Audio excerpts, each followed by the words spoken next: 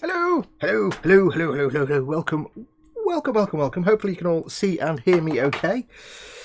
Foxx from eModels here, emodels.co.uk, your one-stop shop for all your model making needs. Hello, welcome, welcome, welcome. It's another Falcon live stream time. Saturday is the one day where I can kind of get some time to do a live stream because everybody else is doing live streams throughout the week.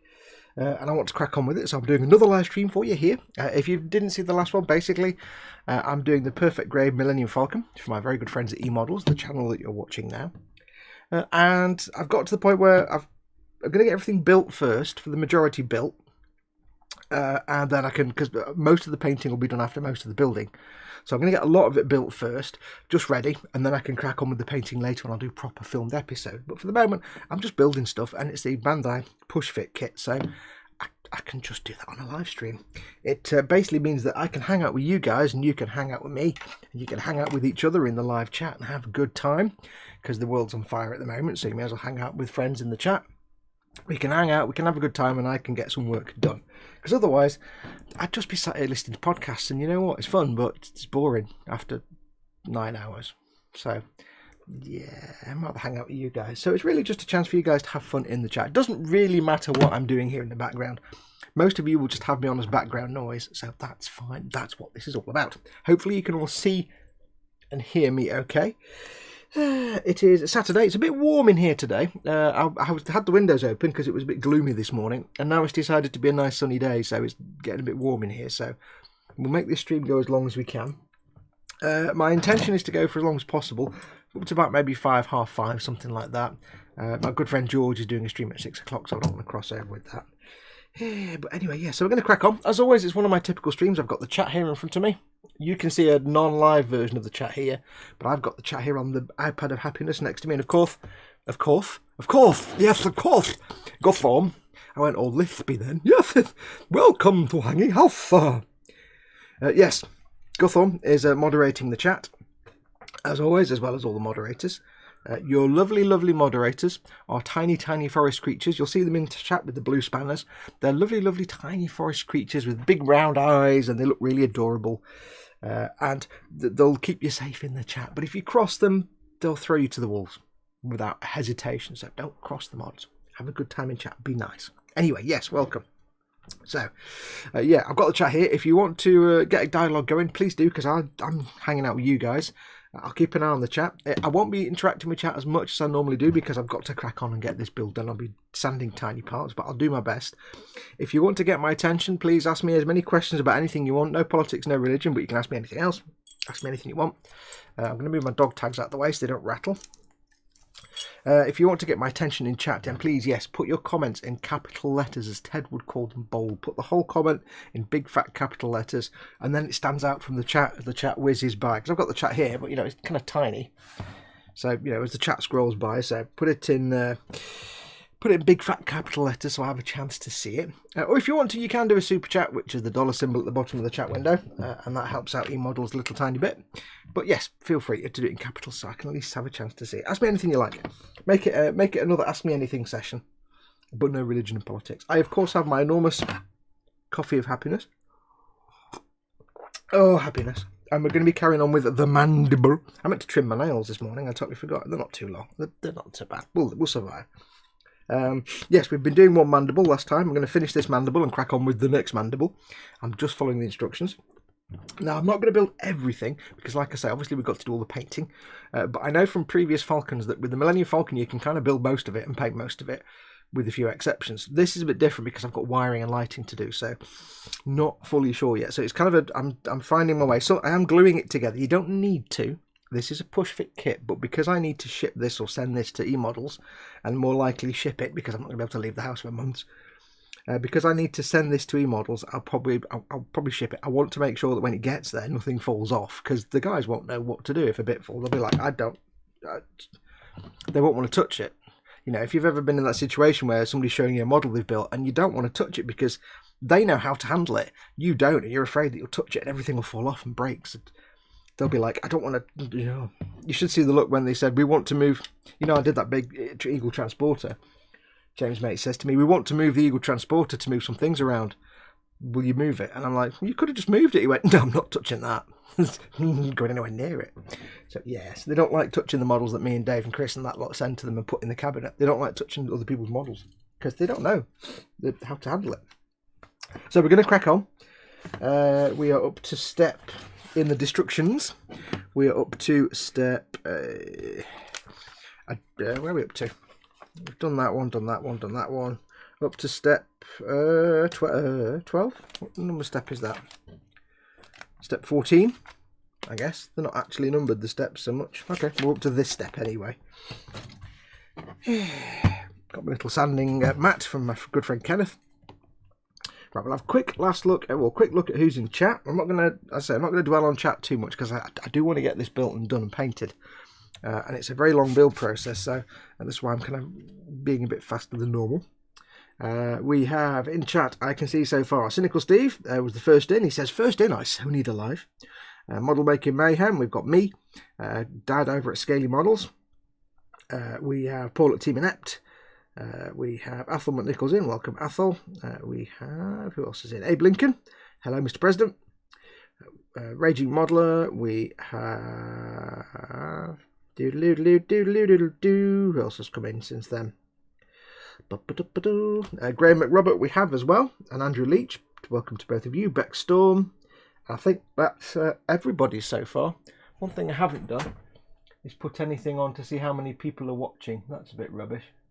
No, I haven't got a number. I can't see how many people are watching, unfortunately. So, but welcome to all of you. If you are watching this and you're not in the live chat, do come and join the live chat. It's all about the chat. It doesn't really matter what I'm doing. It's not about watching me do stuff. I'm just sticking things to other things. Come and join the live chat. If you're watching this on a mobile device like a tablet or a phone, the chat may be underneath the video player, so just scroll down a bit. But if you're anywhere else, click on the YouTube icon that's down in the bottom right hand corner of the viewer window. If you're watching this embedded somewhere, click on the YouTube icon and take to the YouTube page where you can join in the live chat. There you go. Right, let's crack on. I might put Foxx on the big telly while I too set up the airbrush. Cool, I like being on the big telly. Put the big light on and put the big telly on. Right, so we're going to crack on, get some parts off sprues. Now, you remember last time, somebody did mention part I-24 being an absolute nightmare to get off the sprue. I may have actually gone ahead and done that already just because I didn't want to do it on camera. It looked like a spoon. Yeah, I thought if it's going to be a stressful piece, I'm not going to mess with that. So after the show last time, I did get that piece off the sprue. Yes, it wasn't actually too bad. My advice for getting that off the sprue is imagine that it was, say, here on the sprue. This is my advice for getting it off the sprue. Obviously, I can't show you because I've done it. I'm using two sets of nippers, big clunky nippers that would cut through steel wire. They wouldn't really, but they cut, they cut tables in half, and delicate, fine cutters for the close-up work. You really want 2 sets. Imagine the piece was here. Before nipping it off the bits of sprue it's attached to, you don't want it to flex. So what I did was I cut round it. I cut the chunk of sprue that surrounded it off from the sprue itself. And then when I was trimming off the bits of sprue that were attached to the piece, of course there's less bending and flexibility. So I do recommend for some really thin twiddly parts, it's worth sometimes just cutting the sprue out before you start cutting the piece. Because every time you cut the piece from the sprue or the sprue near the piece, it bends. And with something as delicate and tiny as that, you want to keep the bending to an absolute minimum. Millennium Falcon. Yes. So it wasn't too bad, but it was, you just have to go careful. And sanding it was fun. It's very warm in here, very warm today. So apologies, you're not going to see that. According to my screen, you have 8 people. Woohoo! Cool. Right, swig of coffee. Welcome to 8 people. I just forgot to set up my streaming software. It normally tells me how many people I've got. And I don't have my buttons for this show, so there you go. Right, so we need some parts. So we've got that one. Let me just... Oh, and also when I was doing that, there was some slight stabbity, but you missed it. Just ever so slight stabbity. Tiny little pinprick. It was nothing major. Right, so we need my nipperators. We need D4, D1, and D3. D4, D1, and D3. Clink, cheers. D4, D1, and D3. Now, these are tiny parts, so...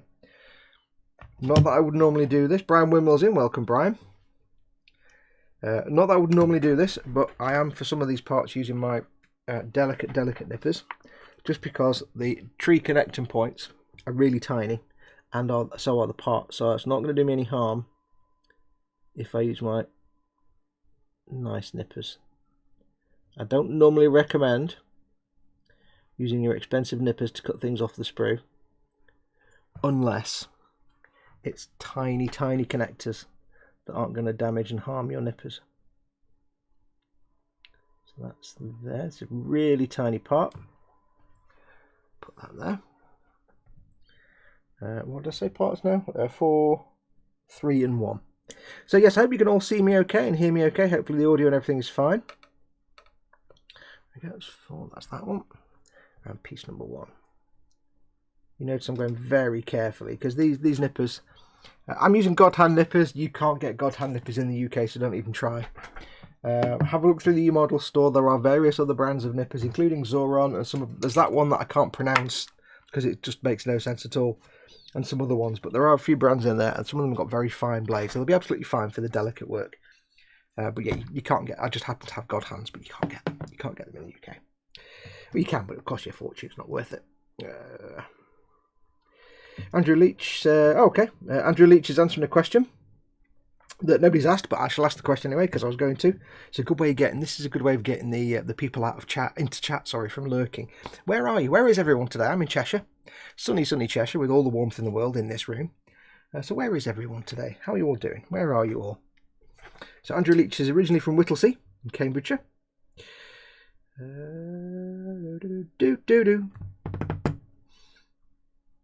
See, anybody else is Andrew?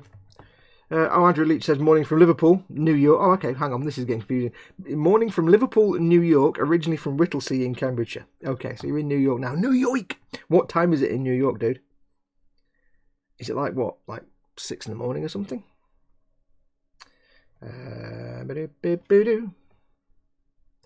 Coffee in bed, can't whack it, says Graham McRobert. Liverpool, I don't know, there's Liverpool in New York. And to which Dad replies, hello Andrew, from Liverpool, UK. Yeah, because Dad's a right scally. Although he says Liverpool, it's Chester, he's a posh part. You could park your car outside Dad's house and you still have alloy wheels when you went outside. Well, probably. Now, these parts are really tiny. A lot of this build, you'll just see me doing this, because I'm struggling to see things, and I don't want to get in the way of the camera. A lot of these parts are so tiny that the nubs are almost imperceptible. And they're almost impossible to, never mind remove, but just see in general. But I'm not going to skimp. Can't you actually get hold of this one? I'm not going to cut corners, because I'm going to cut nubs. Yes. If you've never made a Bandai kit before, some of their plastic is delightful, and this white plastic, or their very light grey plastic, is some of the nicest plastic to work with because it's not squeegee like an Airfix kit. It's not brittle like a Tamiya kit. It's like a bit in between, and so a tiny part there. And so when you're, say, getting rid of nubs, it's almost like carving butter, but not quite. See, there's little. I don't even need to take nubs off that because there aren't any. It's almost like carving butter, so you can, if you get some really tiny nubs, you can just shave them with the blade, as long as it's a nice, clean, sharp blade. Shave them with the blade, no effort whatsoever, like that. I don't even need to. I mean, to be perfectly honest, I can't even see where the nub is. There it is. I can see it. I can see it. There we go.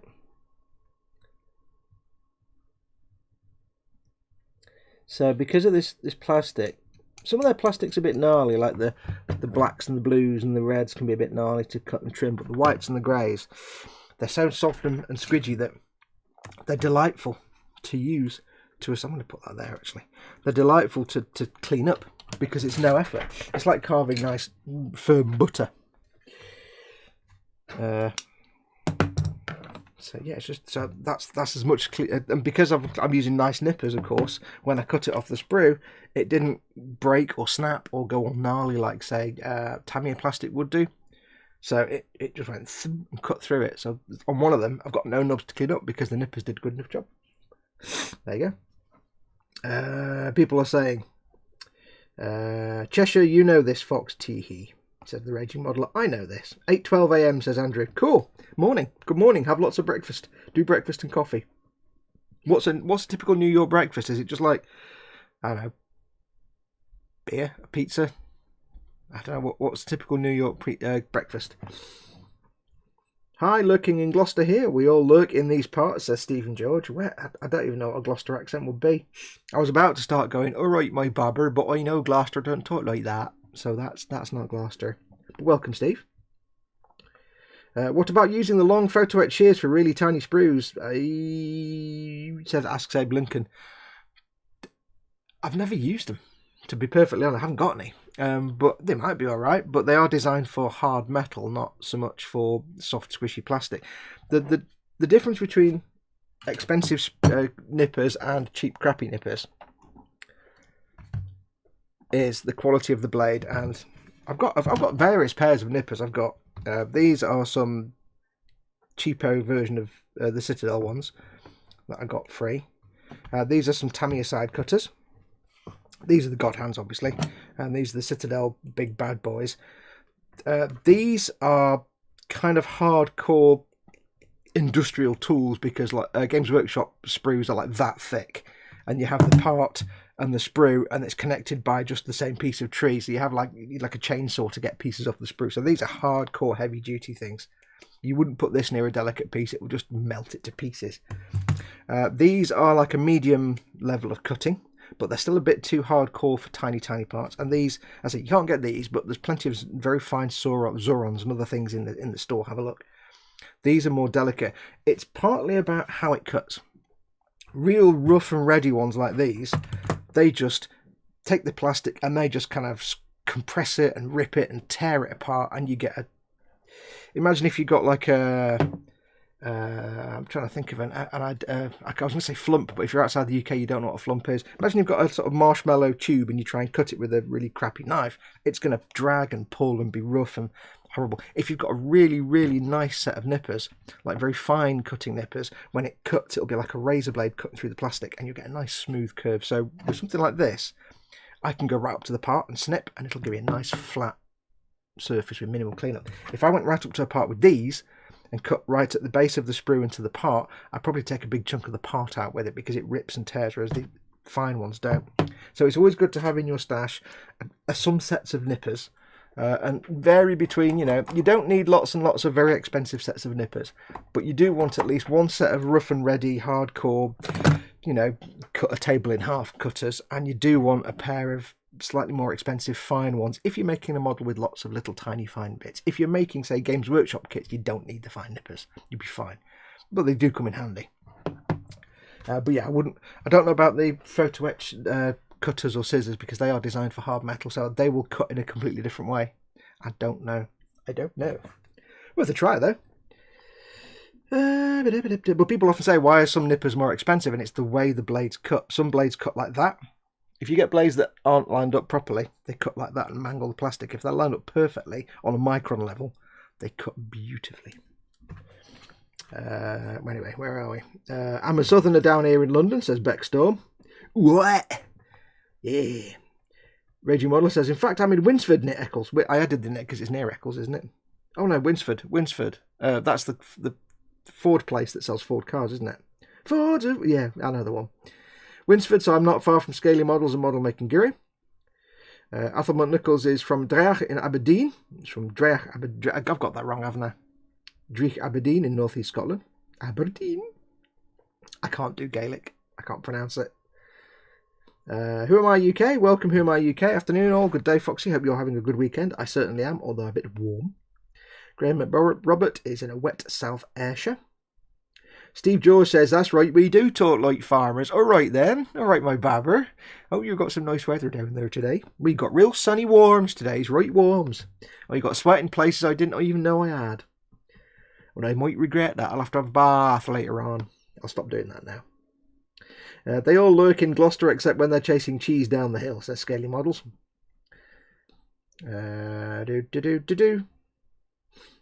And Steve says, oh yes, if you want us to move to lob a cheese down a hill, it's terrifying to watch.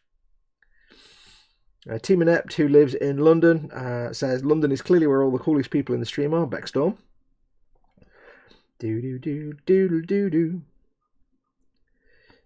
Yes, Foxy, but Games Workshop are selling their nippers for £20 ago. Yeah, the Games Workshop ones are kind of expensive, but they'll last you for like a billion years because you could throw these into the heart of the sun and they wouldn't break. I do find these really useful for the heavy duty stuff, but then I've also got like 3 other pairs of heavy duty nippers. I've just got these because I've got these. There are plenty of choices. E-models don't actually have these in stock at the minute anyway, so. Well, they have lots of other ones, but generally you do want a good pair of heavy duty nippers of some sort, and at least if you're doing models with lots of fine parts, then you really want to get into a fine pair at some point.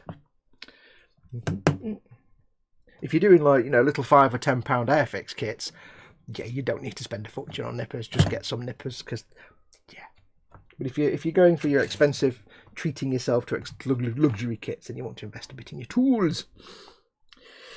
People are talking about rolling cheeses now. Andrew Leach answers a question, so I will ask, because Dad hasn't asked the question. Dad's always slacking. Dad, what's the question?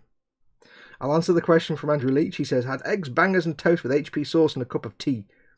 Oh, well, hang on. No, I asked him what... No, I do apologise, Dad. You need to ask the question. I did ask what's a New York breakfast. He said, eggs, bangers and toast with HP sauce and a cup of tea. Been here 20 years and I can't walk past British banger. This is correct. Right, so we've got 4 pieces to put on, which are going to go here. Just see the holes here. There they go. So I've got my tweezelators ready because I'll probably need these. So we have. It doesn't say to put them in a specific order, which is good because then I can get the scary one out of the way first. So this one needs to go. Actually, no, let's do this D4 first. Now, the problem with cutting all these bits off the sprue at the start is I don't know, it's hard to tell in the instructions which bit is which bit because they all kind of look the same. But this one has a specific key shape to it, so let's get that in there. Let's get it attached in here like that.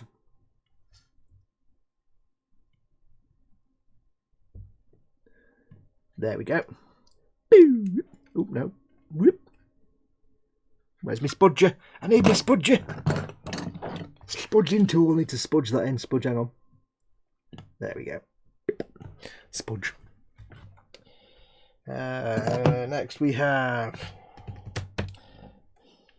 I'll get the little bits in first because I need to get them out of the way so I know which holes I need to use for the big bit. D1. It is a bit unclear because the difficulty is it shows in the instructions like it shows the piece and the hole it goes into, but a little bit. It just kind of highlights it a bit, but there's so many little holes and bits you have to be kind of real pay attention to where you're attaching it. So that needs to go in the hole underneath that grill. Can you guys see okay? I can zoom in a little bit if you want me to. We need this one to be that one. So that one needs to go in there. Yes, if you need, I can only zoom. For some reason, my camera is sometimes it zooms in massively, and you can get like you can see molecules, and sometimes it just zooms in like a millimeter, and you can't see anything. So if you want me to zoom in a little bit, I can do. Oh, of course, if I get my head in shot, you'll just have like a screen full of hair, an entire head. Is that going to go in, or are you going to be awkward? You're going to come out again, aren't you? You're going to be awkward. Oh, yeah. Oh. Don't zoom in, I'm not watching, just waiting for the perfect moment to ban the raging modeler, says Paul at Team Inept. Right, does this have a specific shape? It's supposed to have a specific shape, but it doesn't actually have a specific shape. Is it the right part? Yes, I've got the right part. Okay, it needs to be that way round. Yeah, that seems to be right. Okay. Let's try again. Get in the hole. Oh, that didn't work. Do. Get in the hole. Hello, Mama Foxx. Hello. Hello, interwebs. There we go. That piece in. And then D3. You sunk my battleship. Never mind. Moving on. D3. What I'm going to do, I'm going to move the camera up a little bit because it's in the way of my head. But then I'm going to zoom in a little bit for you as well, just so it's not... There we go, because I keep banging my head on the camera. I'll make sure it's in focus for you, don't worry. One moment. Adjusting the focus. There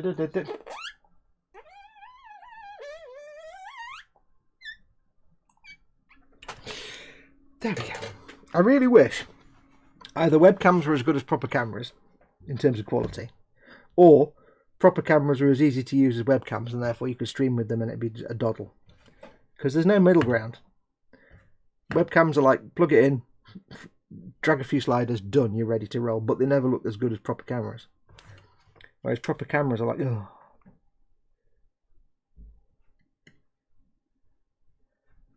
Or if it was possible to live stream using my, say, I film on an iPhone 6. iPhone 6, yes. If it was possible to stream with that from that without it becoming like as hot as the sun and exploding.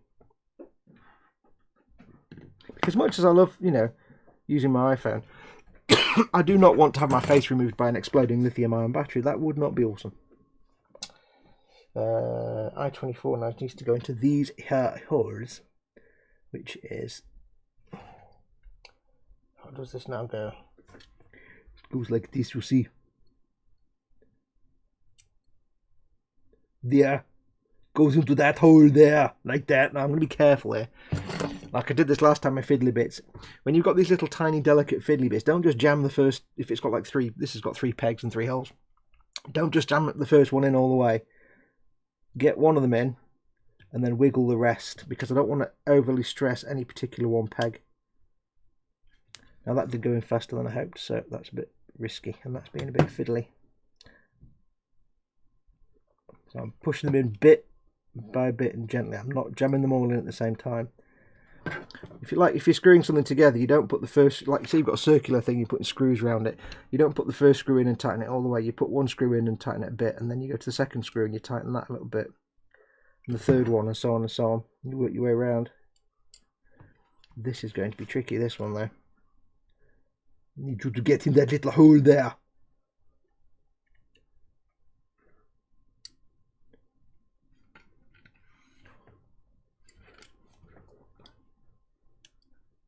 This one's not being cooperational. There, no, yes, no, get in the hole. There.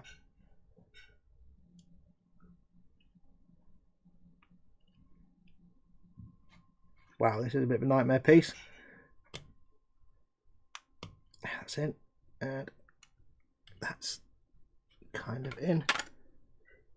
That needs to go in. So it needs to sit with that on the edge.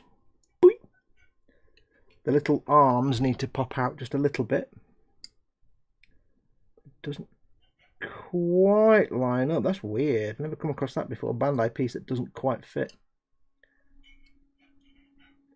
Unless it's been bent out of shape.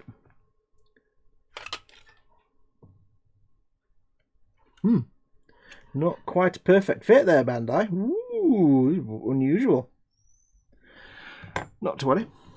Now, because I do have to send this to eModels, I am taking the unusual step of, as I've said before, gluing this in place, gluing it together. Not everything. You know, I'll still leave some parts discombobulatable as just part of the build. But I think that should go in further, but it doesn't. But just some of the little small greebles, so that there's no chance of them pinging off in transit or when the guys have them in place. I'm going to glue that one in there first and not glue the other one just yet, because it doesn't seem to quite fit this component, which is really weird. Never come across that before with Bandai. So I'm going to glue the first bit in, because it's supposed to just touch that outer part of the hole, but it doesn't quite seem to want to do that. Which bits did I put on now? That bit there. And that little bit there. It's a tiny little bit down there, which looks like the 4-way RCS thruster quad from a Apollo era spacecraft. We've seen those before.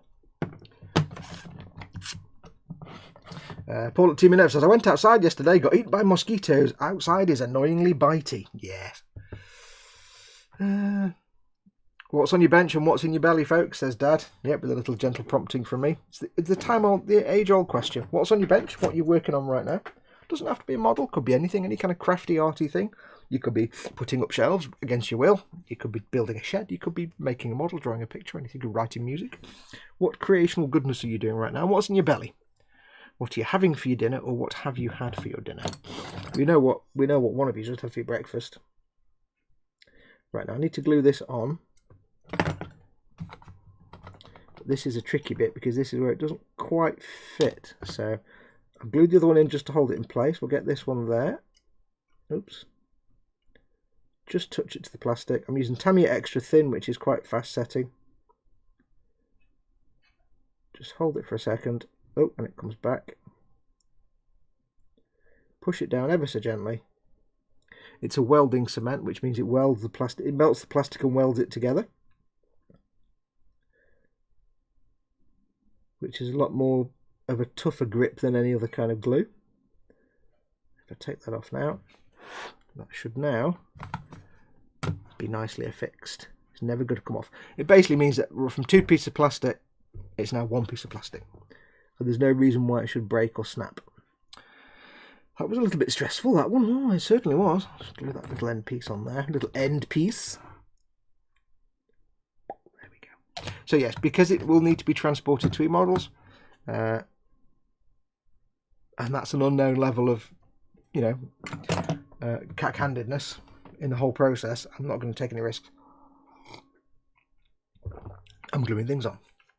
Right. Athel Monocle, contrary to belief, I have lived in the same flat for 46 years. I've lived in this house for 49 years. Yeah, 49 years. Well, 48 and a half. Oops, knocking the camera, sorry. Teaming up, Ben's just primed a 1/12 of resin gonk droid. Gonk, gonk, gonk. Belly just ate a bag of steak McCoys with a hint of primer from fingers. Oh yeah, what colour primer? It affects the flavour.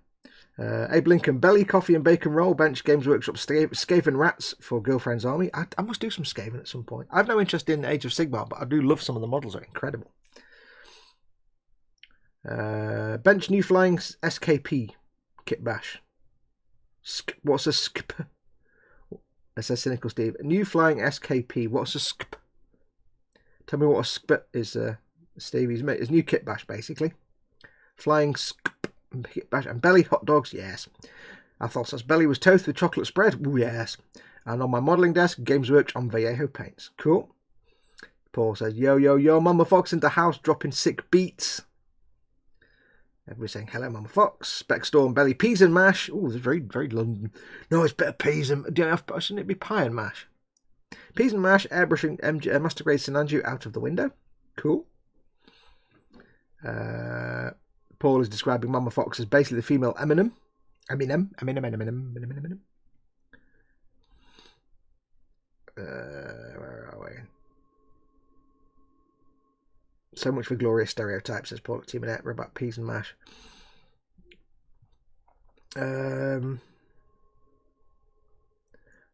Unless you put it on wrong, Fox, says Beck Storm. No, it only goes one way because you've got a peg, and the peg there. So it can only literally go that way. It can't go the other way around because it would be facing the wrong way there. So, I mean, Bandai is often like Lego. When you're making a Lego project, you know, from the instructions, if something's gone wrong or you've got a part missing, it's your fault. It's always your fault. Lego never make mistakes. It's always your fault. Bandai's not quite the same. There are some times, but not very often that they screw things up. Was supposed to say skip Fox, says Cynical Steve. He's making a... I've lost the comment now. Flying skip kit bash. Okay, I get you.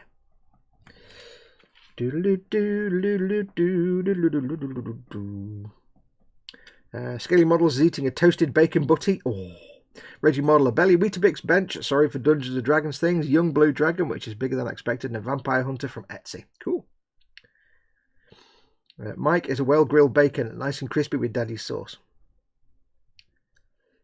Angus Allett, hey Angus, says beef burrito. Well, Angus has just beaten everybody, basically, because Angus says beef burritos with refried beans, forbidden black rice, corn, Spanish onions, lettuce, tomato, taco sauce, and sour cream. Bench primed, some photo etch today. After that description of what's in your belly, we don't care about what's on your bench. It's not important. The important bit is the beef burritos with refried beans, forbidden black rice, corn, Spanish onions, lettuce, tomatoes, taco sauce, and sour cream. That's the important bit. None of you can actually beat that now, so I'll just give up. But welcome, Angus. It's nice to see you. Warhamster tank with wings, basically, says Cynical Steve. Yes, you're making a flying skip. It's just a box for wings. For those that don't know, Steve likes to kit bash things. A bit like the guys at ILM did when they made the Falcon. And I, in fact, have downstairs in a very box a kit that Steve has built that he has sent to me so that I may paint it with my paintiness at some point. It's just sitting in quarantine at the moment. I need a pen. Where's me? Oh, hang on. Pen fail. It's sitting in quarantine at the moment, as are all the things that come into this house. They get covered in soapy water spray and left to quarantine. W1 and D26 is the next two parts. W1, D26. Let's see, D26. It's not too small a part, so I can go in with my big chunks. D26 is the part that looks kind of exactly... Oh no, I'll go for the middle bit first. Kind of exact... Well, it basically is. We've been playing yesterday... last time we streamed, we were playing Guess What That Part Is. Because, as with many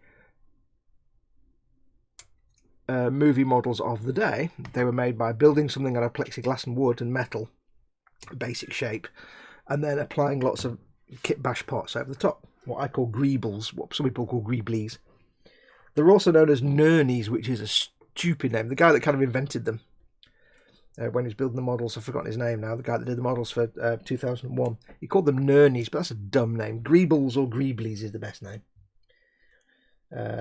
Right, so that's D26 and W11. Yeah, it's W. W11. 8, 7, 10. There we go.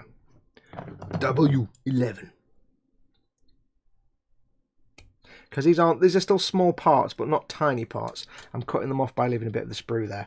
I can go in with the big boy nippers and just tack them about, and then I can come in because the connections are still small, but I can come in with the decent nippers then. Yeah, so the old days it really was make your basic shape and structure out of plexiglass and metal and wood, aluminium and brass rod and stuff, and then stick on all your greebles. And they were always like, you know, bits of kits and tanks and stuff. And I forgot where I was going, but yes, this part here we identified last time correctly, I think, as a probably, if you scaled it up to the size of the actual filming model, it's probably a 1/35 Tamiya Browning 50 cal from a excuse me 1 second.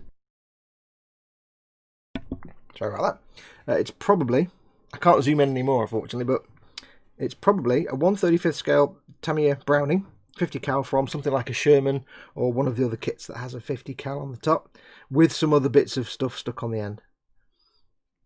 But it's got like an attachment part there, but you can see that it's got the bit you pull back there, whatever that's called. I don't do guns. That bolt, the thing you pull back and then you fire it.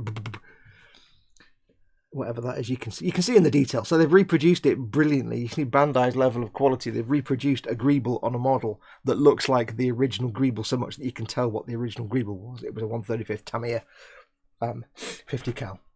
So there you go. That's how good Bandai are. Bandai are really good to you. You should love them. Right, let's have a look.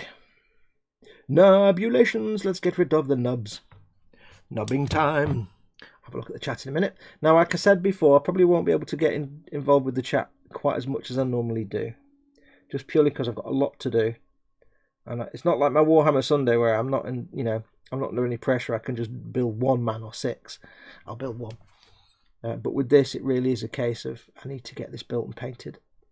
I've got, I've got things I need to crack on with. And filming and stuff and other projects that I need to start. So, yes, this does need to get done. Little tiny nubs. Now, I don't want to bend this, so I'm being very careful. I hope you can at least see something going on here. I know it's not very close in. I can't really get the camera any closer because it'll be in the way, but my head will keep banging it every 5 seconds. So, that would not be ideal. Okay, so there's a nub. I've got rid of that one. I can't see the nub at that end. It's just not even there. It's good taking it off the sprue there, Foxx. And I can't see the nub on that end. So again, good job, Foxx. Good job. Cool. There you go. Nice and easy. Foxx is called the charging handle. The bit you pull back. That works for me. Charging handle. That sounds like that's a bit of a rubbish name for a gun part. That I would have thought it'd have some kind of awesome, cool name. Charging handle sounds like something off some sort of Heath Robinson steampunk thing. Launch the dirigible by pulling the charging handle and releasing the steam hat controllers. And now we shall fly across London town in our steam-powered death dirigible. I don't know. I'm going with that. But yes, charging handle sounds a bit Victorian. Makes it sound like some kind of clockwork thing.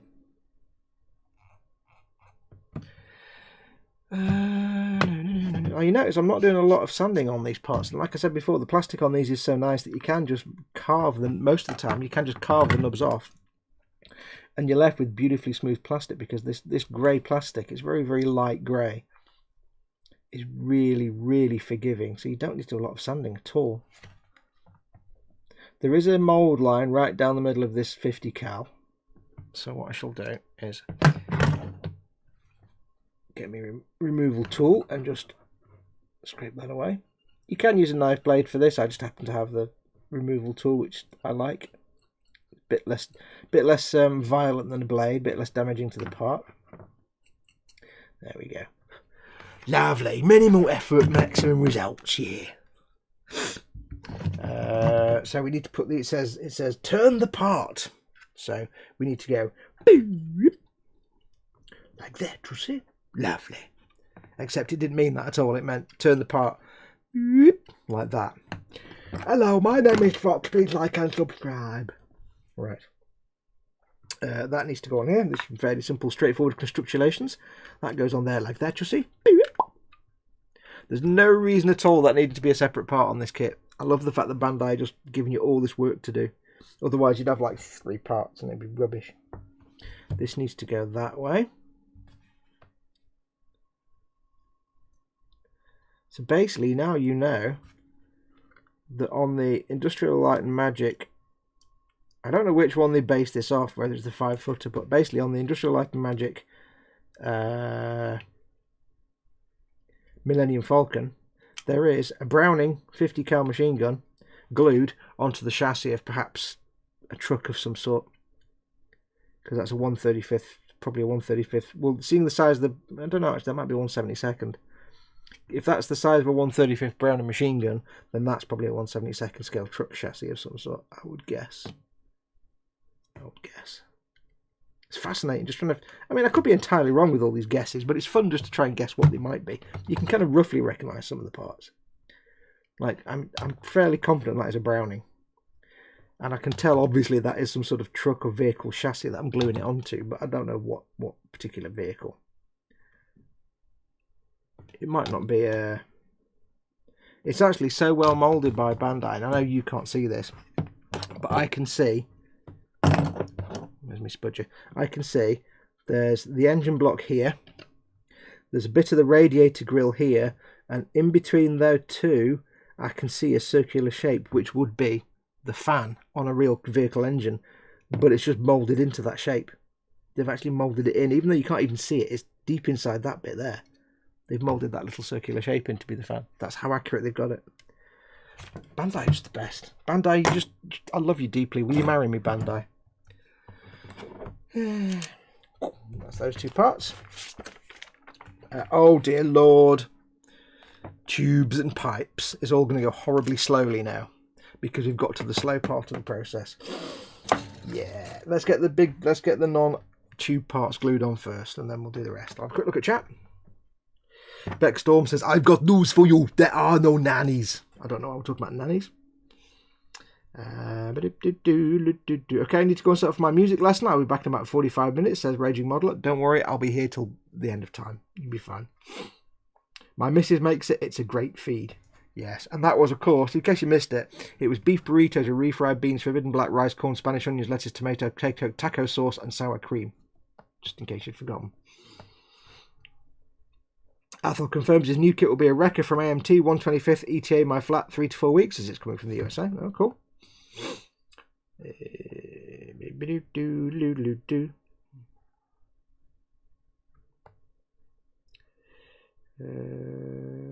Athel says, yes, I saw that on a deuce and a half. What, the 50 cal? Yeah. I think with Tamiya, I remember it was on a Sherman, various Sherman kits. It was also on their I think it wasn't World War II, it was like kind of a Korean War era, the armoured personnel carrier, the kind of box thing. It looks like a bit like a Warhammer Rhino, but like a box. I can't remember what it is now, but I think that one had one. They're obviously fairly ubiquitous. Right, swig of coffee. And I always remember that scene in Band of Brothers that I watch usually once every few years, where they're hunkered down in a tree verge in Bastow. Is it Bastow? No, they're somewhere anyway. And it's basically the American, the 101st, and you've got the what are they called? I can't remember. Anyway, the German troops on the other side. It's like a standoff, and then suddenly you hear this bum bum bum bum bum, and it's a 50 cal on the top of the Sherman as the Sherman pushes through the trees and dum dum dum dum. It's like, because they've got like tanks and half tracks coming at them from the Axis side, and they're like, we're going to get screwed. And then the 50 cals, the Shermans come out, and it's like, yeah, there we go, dum dum dum dum dum. It's a great sound. Great audio in that TV. If you've never watched it, there's some fantastic audio in Band of Brothers. Right, stop waffling. Let's do some more sticking. We need W16. W16. W16. Oh no! When he says there are no nannies, yeah, he's referring to nurnies. Yeah, nurnies it's a stupid name for kit parts. Nurnies. I'm going to use the big old boys for these because it's not a tiny thin, well, it is a thin part, but it's not a tiny thin pipe or tube. So I can be quite careless with that. So it's this one part and then lots of fiddly tubes. Knife. Notice it's the big blue thing, Fox. I'm so used to looking for my old silver knife now. I've got my new shiny blue one that I keep forgetting the new one's blue. So how's everybody anyway? How are you all? I hope you're all well. Hope you're all well and safe. Not a lot of news to recant from this part of the world, I'm afraid. Obviously I did this live stream on, I think, Tuesday, or was it Wednesday? When we started this. I'm here again today. In the meantime, in the middle, I've done some housey stuff, unfortunately. There's always domestic stuff to do. I've recorded some stuff for Pete Mate at eModels. You know, the owner of emodels.co.uk, your one-stop shop for your model making needs. I've been recording some of their phone system voices. I don't know which one. They're all kind of a little bit silly, most of them. I don't know which one they use. But next time you call eModels, you might recognise the voice. Let's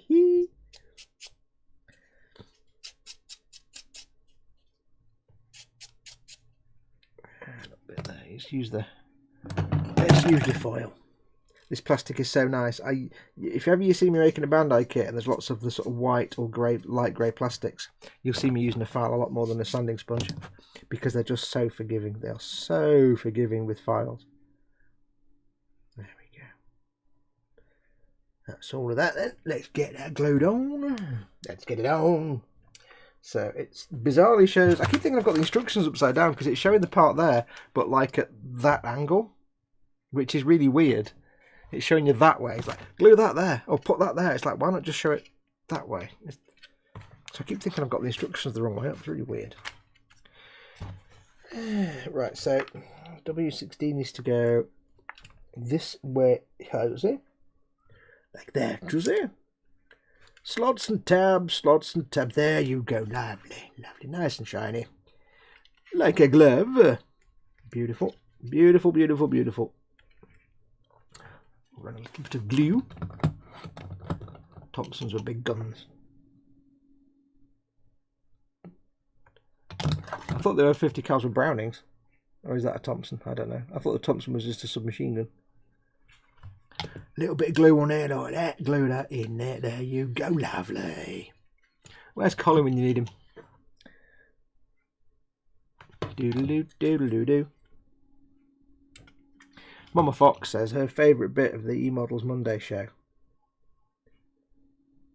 Her favourite bit by far. Despite the fact that, you know, I'm her loving son. And, you know, there's me and Chris. Basically, we're irrelevant. Because all Mama Fox watches the Monday show for is basically Festa. It's Colin. She loves Colin to bits. She thinks he's brilliant. She loves Festa's factoids. To the point where if there's no Festa's if he forgets to do it one week, I get an earful like for a week. I get it in the end non-stop. It's like, oh, didn't have any Fed. Whoop. Whoa. Yeah. So when we were planning the Monday show that we did this week that's just gone, and it was like, right, should we do another, you know, quiz show? Like, yeah, let's do a quiz. But of course it was like, hang on. Are we going to not do Festa's factoids? And I was like, no, you will do Festa's factoids because if you don't, I'll just get shouted at for a week. It would not go down well. So we have to do Festa's factoids. Doodle-doo. Fox, was that when the Americans faced off against the Super 99cm gun crew? No, not that episode where, not the one where the second, well, was the third episode? Not the one where the farmhouse trying to take out the 88s. It's the one where I can't remember if it's after Bastogne. If you've watched Band of Brothers, you know, it's where they're basically, it's in the episode with, what's his name? The one who is really terrified and cowardly and goes blind and then not, but what's his name? I can't remember the character's name. And at the very end, he obviously, you know, I'm not going to say what happens, but, you know, what's his name? Blythe, that's it. The episode with Blythe in it, Private Blythe. And he's there and they're all firing across the forest at the other troops, and it's like back and forth, and they see like a big king tiger come out and they're all like, ah! And then suddenly the Shermans pile through the trees and with the brap going on the guns. Fantastic sound. Because you've got the MG42s that are like that, but then the Browning's like boom, boom, boom, boom, boom, boom. Dead slow rate of fire, but yeah, 50 cal. It's going to do some damage. Right, now it's scary time. Chris says, I thought I was her favourite. You were until we got Colin on the show, and now Colin's her favourite. Because she loves the way he talks, and she loves Festa's factoids, and she loves the way when he laughs with his entire body, basically. Which is true. When Colin laughs, he just laughs with his entire human physical body. I-30 and I-21. This is stress time now. I-30 and I-21. Dear God, would you look at that? Right. I-30 and I-21. There's I-21. Now, golden rule here. A, be really careful because these are really fiddly parts to keep knocking with my hand. We'll do I-30 first. Try and cut out any midpoints first because there's spots of weakness when there's bending and flexing. I am using my delicate nippers. I wouldn't normally,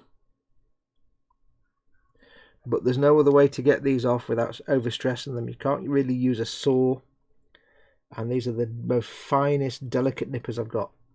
Anything else, I'd just be destroying these parts, because I've got to get them off without bending the tubes too much that they snap, you see. That's the thing. And whereas these things can cut through like butter and just snip, these things, they will bend and stretch. You can see the whole part moving there. They will bend and stretch everything. So I've got to be careful with them. See how it's bending everything? It's like a sledgehammer to crack a nut. Even though I'm being careful. Now I know some other ones like my Tamiya side cutters are a bit smaller, but they're not as sharp as these. My Tamiya side cutters are like 10 years old. They need replacing now. They're far too. They need sharpening or replacing. I-30. That was the easy one. And him that keeps staring at the sky as he is a deserter. He doesn't actually desert though, does he? He's not really. The thing with Blythe is he's not really a deserter. He's just terrified, mortally terrified. He's just in completely the wrong place. He's just not suited for it at all. Because everybody's all brave and gung-ho, but he's just more like the... If you or I went to war, like if you or I were in that, that's probably what we'd be like. We'd be like, yeah. But then he finds it at the end. And at the end he finds his bravery, and then obviously, you know, what happens, happens.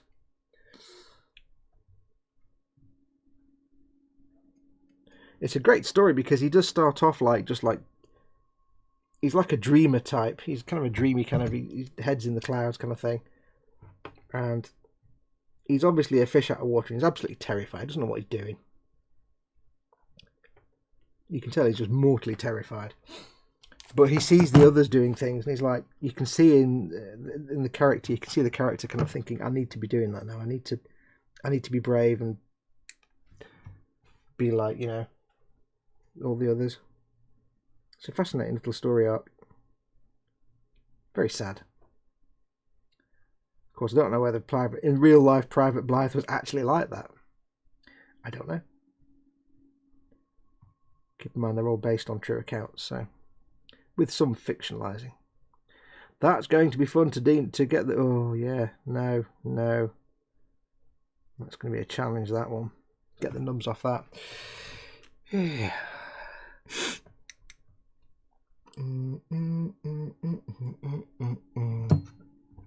Nom. Nom. Right. Let's clean these up very delicately, very gently, carefully as we can.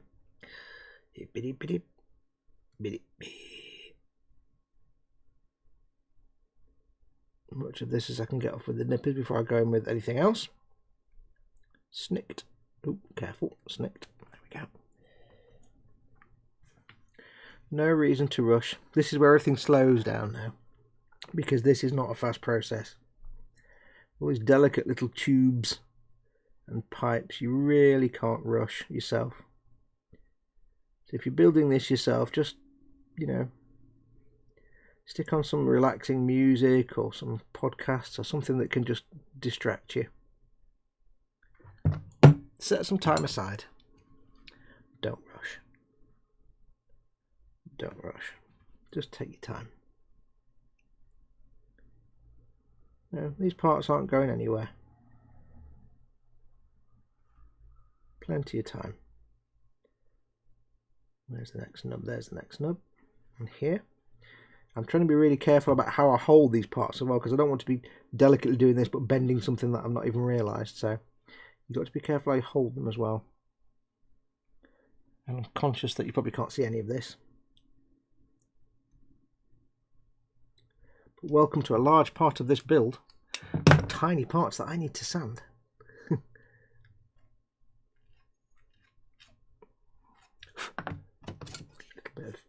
A little bit of that. If you remember from last time, when you're sanding or filing these, because they are so delicate, try and use metal files. It will save you a lot of pain and stress, because it will require less effort and do less damage. And try and make sure you're using no pressure whatsoever. Just use the weight of the file and only ever go in one direction. So it's catching on the little nub here, so I've got to be careful. If I was going back and forth, that probably would have snapped by now. You've got to go slowly. Just iron shot, yes. Go slowly. And just take your time. Nice and slow. Hard to actually find somewhere to hold this. I want to make sure I'm holding it in such a way that it can't bend. Anchoring on my finger or whichever. You kind of develop an instinct for when you're filing what how it's going to affect the plastic tube. You kind of develop a physics engine in your mind as to how a plastic part is going to behave when you apply certain pressures to it. You learn that if I sand it this way, it's going to bend in that direction. If I hold it that way, it's going to stop it moving. If I need to sand it here, then I need to hold it here because that's where the flexion point is going to be. You kind of get an instinct for it after a while. After building like, what, 4 Millennium Falcons now, yeah, you get an instinct for sanding very fine tubes.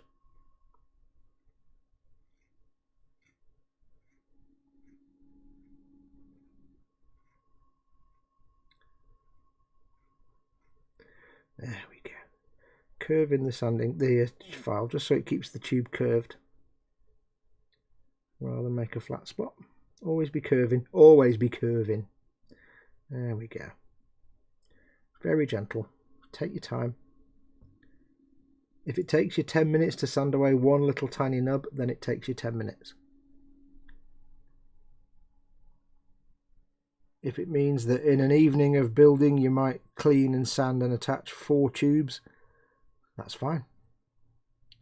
Because you know what, if you're spending if you're spending a lot amount of money on a kit like this, you know, if you get like yourself a little £10 or £15 Airfix kit, you can build it in a weekend. It's just good fun. There's no real consequence. If you mess it up, it doesn't really matter.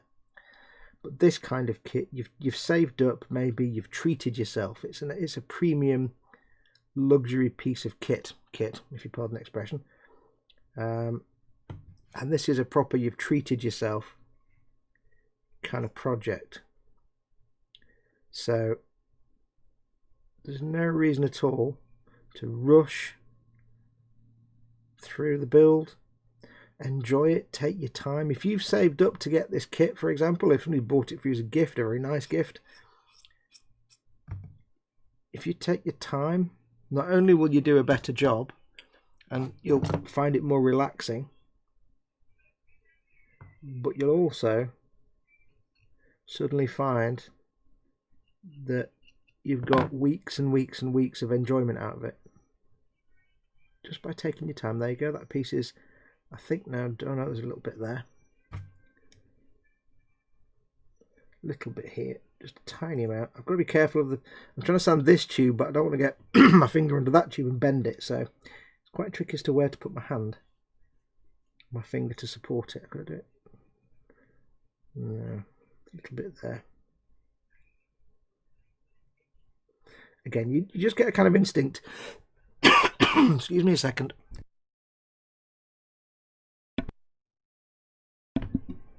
I always get the froggy throat. Well, I always get a dry throat when I stream because I'm talking non-stop and it kind of kills your throat. Yeah, you do develop an instinct as to how things bend and flex and what you can do and what you need to be careful about doing. It's kind of hard to explain. You just get an instinct for it.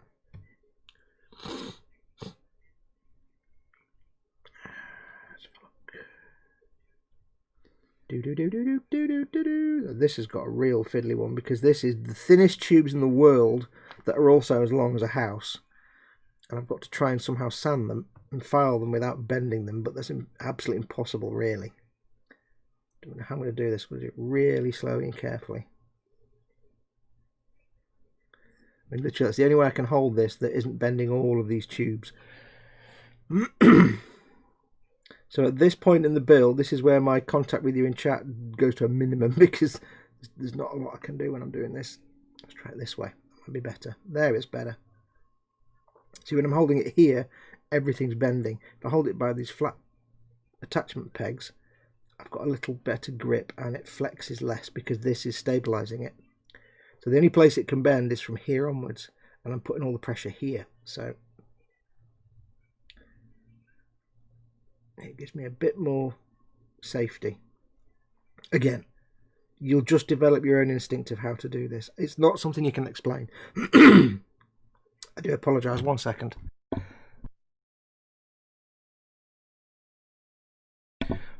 More coffee I think is required.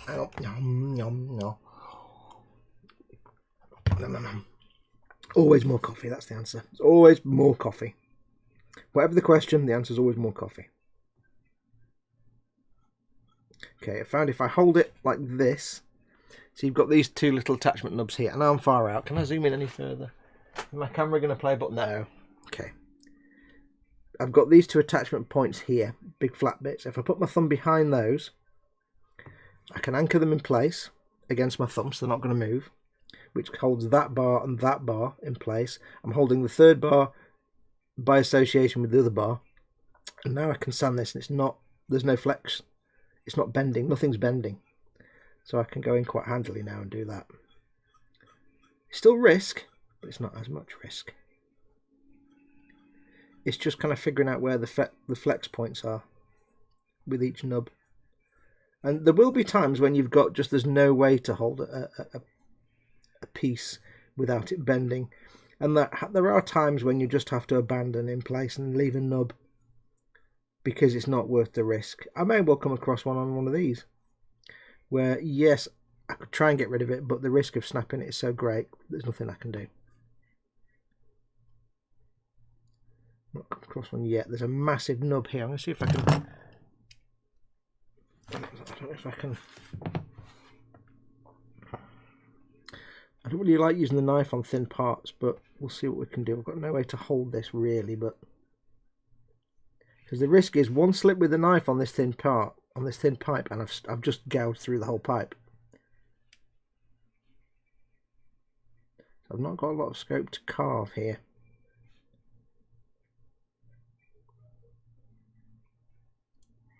But it'd be very easy to just slip and put the knife through the entire pipe all in one go, which would not be cool. That would not be happy face times. Where's my file? There it is. See, I can do it from this side, but then it's bending. I've got no real way to. I've got to find the way to hold this that doesn't involve bending. I think it might be that. There we go. Again, this is being really careful. Take your time. Go in one direction. Always, I can't stress the importance of filing in one direction.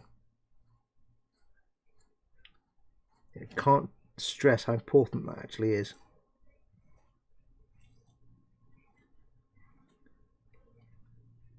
It just doesn't make a difference really to the neatness of the sanding or the filing. It's just, it makes a difference to your file isn't going to catch and bend the plastic as much.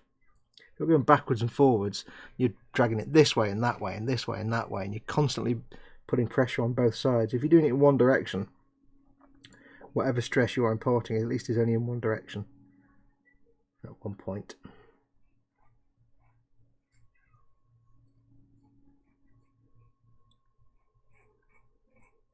But I think for safety, I think that's about as far as I'm going to sand that.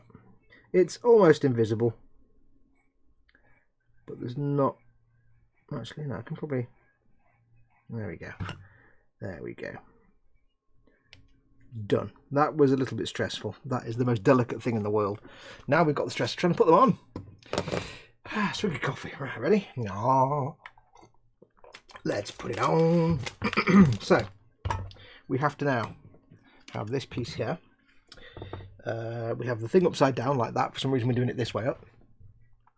I-30 needs to go. Okay. Right, so I-30 goes like. Move that out of the way. I-30 goes here like this. Are we on camera? Yes. That sits in there. That sits in there. That goes in there. Be careful now.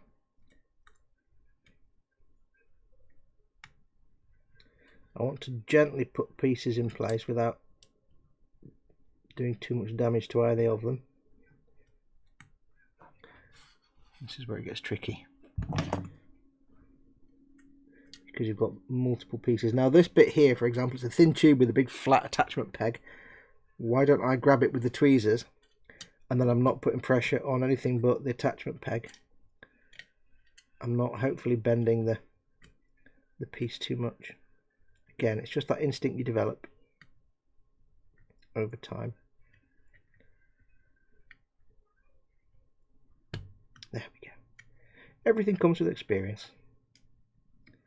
I'm just going to gently work them down, slowly, a little bit each at a time. I don't want to, if I've got like 3 attachment points and I want to push it in. In ideal world, you just push it down, and it go, but it won't. It'll go like that, or like that. And you don't want that, because if you do that, that might stretch and bend. So you want to just gently wiggle it in. You were, matron. Because I've also got these pipes to attach into holes. They've got to line up with various holes. And that's the other tricky bit. If I push it in all the way and they're not lined up, then I've got to bend them to get them into the hole. That can get a little bit hairy. That goes down there, that goes down there. Kaplink, that can sit in the hole. There's a nub I hadn't noticed. Gosh darn it. I can sort that later, that's no problem. Okay. There are a couple of nubs there that I hadn't noticed, but what I can do now that this is in, I can glutate this in place. Little bit of the Timmy extra thin. That one can go in. You get a little bit of glue. There we are. That can go down there. Lovely. I can glue these pipes into place. They don't fit perfectly. Again, hello.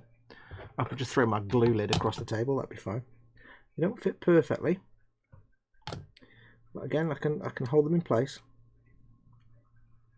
They need a little bit of persuading perhaps. So I can just gently push it down into place. Same with that one. You get down there.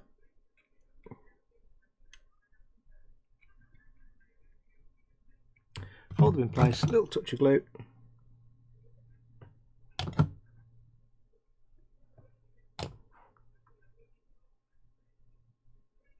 Give it a second.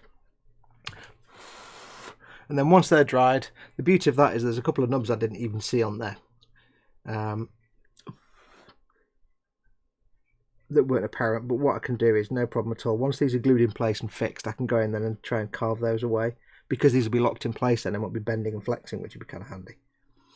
That's the other option, of course. If you look at the part with the thin tubes and you see that you can glue it in place and then sand the things away once it's fixed, because it won't be bending, that's another option. I'm just going to hold this for a minute. See, they didn't quite go into the holes properly, so we'll have to hold these in place for a minute. They may have been bent while they're in the box, so... right, I've got to go as my wife wants a conversation on Facebook, and according to her, she must be obeyed. Says Athol. See you later, Athol. Candygram from Mongo is in. Hey, Candygram. Jamie Shiner Trek Model Maker is in. Welcome, dude.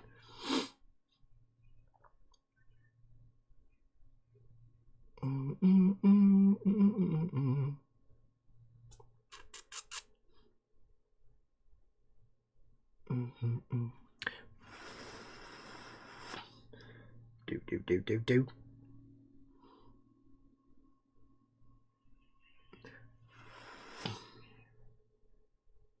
That one's not really being very cooperative. This one's staying in place. This one's being a bit of a spoon.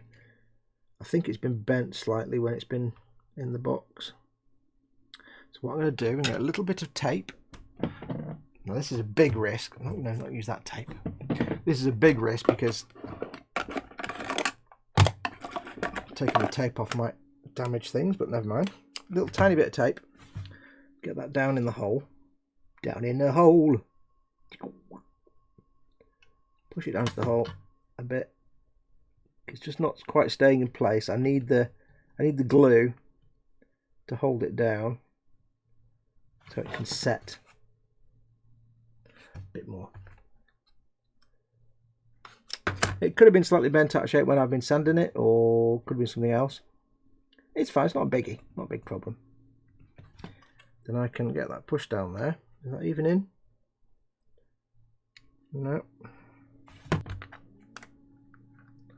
If I'd known it wasn't fitting before, of course, I could have just heated it and bent it slightly. There we go.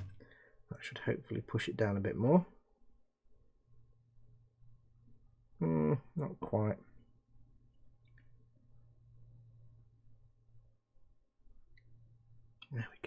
little touch of glue. So I shall leave that alone now for a little while. A little tiny bit more tape. I'm going to push it down a little tiny bit more. Oops. Let's try it this way.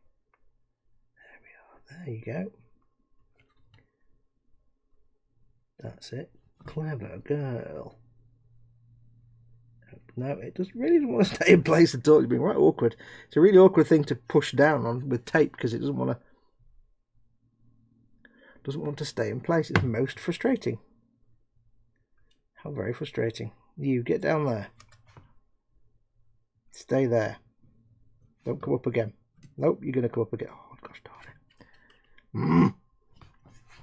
Oh, very annoying. You have to do this to me on camera, don't you?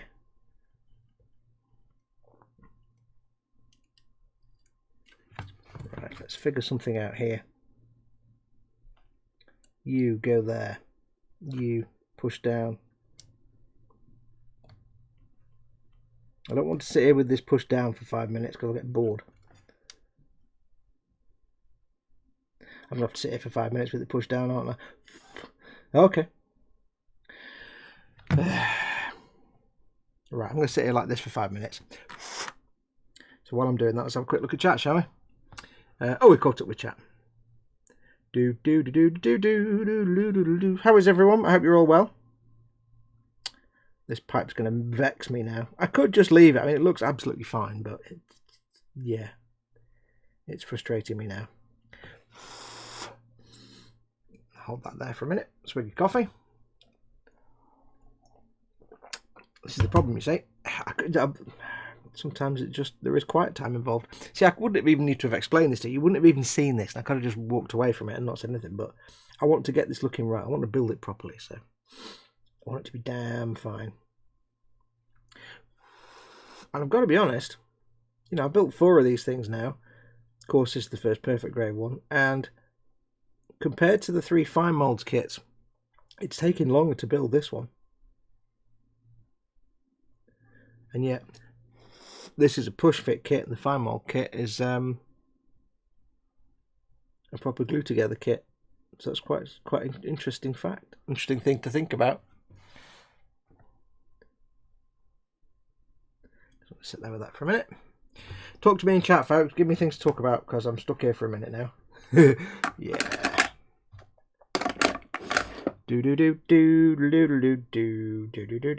said in the chat, I think it was Athol earlier on, about the announcement of the new PS5. Yeah, I saw the launch trailer thing. Both the PlayStation and the Xbox are due out. All we know is holiday 2020. No date's been given yet.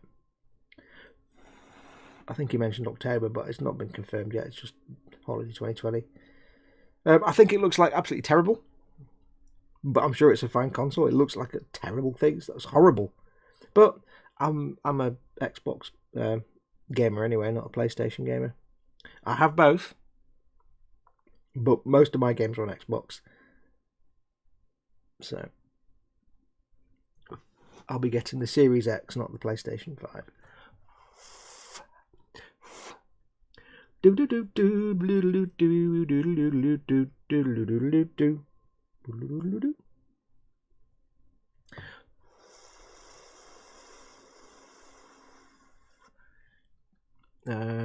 Jamie China says, if you're going to use the decals that come with the Falcon, Ghost over lightly with Insignia White, this will help the overall look. I'm not using Insignia White. I'll be using different colours.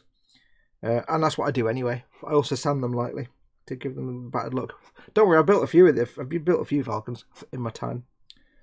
So, painting them, not a biggie. I know what I'm doing with that.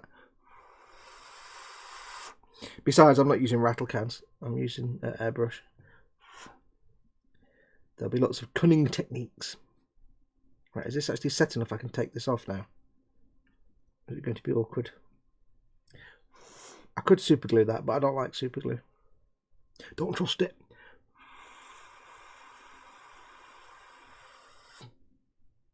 Yeah, don't worry, Jamie. I know what I'm doing with Falcons. I have built my fair share. But I appreciate the advice.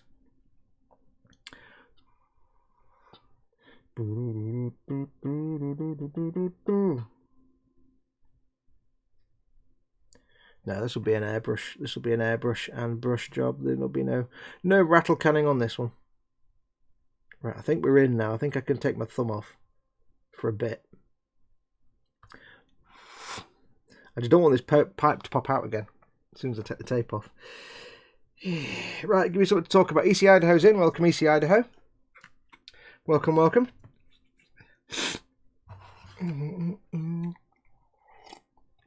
Jamie, if you're not familiar with my channel, dude, go and have a look, because I've got loads of tutorials and things like fading decals and stuff. Loads of stuff on there. Tips and tricks and things that I've put up over the years. Now, weathering on these is a bit more challenging because it is, of course, a Bandai kit. And that means the plastic is a pain in the bum, because I can't do a lot of things that I would normally do. One of the tactics, or one of the techniques I like to use sometimes, especially on Star Wars kits, for that kind of slightly grubby look that's sort of like the filming miniatures but not quite, is to use a smoke wash, Tamiya smoke, thinned down with a lot of basically a 10mm pot of Tamiya thinner with one brushful of thin Tamiya smoke, and that's your smoke wash. Just apply it all over, let gravity do its work, maybe do a second coat, and then go back over dry brush with the base coats again, or airbrush, whichever. And it's a good way of getting a sort of slightly dirty Star Warsy look. But unfortunately, if I did that on this, all the plastic would melt and explode and die, because Bandai plastics don't like thinners. So you can't do that. I also can't do any enamel, like sloppy washes or anything like that. So weathering is going to be interesting on this one. I don't want to necessarily use just clay washes, because I've never got on with water-based clay washes.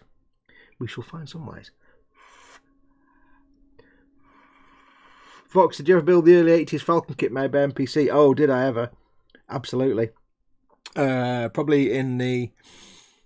I think I built it as a kid in the 80s anyway, and then I built it again in the 90s as an adult, when I actually had my own money and could buy things. And if I remember rightly, because I was still about like 19 or something, 18 or 19, I think I took the dashboard of a Tamiya 124th Toyota Corolla, I think. Might have been a Toyota Corolla, I'm not sure. And chopped that about to make a replacement centre console, because the console in the MPC Falcon was terrible. Not that mine was in any way accurate, but at least it looked a bit better. So I think I did that. Yeah, I built that one before. I was saying in the last episode, the old MPC kits and the Ertl kits and stuff, they're in no way at all, any way, shape or form accurate. They're absolute garbage for accuracy. But they're worth it if you want a cheap way to build a Falcon that you can have fun painting, basically. And the same with the modern day Revell Falcons. In terms of accuracy, they're absolutely garbage. They're not accurate at all. But again, if you've not got a couple, £300 or £400 to spend on something like this, or on the Revell Master Series one, which is basically the fine molds Falcon, then it's a great way. It's a great way to get yourself a Falcon just to have fun painting. Doesn't really matter if it's accurate or not.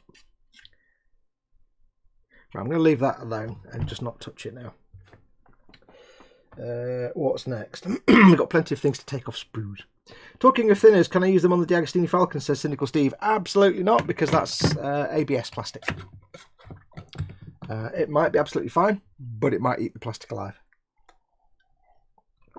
I will have the same issue when I finish and start painting the D'Agostini X-Wing, because again, it's ABS.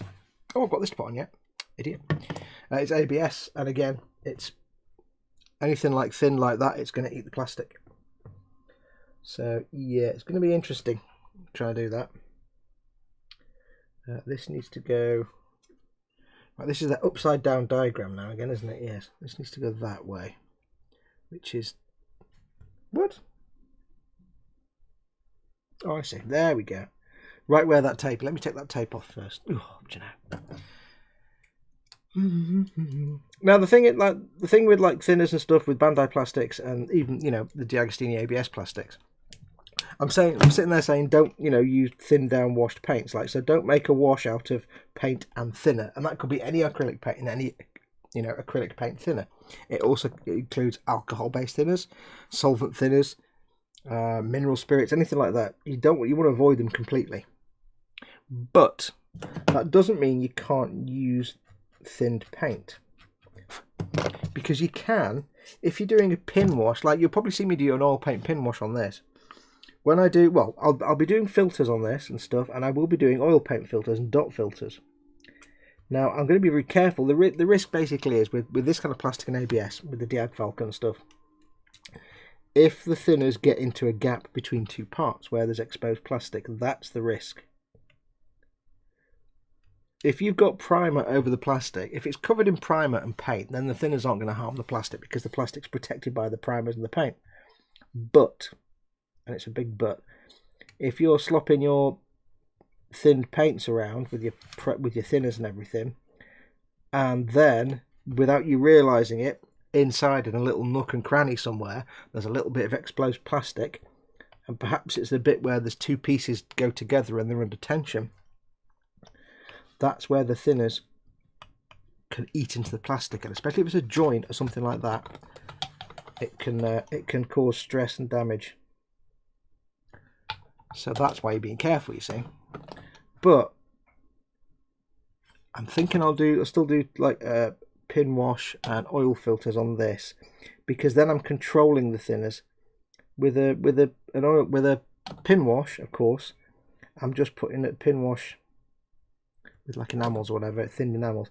I'm putting the pin wash into the recessed panel line, and I'm controlling it. I'm not slopping it everywhere. That's the thing.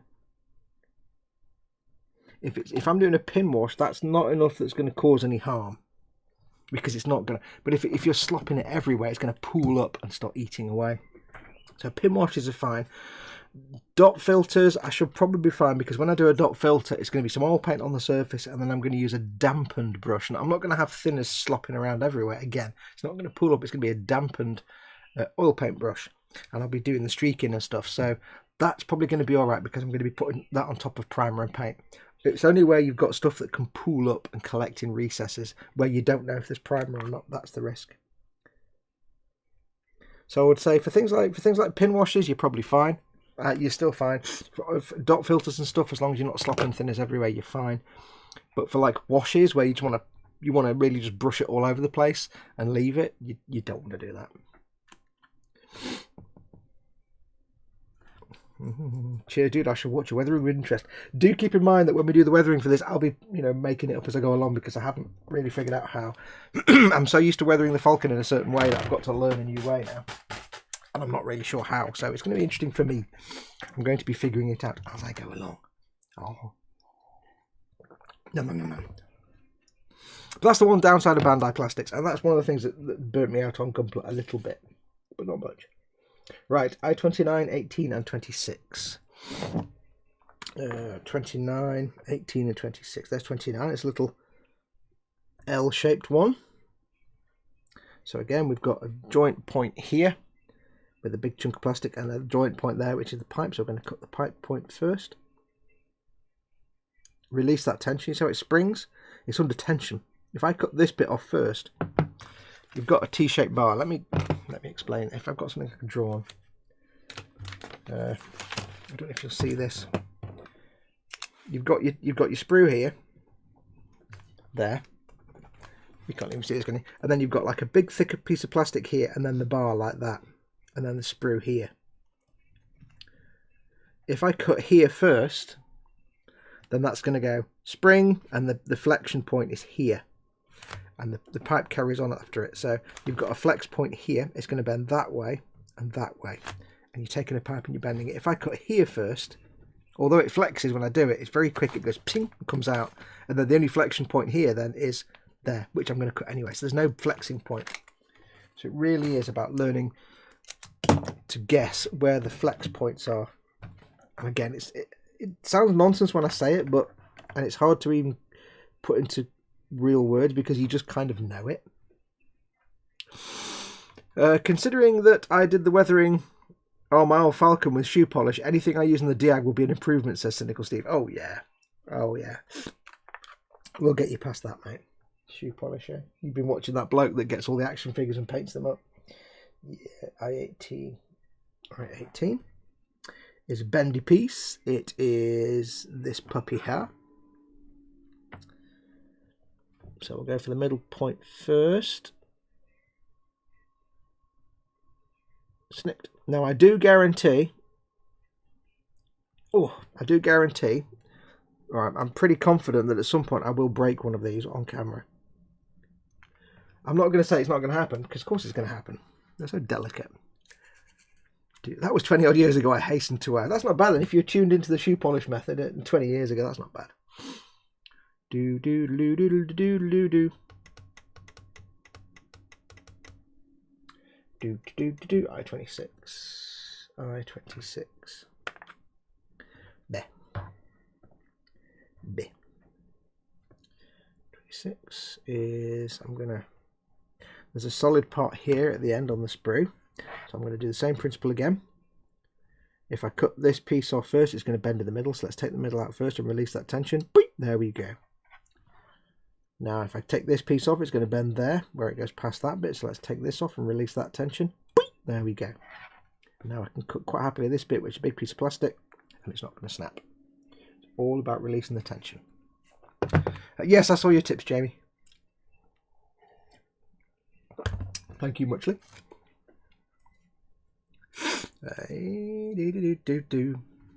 Have I lit up the guns? No, I'm not. I've got the full version of the kit which comes with the lighting. I'm not adding to that in any way because this, I don't get to keep this. I think I said this when you asked it today, the other day. Yeah, I don't get to keep this, so I'm not spending any money on it. I'm using whatever comes in the box, and that's the lot. That's your lot. I won't be adding any extra lighting to it and stuff. We don't get to keep our e-models builds, which is why I was all tearful when I had to give my Eagle Transporter back. This will go and live in its forever home in the e-models display cabinet in the store. So again, I'm going to anchor this little tube so it's got very little way to bend and flex. Grab it by the little flat piece there, get the end anchored against my finger so it doesn't move. There's always going to be some wiggle, but as long as you keep it minimal, that's the main thing. And it is a slow process. Very slow process. It's quite a tricky piece now because the sanding needs to go around this side, but around this side there's no way to hold it very easily.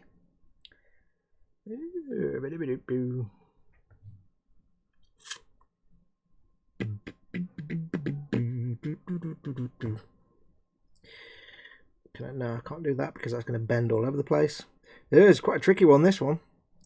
I can get a good angle for sanding, but only in one part. I can't get a good angle around here. Well, now that might do. Roughly, loosely. It's not brilliant. Don't like this one's a bit flexy bendy, this bit. This might be one that gets left behind or dealt with once it's glued in place, to be perfectly honest. Which may be a better option.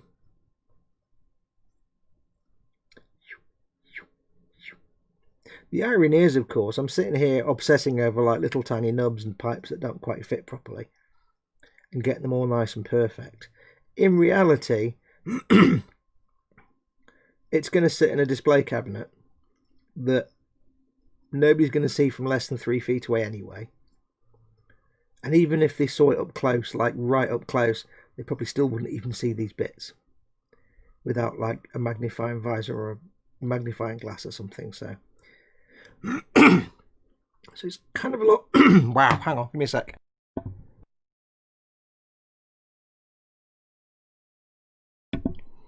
Good Lord.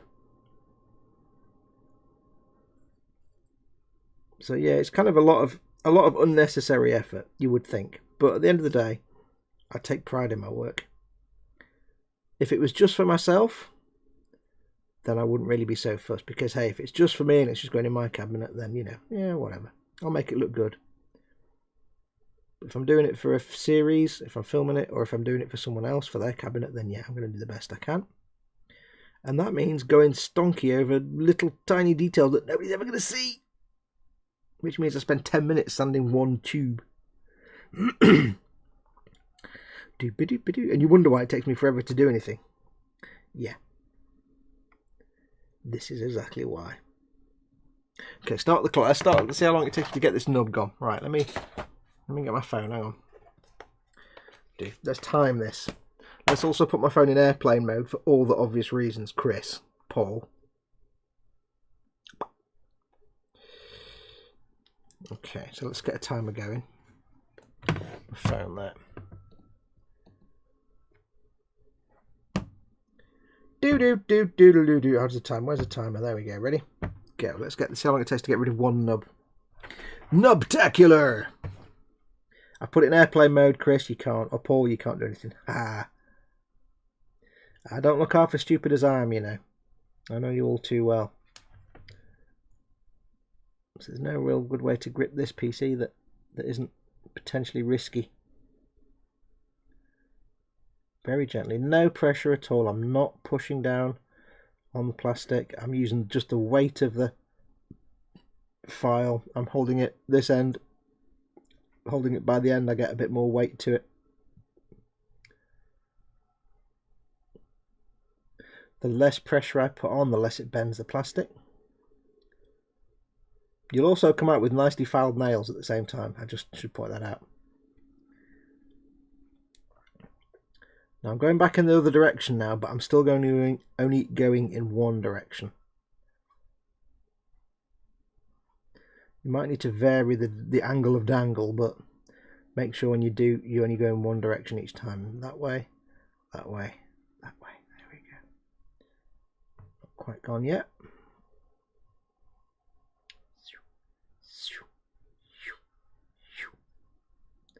Not quite there. Little bit of roughness. All my neighbours are doing all the power tools. You know what? I'll be glad when my neighbour does go back to work, because I'm so sick of hearing him working on his driveway for the last like 10 weeks. He's like, oh god, right, there we go. That is 1 minute 40. Let's say 1 minute 41 seconds. It's not bad, is it? Not bad at all. So this will take me approximately 7 years to build this. Yeah. And that was a quick one. Matron. I can't see the other nub. No, wait. There it is. I can see it. There we go. It's another fiddly one. And I hate to tell you this, but once we finish this mandible, we've got the other mandible to do. Yeah. And that sprue that's got all these thin pipes on, I've got like 3 of those. Yeah. A lot of these streams are going to be me desperate for human companionship while I'm sanding tiny tubes. So yeah, you'll see a lot of these live streams. I think this might become a regular feature for a few weeks. Because imagine sitting here doing this on your own with no one to talk to. Oh God. Yeah. When you've got the option of having people to chat to. I'll have a look at the chat in a minute. Yes, I'll be glad when my neighbour goes and he can just go off back to work and I can have a day without banging and power tools. That'd be great. To be fair to him, I often complain about their dog always barking. Their dog's actually not been too bad over the last few weeks. They've managed to teach it to shut up, which is quite nice. They obviously press the shut up button on their dog. For that, they get points for that. They get experience points. Right, where am I on camera? There we are. How's the audio video, by the way, folks? We're looking good, sounding good. There's the nub, very tiny. Now this is a real small piece, so luckily the bendiness in this one is quite minimal, so I can not worry too much about this one. Well, still worry about it, but just not as much. Got to really be careful with your hands and not like knock it or accidentally bend it. You can see I'm going a bit faster with this one because it's got less wiggle to it. Move my thumb down a little bit. Anyway, let's get stuff to talk about. Ask me questions in chat, folks. Let's do an Ask Me Anything. No politics. No religion. Doesn't even have to be about model making, because to be honest, we talk about model making all the time. It can be about model making if you want, but let's make it about anything. Talk about anything. Ask me questions. Gives me something to talk about. Because the one thing I don't want to do is just sit here quietly working and you guys sat there quietly not listening to me say anything. Especially if you've got me on in the background. As like background wallpaper noise. That you occasionally dive in the chat, because there's nothing worse than when you watch a stream and somebody's just working quietly and not saying anything, because then boring. It's like when I watch a model making stream, I'm not really watching to see what the person does, because you can't do normal, no matter how good a model maker you are, you can't do your normal work on camera. It's just not possible. You're not as engaged with the subject matter and the tools and the paints and stuff, whatever you're doing. So really, it's almost like what the person's actually doing isn't my interest. If I'm watching someone's live stream where they're model making, it's because I want to hang out with the people in chat and because I know the person's interesting and they might tell some good stories. So it's really more about the camaraderie and the environment of the chat than it is what they're actually doing. You know, it doesn't matter if they're building something or painting something. I'm not even really paying attention to that. It's about the community. It's a community thing.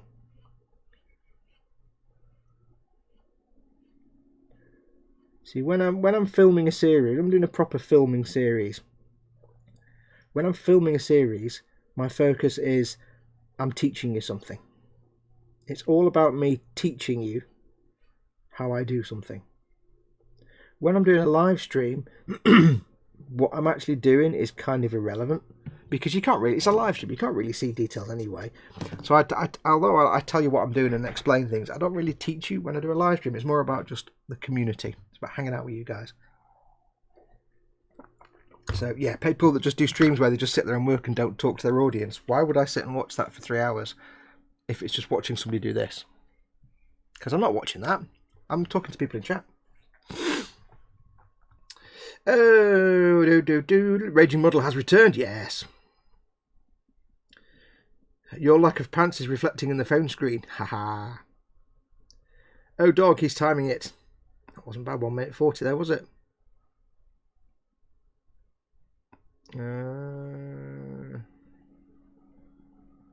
So we now know the time per nub. Any guesses how many nubs are present on the Bandai Perfect Grey Falcon? All of them. Billions of them. 3 to 4 per number of parts, and probably over 1,000, 1,200 parts. Pants are optional for those who work from home. Tapping is going to be the bane of my existence. Tapping. Never really tapped before. I don't know what you mean by tapping. Team Inept, AMA, why are you so bad at Skyrim, Beardy Man? I'm not bad at Skyrim. I'm great at Skyrim when I'm not trying to do a live stream at the same time. And I'm not thinking about entertaining the people. When I'm doing live stream, I'm just absolute rubbish. I don't know why. The moment I start streaming it, I just become some like gormless chump who can't play. It's like I could play Skyrim all week, and then the moment I start streaming it, I suddenly forget what all the controls are. Because I'm trying to stream the game, and I'm stressing about whatever's happening on screen is interesting for you guys, and I'm stressing about is the stream working and is the frame rate all right, and it's just it's not something you can. It's like when you're building on camera, it's not the normal scenario. You know, when you're on camera doing something, it's not the same. I probably would have done half as much work if actually done twice as much work if I wasn't on camera. It's weird. It's a weird one. What's this bit doing now? Is that good? Yeah. Dad says, Scaly Models. Exactly how many Falcons have you built? 3 fine molds, this, and a handful of pre-fine mold garbage kits. So, you know, your Revels and your AMTs and stuff. Probably about, over all the years of all of them, probably about 6 or 7, I think. Varying from, I just built it and played with it, to I built it and it was a commission, so it got a proper studio finish. That was fun. That was good, that. Candyman from Mongo. What is your favourite movie? Oh, I never know this, but I'm going to say The Wrath of Khan. It's got a brilliant movie and it's a brilliant soundtrack. Star Trek: The Wrath of Khan. Now, the guys are asking me the obvious questions now. Scaly Models, what do you have a favourite brand of tea? I don't like tea. I'm a coffee drinker. However, I recently discovered Barry's tea, which is fantastic. And I will advertise Barry's tea to anyone that wants to listen. Unfortunately, over the last year or so, I've also developed incredibly sensitive teeth. And I've had to stop eating things like fruit and anything sugary. and stuff like that, which means I can't drink tea, because the only way I can drink any tea is with like gallons of sugar in it, because I can't stand sugarless tea. It's horrible. Right, I need to take this tape off now, don't I? Let's just risk it for a biscuit and see what happens. Don't stick to the plastic. There we go. So yes, I would say Barry's tea is by far the best tea. And when I was drinking tea and having sugar in it, I was quite happily switching between coffee and tea, because I hate tea. But Barry's tea was really nice. Also, it's called Barry's tea. I mean, it's Barry's tea. Which tea do you like? I like Barry's tea. Right, so there we go. So this one goes in here, but I can't drink it now because I can't drink tea without sugar because it's foul. It's kind of annoying. So there you go. So Barry's tea, but I can't drink tea anymore. Paul, Paul at Teaminet. What's better, Running Man or Total Recall? Total Recall, I think. I don't remember it. See, Running Man is terrible. I mean, let's be honest. Pretty much every Arnie film is kind of terrible in its own way. They're not good films. They're not. I mean, I love Arnie to bits, but they're not what you call good films. Now, you see, The Running Man was a fantastic Stephen King short story, but as a film, it was kind of garbage. But then it's like, yeah, but it was an Arnie film. That does change the light in which you see it a little bit. With Total Recall, yeah, I can see his face in my mind now, the bulgy eyes and stuff. I think probably, I don't know, because one was just outrageously kitsch and one was just a bit rubbish. I say Total Recall because how can you not like Johnny Cab? Total Recall. Modelmaking Mayhem. I drew the short straw. I had to vacuum upstairs and change the beds, wishing I hadn't went behind my son's desk. Yuck. Oh yeah, you don't want to do that. This room like collects dust like nobody's business, and I resent or regret sometimes moving the camera and you see the back of some of these lamps, because the back of some of these lamps is like, oh dear Lord. Yeah, I don't open the curtains in this room very often, but when I do, it's always I always feel myself with regret. That is like, because it's like the TV that sits there, you know, my big TV that I play my games on. Everything's brilliant until you open the curtains and you realise that black screen is actually kind of grey because it's got like an inch of dust on it. It's like, oh dear Lord. I'm a bloke, you know, I'm not designed for, I'm not a cleaning scientist. Best way to deal with dust, keep the curtains shut. It's harder to see. There you go, done. Dust fixed. Man logic. Yeah, ask me questions. Ask me questions about anything. It just gives us stuff to talk about, makes the stream more interesting. Because this isn't one of my streams, so I can't really go off on a rant like I normally do about something. You know, kids today, you rock and you roll, whatever. I can't do that because it's an e-model stream. By the way, of course, people who are in chat, please, of course, remember it's a family-friendly stream, and please don't discuss other retailers in the stream. I should have said that at the start, really. Would you rather Would you rather write? You mean fight? Fight a horse? These are all the cliche questions. Come on, pull some imagination out of it, guys. Would you rather fight a horse-sized chicken or 100 chicken-sized horse? Horse-sized chicken because chicken. Because what can you do with 100 horses that are big? Nothing. It's hilarious, but nothing. We can do with the horse-sized chicken. Can you imagine the drumsticks? Oh! I'd take the I'd take the chicken to KFC, the horse-sized chicken to KFC, and say, "Cook that for me," and I want all the drumsticks. Yes.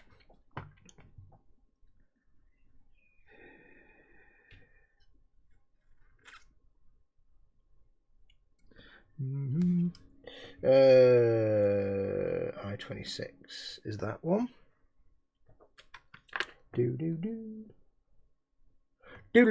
Which way does this go now? It goes there. I was desperately trying to remember some lines from Total Recall and the other one, but I couldn't remember any of them. Right, I'm not actually paying attention. What am I looking at now? That goes...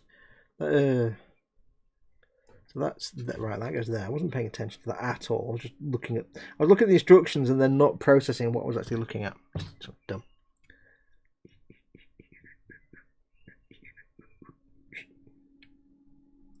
Oops.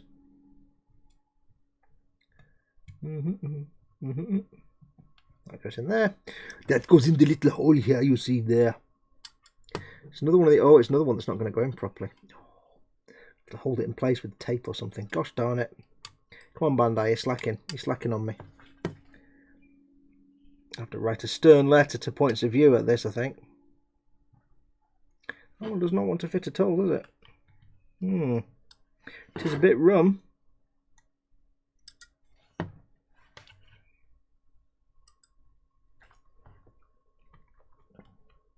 supposed to go into that little hole, but it actually doesn't. Nor will it ever.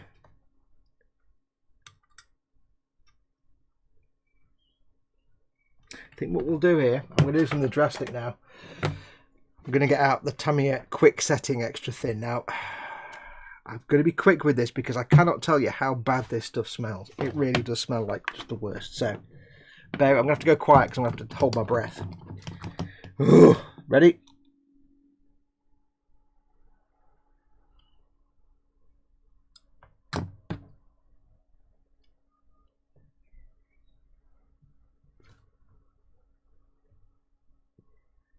Glue faster, glue faster. Oh God, that smells so bad. Please be glued, please be glued.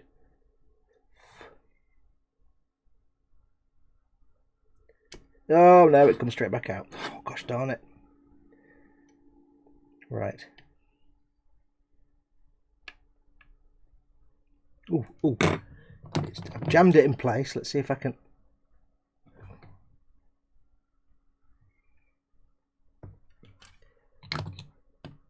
See if I can force it to be glued.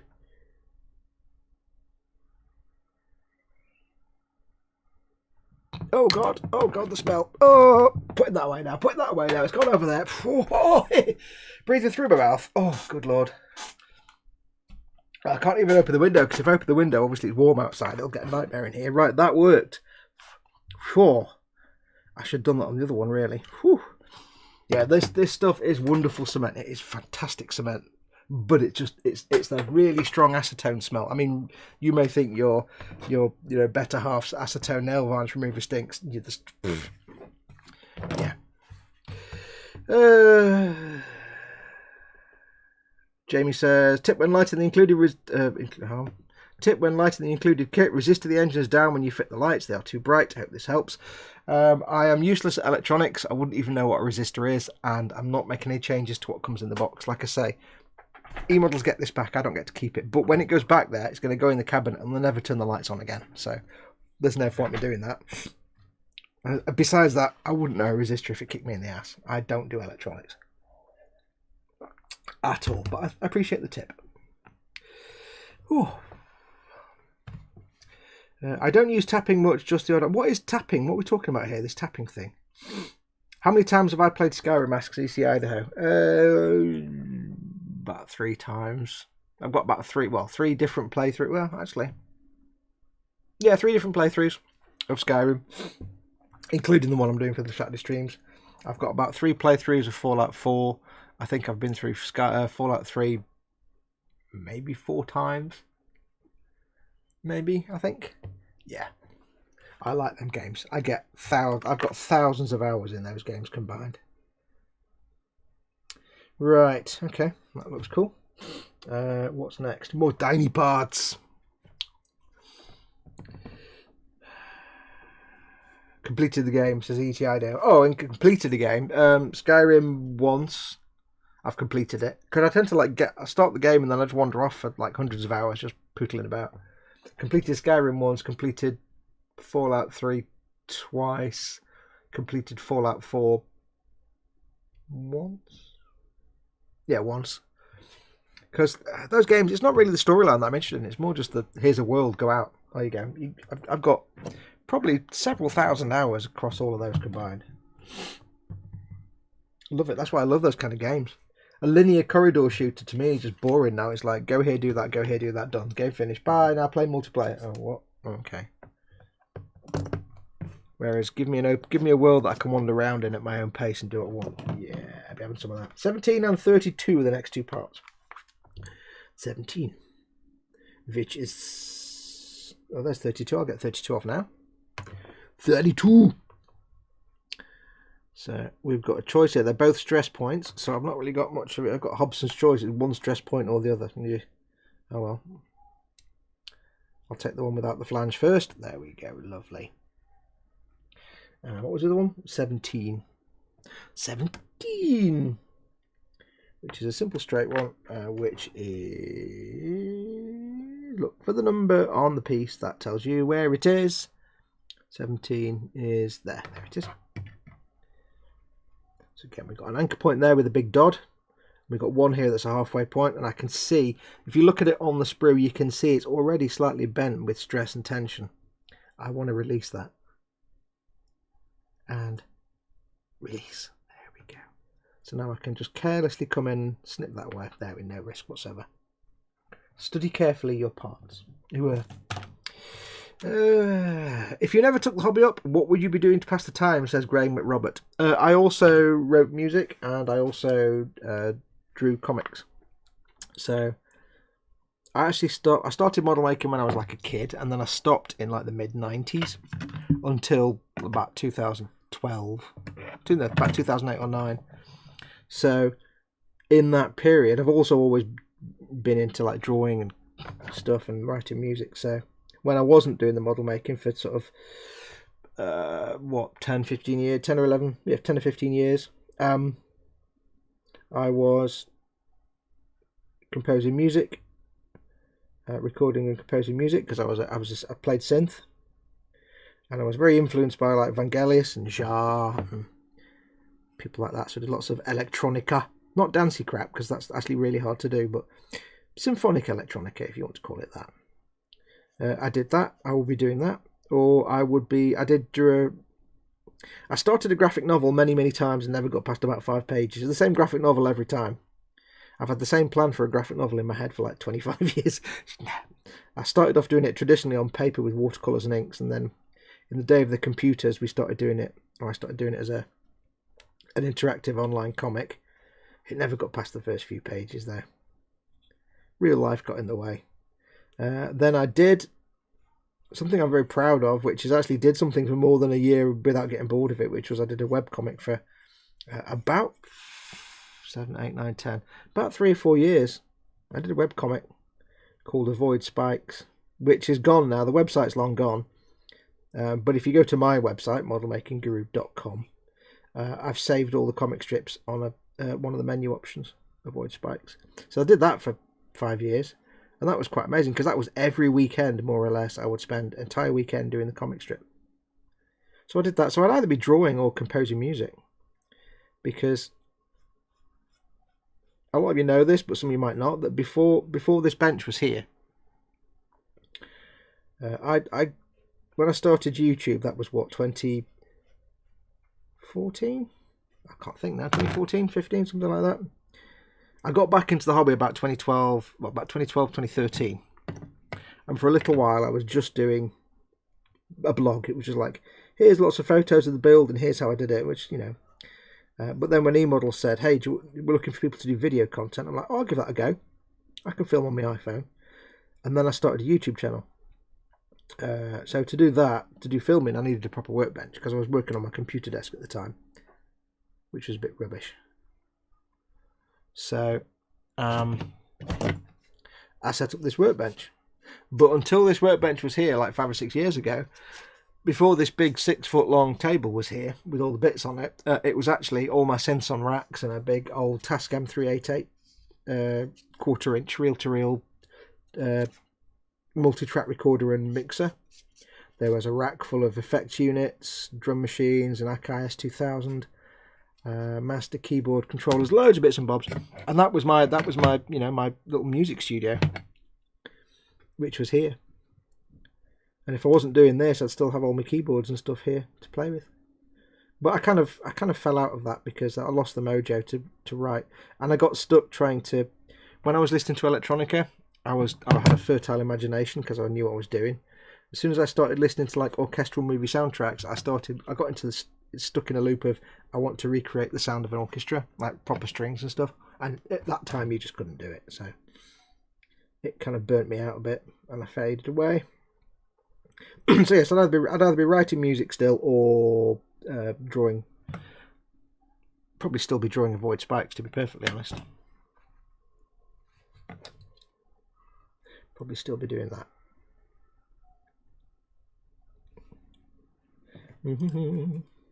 I've been drawing longer than I've been making models. I was drawing since I was like, 2 or 3 years old. Always something I've done. The deputy head where in my secondary school always had nicknames for people. That boy with the hair. He'd like, hey, that boy with the hair, that boy. He'd be like that. But I was always that boy what draws funny animals. It was a bit like the sergeant from Ain't Half Up Mum in a lot of ways. I was like that boy what draws animals. Okay. Next question. Let's have a look. Patrick Stachewski's in. Hey Patrick, welcome mate. Any more Gunpla on the bench anytime soon, or is it bedtime for the mechs for a while? Fox asks Angus. I will go back to Gunpla. I've got them in my stash. I do. When this is done, this Falcon's done, I need to film a new series that I'm about to start called Tabletop Trauma Center. And there's other bits I want to build. I'm desperate to build my Forge World tanks and my Baneblade. But I do have the big high-grade Kshatriya that I want to get on with. I need to get cracking with that. I've got the 160th scale no-grade perfect. What is it? 160 scale no-grade Freedom Gundam with all the wings and everything. It's like about 35 feet wide. I need to do that at some point. I started doing that years ago and then didn't finish it. I started getting all the bits off the sprue, so it's all de-sprued and cleaned up in the box. But it's the real weird no-grade 160 Freedom that came out before the perfect grade Strike Freedom. And before the... what is it now? I've forgotten now. It's, the big Freedom Gundam. Before the perfect grade came out, before the fake perfect grade with the lighting. It was the big. It's like kind of weirdly shaped, and it's in a funny pose. It's kind of not very mobile, but the wings are like that big, it's huge. Like the wings wouldn't even fit on this desk. Well, they probably would, but So I do need to do that at some point. I was going to do it. I started a series called the Shining Freedom Gundam because I was watching Gundam Fighters Try at the time, and I was going to paint it in like shiny metallics. Because I just discovered the C1 metalizer powder available from emodels.co.uk. But then I got the big mega size unicorn and did that in the metallics. And then I thought to myself, well, I can't really do the big Freedom now because that'll be exactly the same, and I've already filmed doing the mega size, so yeah, let's not do that. So I did get myself before Samuel Decal went out of the decal business. I did get myself some 160 scale Freedom decals from him, so I've got to do that at some point. But yeah, I've got the Kshatriya to do, and I'm thinking I might, in the same way I did the Sazabi with a sort of Borderlands style paint job, I might do something not like that, maybe not Borderlands, but maybe I was thinking of like something along the lines of kind of like a sort of weapon manufacturer from Destiny style, but mixed with the Borderlands weathered and battered style, but not necessarily with the ink outlines, because that was fun but nightmare. I don't know yet. There's lots of ideas. Or maybe do it as like Atlas or Hyperion or something. I don't know yet. Running Man is not terrible, you heathen, says Paul at Team Inept.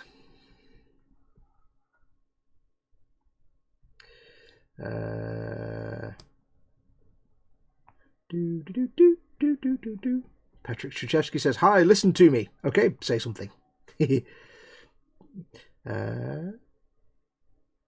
Where are we? Total Running Recall Man. The door opened and you got in. Get your butt to Mars.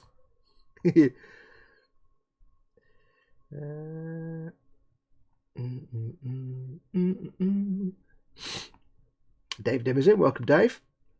Oops. Everything jumped. 2 weeks head malfunction, says Model Making Mayhem. Was that something I said? Abe Lincoln, does anyone know of a good replacement for the green putty that Squadron used to make? If you want to use a putty, you can use Milliput, which is a 2-pot epoxy mixed together. That's quite good. It's very good, goes rock hard, and you can sand it and stuff. It's very sandable. Depending on what you want to do, you could, if it's just to fill a little tiny gap like between 2 parts, you could make yourself some sprue goo, which is literally a pot of Tamiya extra thin and lots of spare leftover bits of polystyrene plastic or plastic sprue dumped in there until you get this big thick stodge like that doesn't even hardly drips off the brush. It takes a lot of polystyrene to get to the non-drip phase. Basically what you do is, if it's like a little tiny seam or a gap or something like that, then instead of messing about with putty, you just brush some of that over it, let it cure for 24 hours, and when the glue's flashed off, it's just glue and polystyrene. When the glue's gone, it just leaves polystyrene behind. You fill the gap in polystyrene with polystyrene, and because it's Tamiya extra thin, it melts the plastic that you're putting the filler on, so it welds the filler to the plastic. So if you've got a little tiny gap and you fill it with sprue goo, you've basically filled it completely with plastic. It's now just a plastic. There's no gap fill. It's not like you've got plastic, a gap and filler. You've just got plastic. It's also completely sandable because it's polystyrene, and it's also the only filler that you can scribe. If you wanted to scribe a panel line through it, it's just polystyrene. I keep saying that, but there's no way to overstress you're filling a gap with you're just replacing a gap with no gap, really. It's the ultimate filler. It's also a lot, easier than mixing bits of putty together and stuff. I didn't know Squadron didn't make it anymore, though. I thought Squadron putty was still a thing. I guess not. Does it smell worse than Mr. Colour Thinner? Asks Abe Lincoln about the glue. No, see, well, this is the thing. See, Mr. Colour Thinner is lacquer, isn't it? And lacquers just smell like a biblical backside. Handy hint: if you do paint with lacquers, if you're spraying with them, you should always wear a respirator and don't do it in the house if other people are there, because it's toxic. It's horrible. The fumes are very dangerous. Also flammable. If you're brush painting with lacquers, just limit your time. Have windows open and fans blowing out. Keep it ventilated, because those are lacquers, and lacquers are harmful. The vapours can do a lot of damage to you. So, what we do? 1732. Let's get part 19 off as well, and we'll just get that off ready. There we go. Because this might be... Okay, this is the last 3 parts for this Mandible. Mandible! So we'll get 19 off as well. There we go. Reggie Modeler. Amma, you have to watch all the bad Star Trek movies or all the bad Star Wars prequels. What do you choose? Bad Star Wars. Instantly choose all the bad Star Trek movies. And you know why? I'll tell you why. Because no matter how bad a Star Trek movie is, even if we're talking The Final Frontier, even if we're talking Nemesis, no matter how bad a Star Trek movie gets, it's still a billion times better than a Star Wars prequel movie. Yep. I would rather watch Battlefield Earth than a prequel movie again. Battlefield Earth is a vastly superior movie to any Star Wars prequel movie. And by that I mean, 1, 2 and 3. Now don't get me wrong, I love me some Clone Wars, the animated series, because that stuff is the bomb. I've binged the Clone Wars like 3 times now. You may notice that when I do the titles for these videos, not for this live stream, but for the videos, I kind of riff on the Clone Wars style opening. So yeah, but yeah, I'd much rather, that's saying something, I'd much rather watch Battlefield Earth, John Travolta at his lowest, than have to suffer. I would rather eat my own face than have to suffer a prequel. That's not even a difficult question, that one.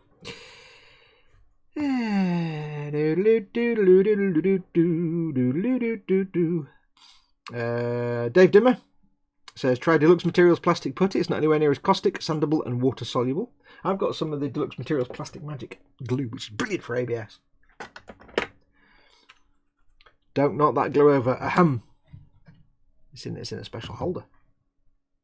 Oh, I didn't. Oh, you mean that one? Sorry, yes, Dad. I didn't have it in a. Well, you see that I've only got 2 of these, Dad. So, Dad, Scaly Models, Dad made me these glue holders, and he's telling me off because I had this glue out without. I've only got 2 of them, so no, you don't need to make me another one, Mike. Don't send me another one.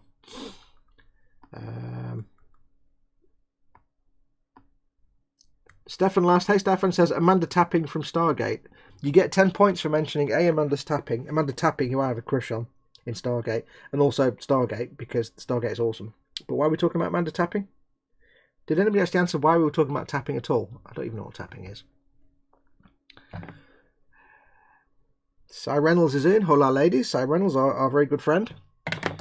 Welcome, Cy. Still not made your mod on here, have I?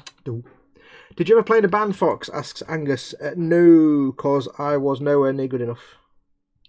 I sit here and I say I played synthesizer, but I was never trained. I did music at school, but music at school was, let's now learn all about Beethoven and Mozart. And it's basically, here's his life history and let's listen to some of his music and not learn anything. Okay, here's how you write on a stave. So I didn't really learn anything at school in music. So I can't write music and I can't read music, but I can listen to a piece of music, especially electronica, and break it down into its constituent parts in my brain and then reproduce it.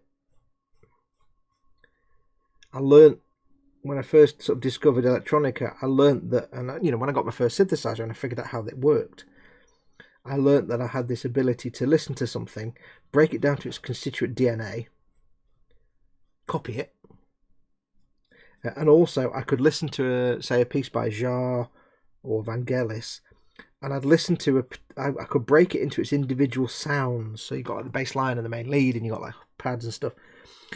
In my brain, I could break down the individual sounds, and I could think, right, well, that pad sound is obviously a sawtooth wave, but with a bit of resonance, and the cutoff's been dropped. It's got a slow attack, and I could, in my mind, I could figure out how the sounds were made, and I could reproduce them. It took me a few years to figure it out, but, it's something I learned. So I could do that. So I could record. Give me a multi-track recorder where I can do takes over and over again. I was never trained to play. I was never trained to read and write. So I can't sit there and play a piece of music but give me the ability to play a little bit, screw it up, record it again, and play it in bits, assemble it together into a final piece, and I can do a piece of music. So I would never be able to play live. It's absolutely hopeless at that. I'm a grade nothing at piano. Never even took a lesson in my life.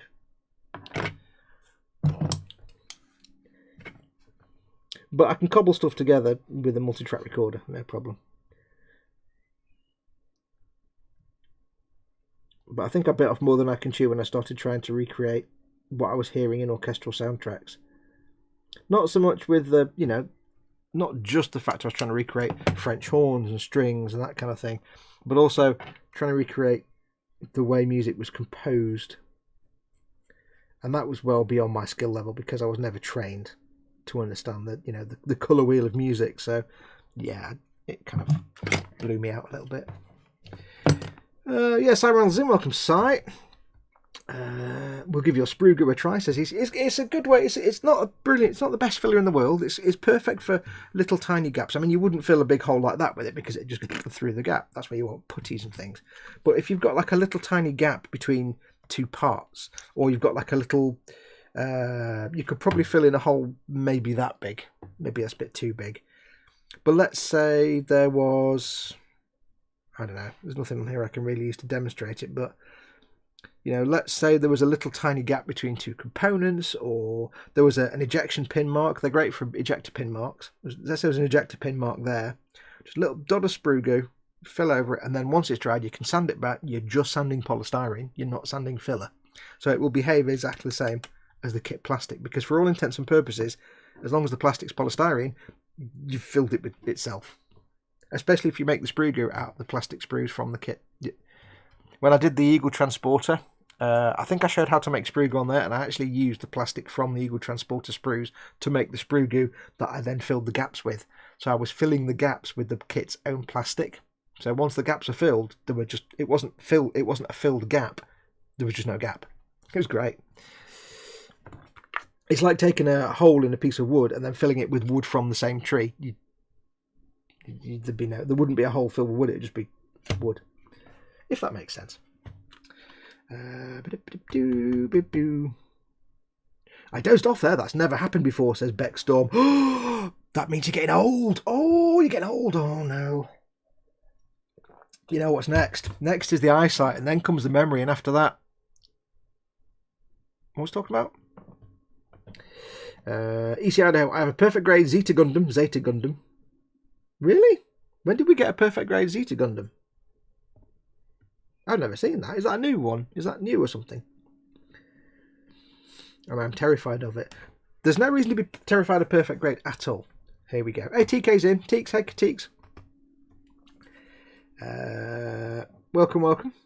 Tapping is a noting technique for bass guitar. You play on the fretboard with both hands, e.g. Eddie Van Halen. I don't know what any of that means. Sounds good.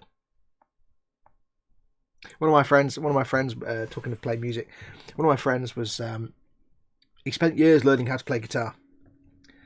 And he hated me for two. He didn't hate me, but he hated two things about me. One, that I could finger pick without any training because I never took lessons. I can't play guitar, but I can do that. I can finger pick. And he hated that because he couldn't do it, and he'd been learning for years. He's like, I've been learning. I can't. Oh. But also he said I could tap triplets. Just that. He couldn't do that. He couldn't tap triplets. He's like, how do you do that? What, just that? And he's like, oh, I can't do that either. And he just because he was a really good guitar player, but he'd spent so long learning and doing lessons and practicing and like a real slave to the trade. And he couldn't do tap triplets or finger pick, which I could do with no training. Give me a guitar. There you go. He's like, he hated that I could do that. That was so funny. Bless him. And then he went off and got rich making software. So obviously it stood him in good stead, the learning the guitar.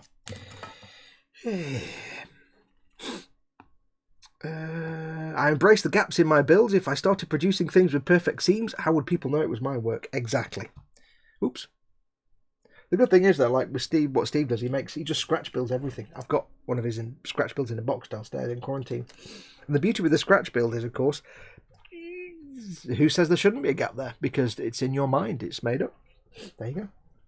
Right, the last three parts for this Mandible. We have 17, which is this puppy here. Which needs to go...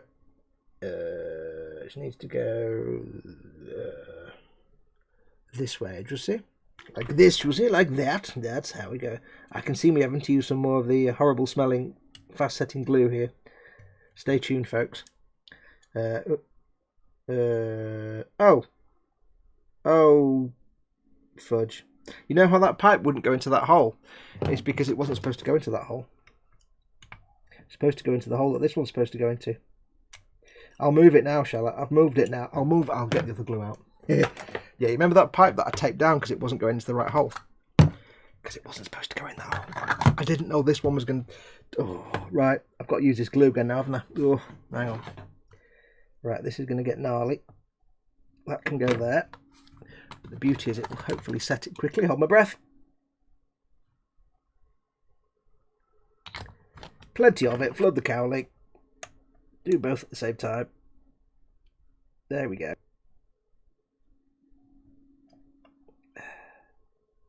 Holding my breath for dear life. There we go. Fixed. Oh, no, not fixed. Yes. Huge success. That pipe that I was struggling to get and I had to tape down was actually completely the wrong place. Yeah, but now it's in the right place. Oh, no, it's not. Hang on, it's moved. Oh. Fudge-tacular. Fudge-tacular. Now, luckily, you won't see any of this once it's primed and stuff. Everything. I know I sound like I've got a blocked nose now, but it's because I'm breathing through my mouth. For dear life, I'm breathing through my mouth. Dear Lord, am I avoiding breathing through my nose? You go down there. There you go. You stay there. I know I'm slightly off camera. I do apologise. That can get in there.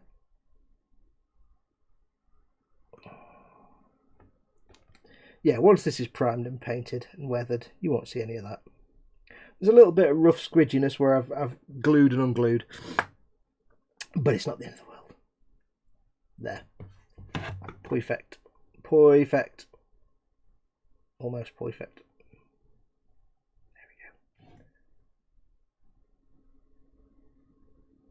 There we go. That's done. Yes. That'll learn me. Because there was like, the pipe I've just put in has a definite hole into which it goes. But the pipe that I've had to unglue and glue now doesn't go into an obvious hole. It goes into a very slight moulded detail, which I didn't even see. But the instructions don't really make that clear, so I blame the instructions, pretty much. It's all good. It's all fine. At the end of the day, it's underneath anyways. It's even better it's under there. You're not going to see it. So yeah, once that's actually primed and painted, you won't even see any of that. There we go. Abe Lincoln, sadly I must take my leave. Ensuring that my landlord is kept happy is rather important. Thanks for coming in, Abe. Take care of yourself and see you soon. That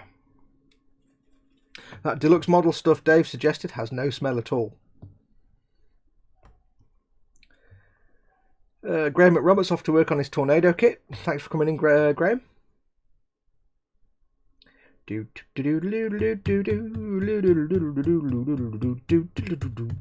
glue is great for filling gaps. It's a good tool to have in your arsenal. I mean, you should also get putties and things as well. Different things have different purposes. Milliput's great if you need to fill a big area, you need to fill a recess, or you want to be able to carve it and sculpt it. When I made my mega size RX 78-2, if you watch the video build series, the leg shattered, the knee shattered and fell apart because I used thinners and the plastic cracked and shattered. The whole knee joint just went and fell apart. I had to basically rebuild it and hold it all together with milliput. I had to like put so much milliput. I had to like get like a tube and fill it with milliput and put milliput round it and then sand it back to hide it. So yeah, milliput has it. Proper fillers obviously definitely have their place. Don't get me wrong. Next we have part 32, which is the little wee fella here. Little wee fella.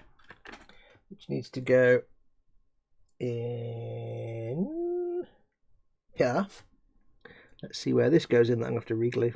Hopefully nowhere. Oh no, there's a definite location hole for that one. There we go. Lovely. Lovely. I'll use the dangerous glue again just for the sake of speed. I might actually, yeah, I think I might just bite the bullet and use this glue for these little rods and tubes because it's just a lot faster. It's better than me sitting there holding my breath for 5 minutes. Be well all. Hope to catch the next stream, says Abe. Yep, there'll definitely be lots of these, buddy, because I've taken me 2 streams and I've only just about finished the first Mandible. And as you know, there's more than one. Yeah, this is this stuff. It smells like acetone, but it also has a certain body shop smell to it. I can't quite place it. But if you've ever worked in a body shop, you'll recognise the smell straight away. Or it's come out again, hasn't it? A bit more glue, I think, on that one. We've got enough glue on there.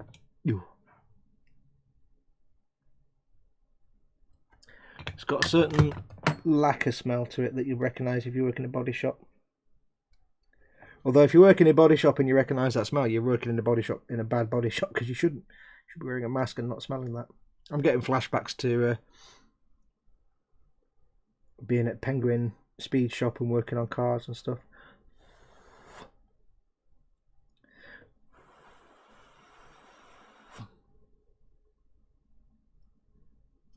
Stay in.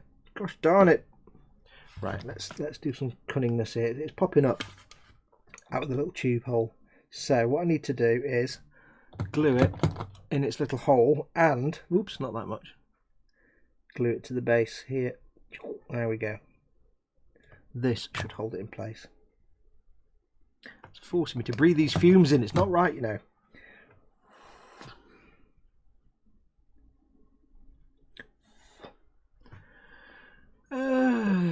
Cy Reynolds, I like Star Wars Nemesis. Yeah. I was there for Star Wars originally in 1977, and those prequels broke my Star Wars loving heart, says Stephen George. Yeah, you and every other person who watched and loved the originals. I suddenly realised with great horror a few years ago that there's a whole, when I, talking to my nephews, that there's a whole generation of people for whom those prequel films were Star Wars. They hadn't seen the originals and they were just old films from the past. Whereas, when we grew up and we watched Star Wars, and it was like, wow, cultural phenomenon. When they grew up and they watched Star Wars, and it's like, wow, that was your introduction to Star Wars. That is a thing that makes you sad. Right, last one. At 19, we have more hole lining upness. This needs to go into 3 little slots. Carefully. Gently push them in one by one and hope it lines up with a... Yes, perfectly. Lines up perfectly with this little hole. There we go. That's how you do it. See, other ones that didn't line up.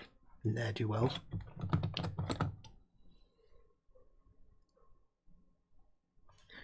There,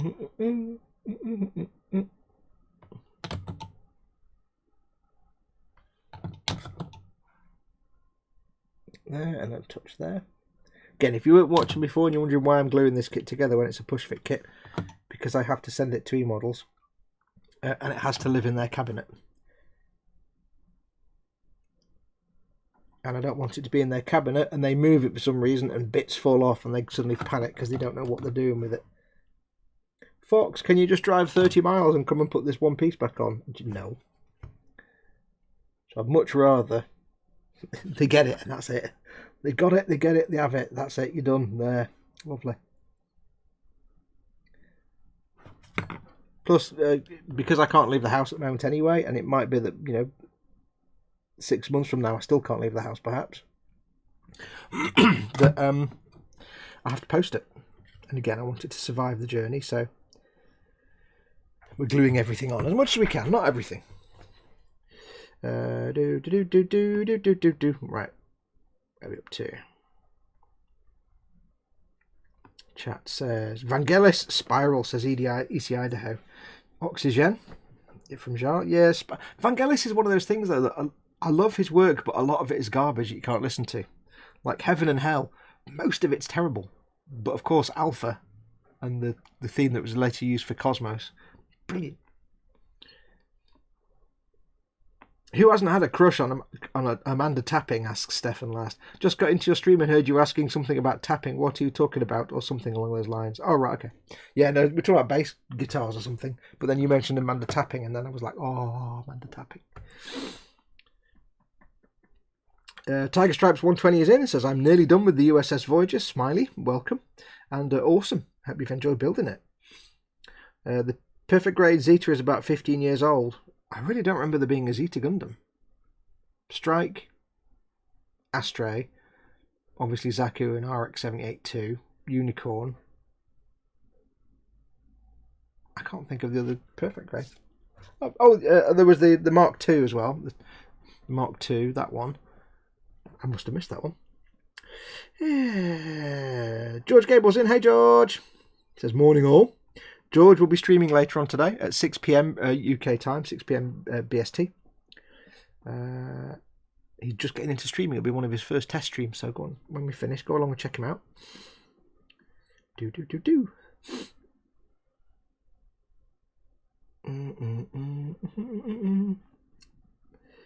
Yes, I arrived in time for the blunder, says Cy Reynolds. Of course, it's because you arrived that I suddenly realised things and then the things happened. It's your arrival that made everything just...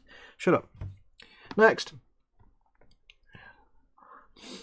Fox, have you heard of Valley Forge, a space film programme? Where can I find it? Valley Forge was the spaceship in Silent Running, which is one of the best films ever made.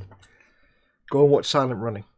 I don't know if there was a film called Valley Forge. I think that was I think that was what it was called in Silent Running. You know, with the robots, Huey, Dewey, and Louie. I think it was the Valley Forge. Other than that, I've not heard of a film or a series called Valley Forge. Oh, and then EC Idaho says, is that the ship from the Silent Running movie? I actually like the smell of that one. You like the smell of this? Foul, evil... Oh, wow, you're weird, George. You're weird.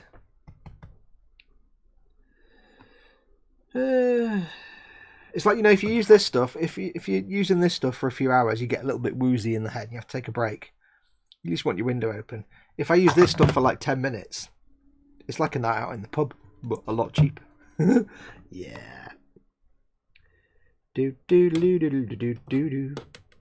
Cynical Steve said, it'd be interesting to see if the junk speeder survived the gentle ministrations of the Royal Mail. It's composed of many plastics and many glues. Modelmaking Mayhem says, Amanda Tapping, I was more a Gillian Anderson fan back in the day. Yes. Gillian Anderson, yes, I don't deny that, but at the same time, Amanda Tapping had a sort of wholesomeness about her, which was rather adorable. Right, that's the Mandible done, as far as I know for now. We've done Mandible. Mandible. Yes, it's one Mandible done. How is that mandibular goodness? It's goodness. Now, as with all things, when you look at it, when you've glued all your bits on, glue your bits on! I always look at these things and see all the little splobs of glue where it's like a bit more shiny and you think, oh, it looks terrible. I've made a right mess. I've got bits everywhere. It's a mess. Like and subscribe. And but as soon as you get primer on that, that'll be perfect. It'll look fantastic. All the little rough bits where I messed up with that pipe, you won't even see that. So there we go. There is one Mandible completed. It is complete in its mandibularity. So I shall put that carefully to one side over there, in the place where it is sitting. Clean my little mat, which my friend Kenneth gave to me, which is brilliant. I found this absolutely fantastic. Kenneth gave me these God hand tweezers, and he gave me this, amongst other things. And this is fantastic. No, I don't know where you can get it because he lives in Australia. So, right, next we've got another maintenance pit. So it should be fairly straightforward. Mandibularity, 100 XP. Cy Reynolds says, yes, mandibularity, 100 XP. Look at the mandibularity. Oh no, moments. Right, so we need to get some more sprues. I need U, E, I, B, and W. Well, we have... I need I again, don't we? Oh, I thought we'd got rid of this for now. Oh. Right. So we need to keep I. So we need U, E, I, B, and W. So I've got W. I don't need D. So I'm going to go and get U, E, and B. Right. I'll still talk to you. I just can't see you. Right, so let me put this back. They're in alphabetical order. That's B, C, D, U, E, I. What do I need now? I'll forget several times. U, E, and B. Well, there's B. B, U, and E. Oh, you need Haynes. U, E, E. Where's E? E! E, I've got E now. There's E. Hello, E. There's E. So I've got U. I need you.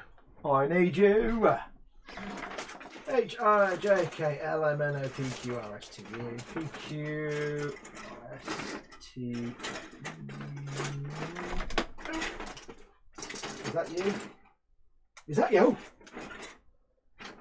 There you go.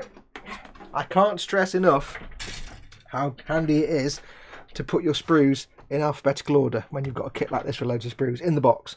Like that. Stack them up. Like on the side, like that. So you can easily get to them quickly. Mandibularity. 1000 XP for that, says Modelmaking Mayhem. Angus, yes, Mr. Stabby. Just in case you missed the start of the show, there was a very slight stabbity just before we started the show. When I was doing a bit. Right, so we need to start with B3 and B4.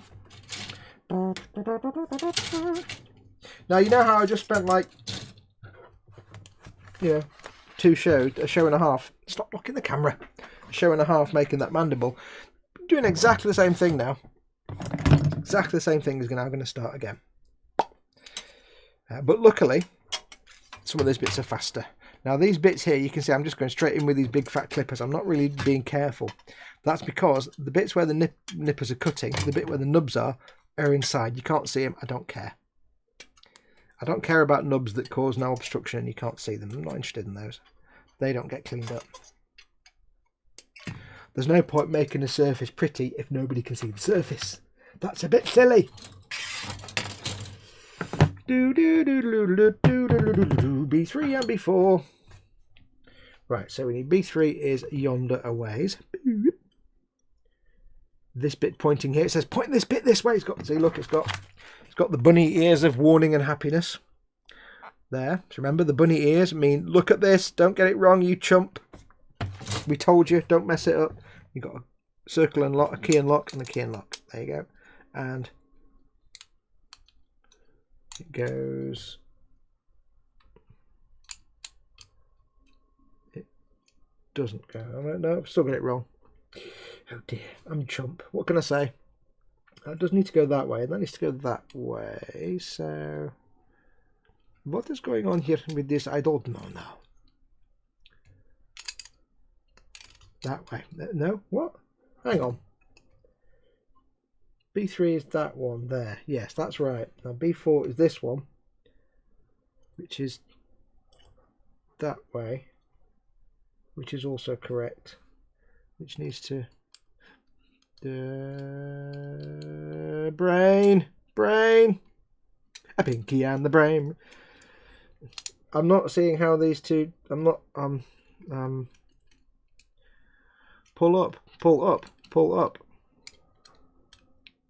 Right. How do these even go together?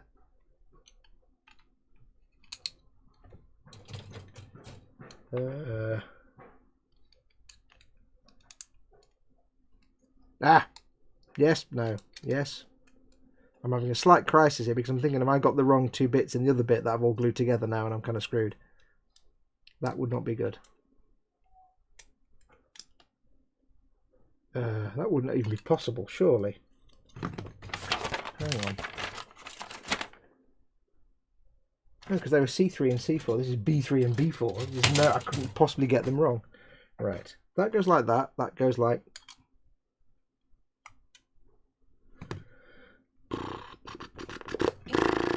The details faces each other, Foxx. I know, that's what I'm trying to do. Right, so that goes like that.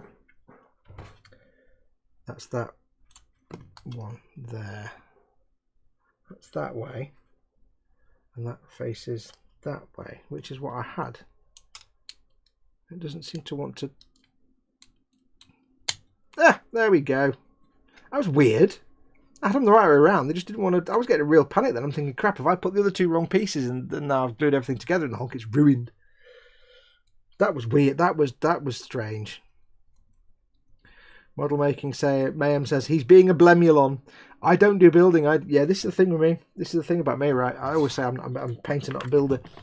Sometimes I can figure stuff out dead quickly. I don't really need to glue this bit at all, but I'm going to just in case. And sometimes I can take the simplest thing and not be able to figure out how the hell to put it together. So I can sometimes do like a real complex assembly, no problems at all, and the next time it'll give me two simple parts and I'll be like, can't figure it out, I don't understand it. No, not making sense now, not making sense. So yes, I do apologise. You need to learn to expect that from me a lot. Give me a complex thing and I'll figure it out easy. Give me a simple thing and I'm just rubbish. I don't know what I'm doing. Don't know what I'm doing. Help. Bail out. Bail. Pull up. Pull up. Error. Si Reynolds says, my feelings. Love those poor nubs will never be taken to dinner and loved. Yeah, you don't need to worry about them nubs. Them nubs ain't never going to got seen or nothing either. I disagree. I care, says Si Reynolds about the nubs. I will cut these nubs off and send them to you if you want, but there'll be naught but shavings, I'm afraid. Now we need E. E, where's E? E, hello E. E, Bayek, E. It's a northern kit.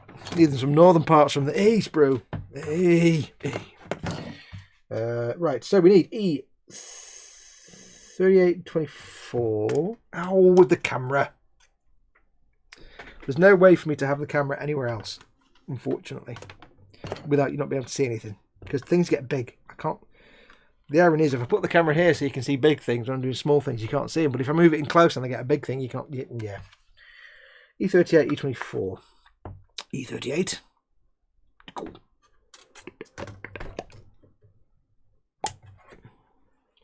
E38. Leave a little bit of the. Oh, there's a little peg there. I need to make sure I don't cut that off. Be careful on some of these. They do have little pegs that you might miss if you don't pay attention. E24 24, which would be found in a location.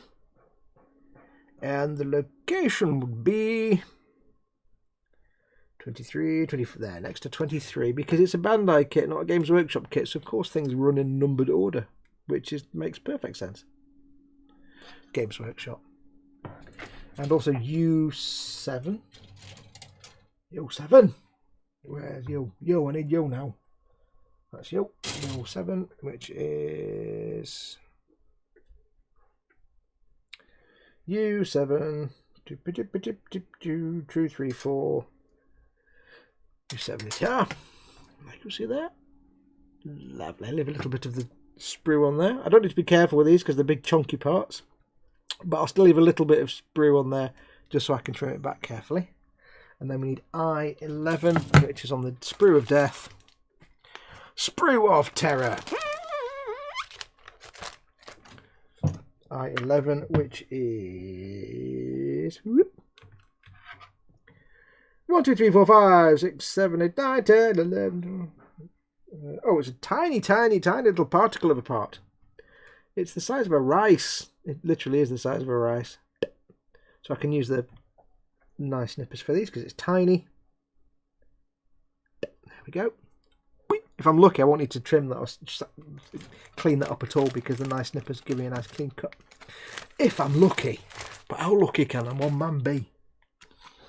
Do do do do do do do do. Where are we? Why is Cy Reynolds banned? What's he done now?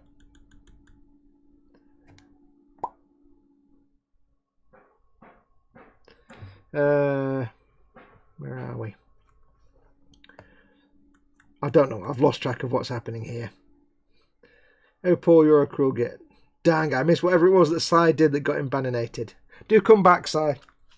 I don't know. Right, let's get these cleaned up. One timer all at once. It makes no odds to me. That's Ian Thompson. Welcome in.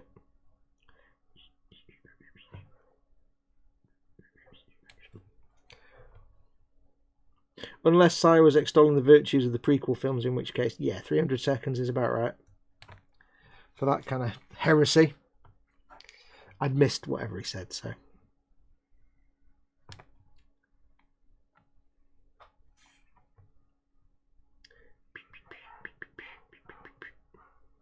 As predicted, that piece that I cut off, little tiny piece, is so nice and neat and tidy that I don't need to even clean that up. Fox, Paul used the spatula of banning, says Modelmaking Mayhem.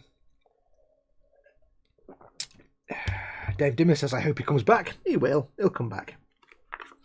Come back, Si. I need to make Si. I do need to make Si a mod, to be honest. I keep forgetting to do that on this channel. Because then he can't be banned. Reggie Modeler, ask me anything. What's the one thing you liked about the prequels? I don't know, they finished.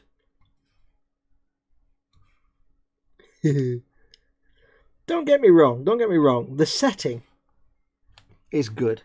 I love the Clone Wars animated series. Like I said, it's a great series. I love the characters in that. I love the setting. I think if the prequels had nothing to do, if George Lucas had nothing to do with them at all, they could have made some good films out of that setting. But unfortunately, George Lucas was involved and no one had the balls to say no to him, so we got Jar Jar Binks and all kinds of nonsense. So yeah.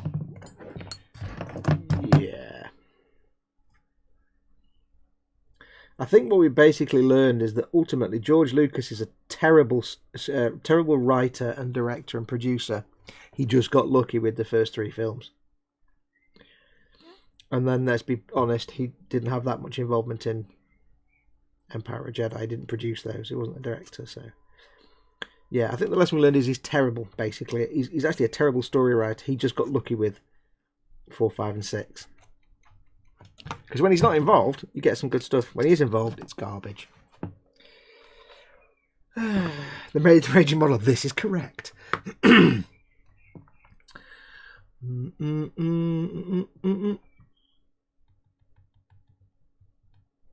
George Gabriel says, as someone who grew up with the prequels, I quite enjoy them, except Jar Jar, he sucks, but the fights and ships were dope. No, you see, to me, this is the thing. I see the CGI space battles, and I see the problem of many modern films. It's just too much. They were so busy thinking about the fact that they could, that they never thought whether they should. They were like, oh, we can now get massive battles with hundreds of ships. Brilliant, except when you're trying to watch that on a movie screen, you don't have a clue what the hell's going on because there's a billion things happening on screen. And it was just rubbish. Whereas, you know, more muted subtleness leads to greater moments. Like, you know, the Death Star trench runs, the whole Battle of the Death Star. Small number of ships, but the characters shone through. Very well done, because that's all they could film at the time. Very well done. Very gripping scene. Perfect. But if you suddenly get a space battle with a batrillion ships, I don't care about anybody in that, because there's too much going on. There's too many things happening on screen. No. No.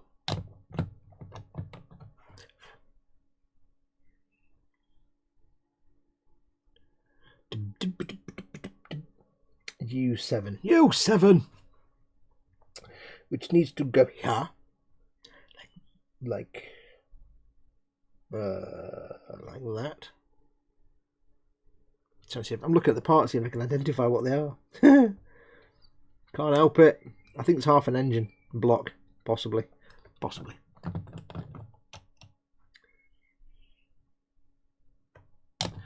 So I think, you know, somebody mentions Rogue One in the comments there. I just saw it out the corner of my eye. Yeah, in Rogue One, the battles were a bit more muted, a bit more subtle. So that, you know, when that was done a bit better, because it was more restrained. It's more a case of when they can't have a billion ships on screen, they make do with what they've got, and that's where real creativity comes in. You know, look at, like, you know, the Star Trek the motion picture was absolute garbage. It was just the unlimited budget, they could spend a lot of money, and they just do this boring movie. Whereas then you look at the Wrath of Khan, they said, right, you've got a budget of $11 million and that's it. So you've got a smaller budget. You've got to use as much existing props and sets as possible. You even need to reuse some existing footage. Also, keep it simple, stupid. And the Wrath of Khan, a tiny story with tiny space battles, just 2 ships. And, you know, it's basically a submarine battle. It's like a submarine combat movie in space. Was a billion times better than every other Star Trek movie that then came out. Because it's more impactful. You can follow individuals more. It's got more of a, you get more of a connection to it. If I've just got a billion things on screen flying around, I don't know what I'm looking at. There's too much going on. Just nonsense. Oops.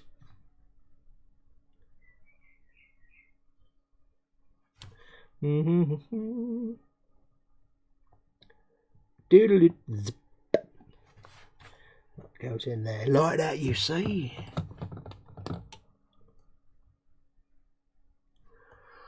Beck Storm has a situation that needs to be dealt with. Beck Storm says, "I haven't seen any of the newer Star Wars." I thought you said, I thought you'd said I haven't seen any of the Star Wars movies. In which case, I was about to start having a collection, arranging a collection for you. Let's have a look. I haven't seen any of the newer Star Wars movies. I hear the Mandalorian was good though, and I think Rogue One are those only 2 good ones. No, I like all of the new ones. They're all right, fine. Aha! I have returned, says Cy Reynolds. Everyone, I dared him. He called my bluff. Oh, okay.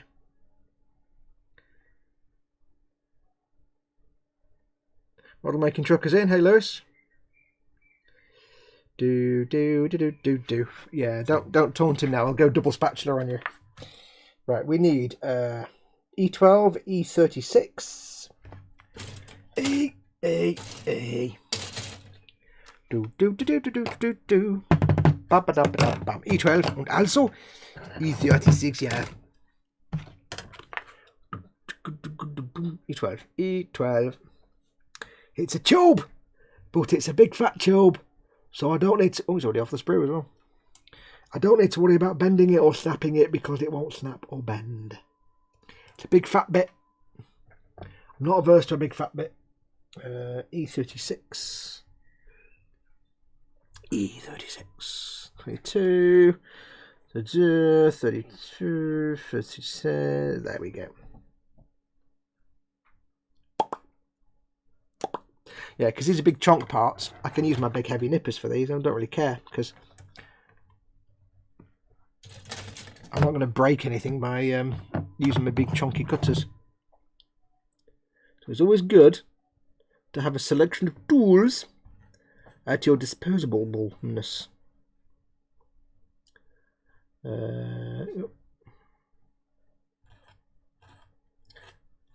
But those nippers did make a little bit of a nick into the plastic there. So that's the downside of big heavy duty nippers. They're not as friendly to the part. But I don't mind because I can easily sand this bit and clean that up and it's done now. Whereas if that was a delicate part, it's probably snapped in half at this point. Hey. Team Annette, Cy Reynolds, you do make my heart go a-flutter. Tools. Let me show you my enormous tool, said the plumber.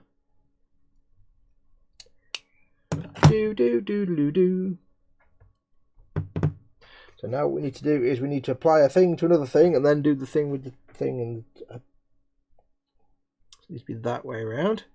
This needs to go in the little hole here, you see? Can I identify that? It looks like, I'm trying to figure out what this part is. It kind of looks a bit like a dashboard from something with Greble stuck on it, but it might not be. That goes there, you see? And then, of course, you see this comes here. And this needs to go on this bit here, you see? Ooh, yes. Yes. That goes in thought there, and that goes in thought there. You go. Lovely. Lovely, right in place. There you go.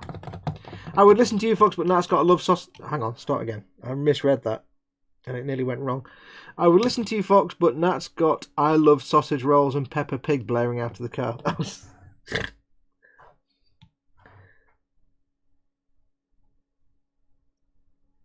The joys of having children.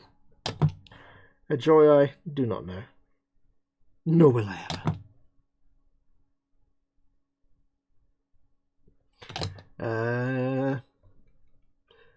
I know BB same time next week. I don't know what BB means. Oh, bye-bye. What does that mean? Are you going, Simon? Are you off? No. Right, that's that bit. I shall mark off the completed steps that we did. And them. Did them. Yes, yes. Done that one. And them. And that one. And those two there. Next we need E19, 20, I'll start that again. E19, E20, and E37. 37, you say? Metal Gear. 37. So, what was it? 19, 20, and 37. Well, there's 37s.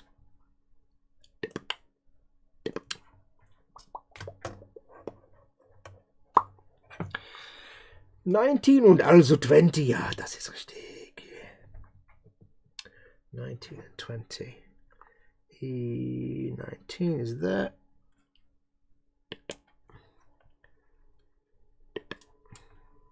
Where I'm cutting the sprues away, they're either on the end of connection pegs, which doesn't matter, or they're on flat surfaces that are very, very easy to quickly file or sand. So again, it doesn't actually matter if I'm using these big nippers. I can quite happily go in and snip them out and not be too poncy about it. If you're new to all this, you will develop your own style and you will learn the best time to use different tools as you get familiar with the tools that you use and the equipment that you have. You'll get used to the best times to use a tool or another tool, or whichever one you want to use. I'm going to stop saying tool because I know Simon and Paul will be sniggering. But yeah, you don't need every single tool available and piece of equipment and everything else. You can get by with a small selection, but having more just gives you a bit more flexibility. Flexibility! Look at the flexibility!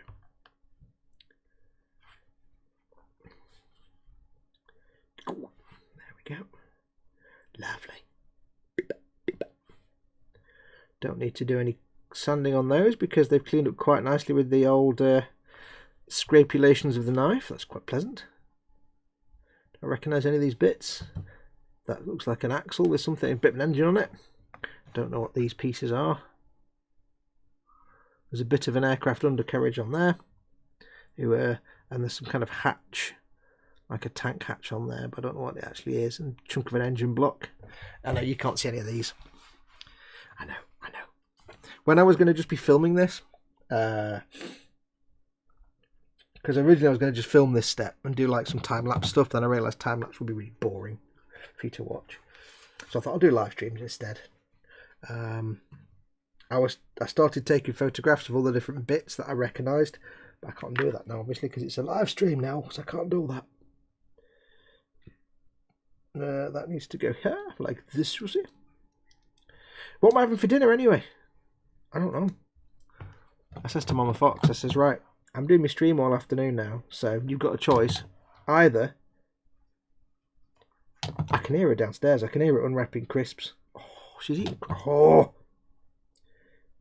she's either eating crisps or chocolate limes. I can hear it downstairs, and just gonna fill her up and she won't eat her tea.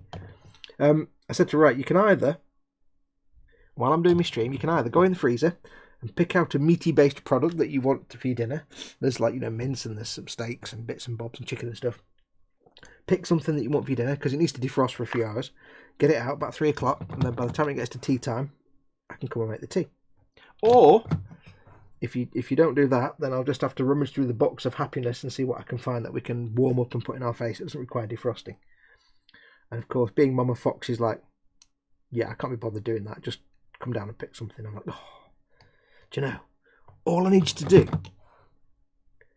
is pick something from the freezer so we can defrost it. Do you know? No.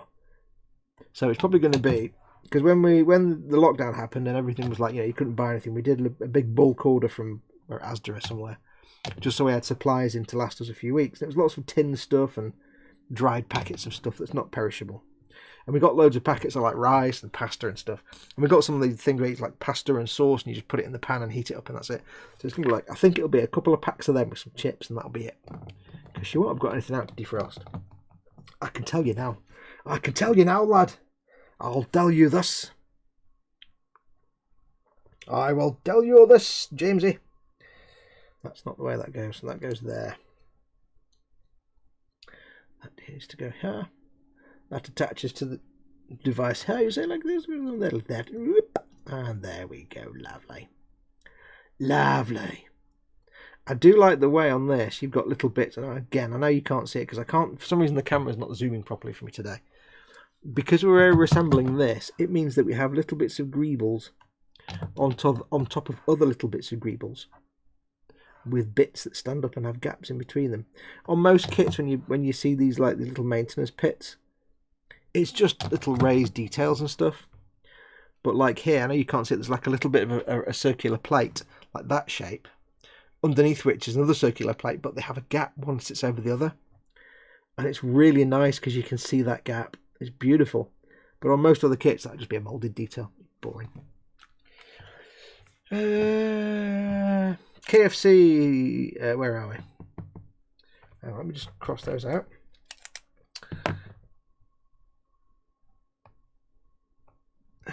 Sausage rolls, says Modelmaking Mayhem. Who also says Widge? Cy Reynolds says Tool, great band. Lateralis says Modelmaking Mayhem. Hee undercarriage, yes. It's now Thomas and Friends. What? Oh, okay. Wow, banging out all the dope tunes, says Ian Thompson. Order KFC, says EC Idaho. I would do, but we had KFC like 2 days ago. And Cyrus says, order McDonald's, but we had that like 3 days ago. I discovered, by the way, if you don't know this, I didn't know this. I didn't know this was a thing you could do at McDonald's, but the other day, we discovered that we can now get deliveries. After all these weeks, we can now get deliveries from our local McDonald's. It's like, oh, we can have McDonald's for the first time in like 2 months. I didn't know, right, that when you order a McDonald's for this delivery that they're doing at the minute, it's a limited menu. Also, where's E40? It's a limited menu, which is fine. It's Big Mac and double cheeseburgers or cheeseburgers. They even have one called hamburger. I'm not really sure what hamburger. Cheeseburger. I've never been aware they did just a hamburger. But anyway, yeah, you can order bits and bobs. There's a limited menu, but one thing they do offer you is the chance of doubling up everything. I don't mean like you can't have double burgers and you can't have double buns, but all the stuff that goes on the burger, like the lettuce, the sauce, the onions, the tomatoes, the dressing, everything that goes on a burger that isn't the burger or the bun, you can double up. And I'm like, ooh, I didn't know this was a thing. I didn't know it was a thing you could do in store, but I assume it isn't. But so I'm like, you know what? It's the first McDonald's we've had in forever. I'm going to treat us. I'm going to double up everything. So I had it all went a bit wrong. Because I was so desperate for McDonald's and so happy that we could order it that I may have ordered a bit too much. Yeah, because I had basically a Big Mac and 2 double cheeseburgers and fries.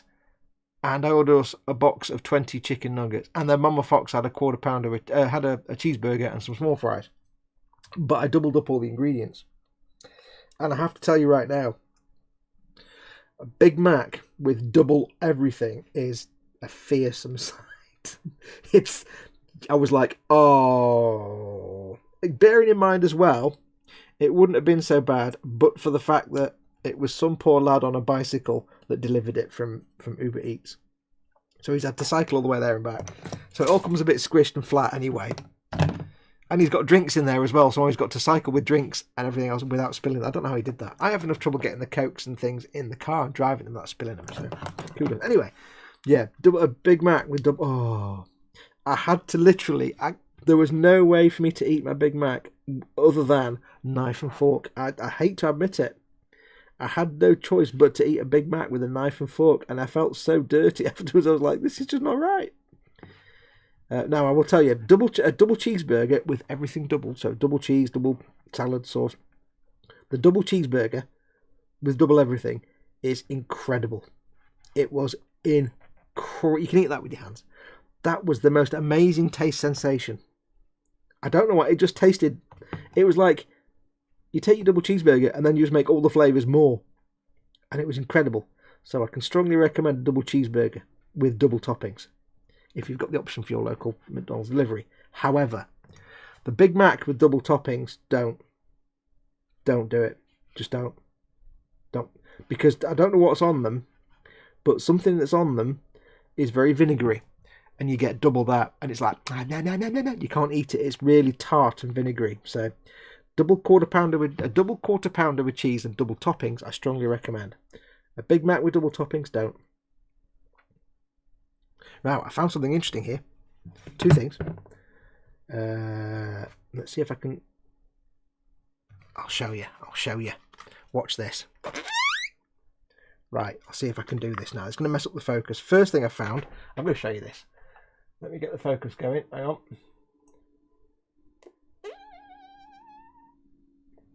I'm not even looking at my own screen here. Hang on. No. First thing I found is this. Appears to be a cupola from, say, an armoured vehicle or a tank with the little lenses around the front, little periscope lenses. It's like the hatch, but with the hatch removed, you've got the hole and the lenses around the end, so that's been cut off a tank at some point. Also, we have this piece here, which probably isn't in focus, but which is... let me see if I can I get this to focus at all. It's hard because I'm having to lean across the room here, but let's see if I can...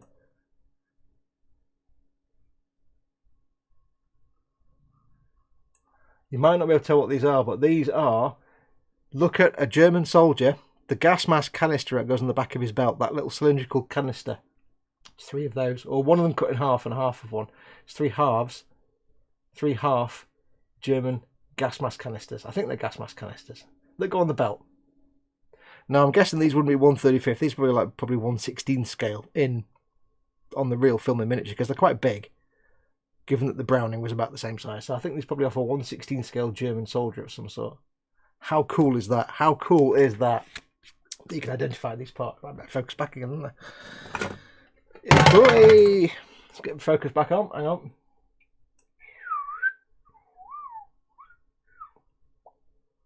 I know you probably didn't see any of that. It's probably rubbish, but hang on. The difficulty is with this, with changing the focus, is that I have to go across. I saw that it changed. I have to go across the room to where my PC is, which is over there. Also, the glasses I've got on are for close-up work, so when I'm looking at my monitor screen, I can't see what's on the screen because I've got the wrong glasses on. So oh yes. So there you go. Yeah. So some gas mask canisters. I think they're gas mask canisters. Yes, and the cupola of a tank or armoured car with the periscope little lenses around the edge of it. You can see the back of the hatch there. So I love that. You've got different scales. So I mean, you've got a hatch there from something, and then the gas mask canisters next to it. So clearly these weren't 1/35th. That's probably a 1/72nd scale hatch from something, and this is probably a 1/16 scale canister from a. I know Tamiya, I think, do a small number of like infantry, German infantry in 1/16. It might be 1/24 scale. I'm not sure, but I know they do a small scale figure. Yeah. Anyway, yes, there you go. How cool is that? I will point out bits of it occasionally. The hamburger is a cheese without the cheese. Yep, says Angus Salad. I know I sounded stupid. When I was saying that, I realised how dumb it sounded. It was more just that I'd never considered the fact that McDonald's just do a hamburger. Because you go in, it's like cheeseburger, quarter pound of cheese, Big Mac, big taste. I kind of forget that they actually just do a hamburger. I don't know why you would buy a hamburger. It's like walking into a Indian restaurant and having an omelette. It seems completely pointless, really. But hey, so that goes there. Does this go there? Does that go there, or does it go somewhere else? It goes there.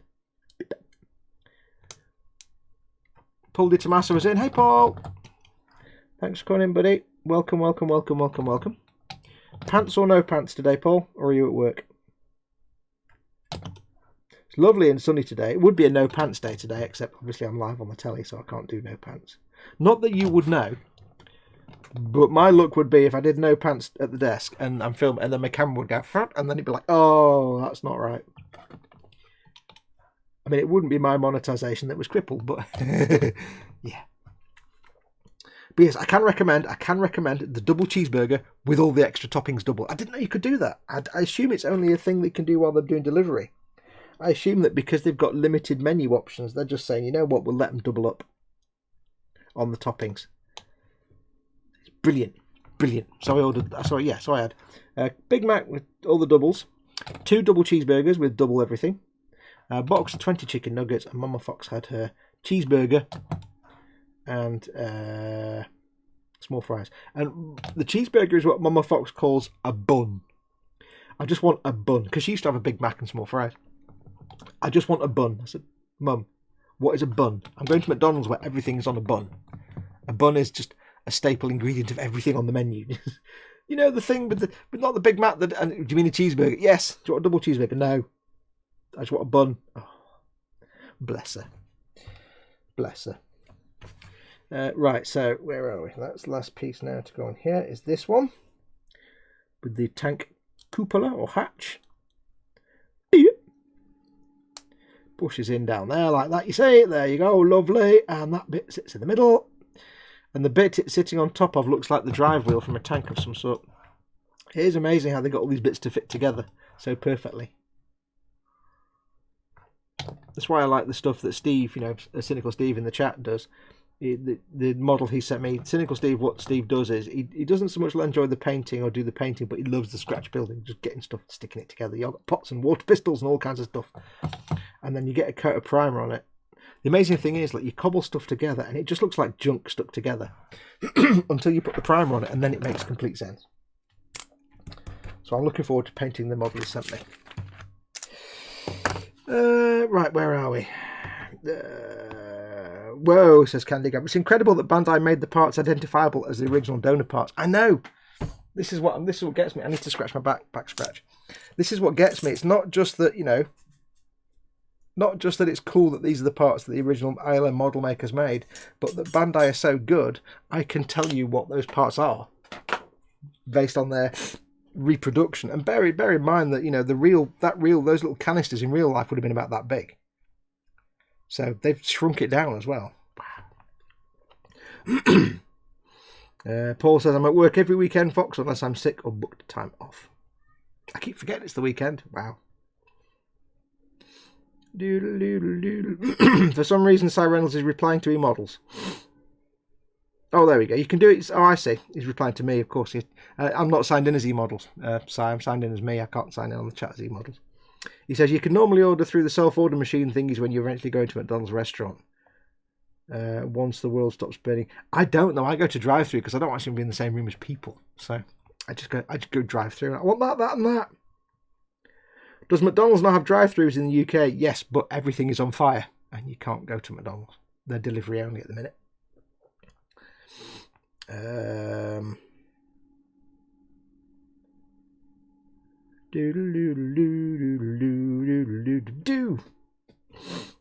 Yeah, some of them are doing delivery only just purely because it's the only thing they can do. Because until everything's released, of course, they can't operate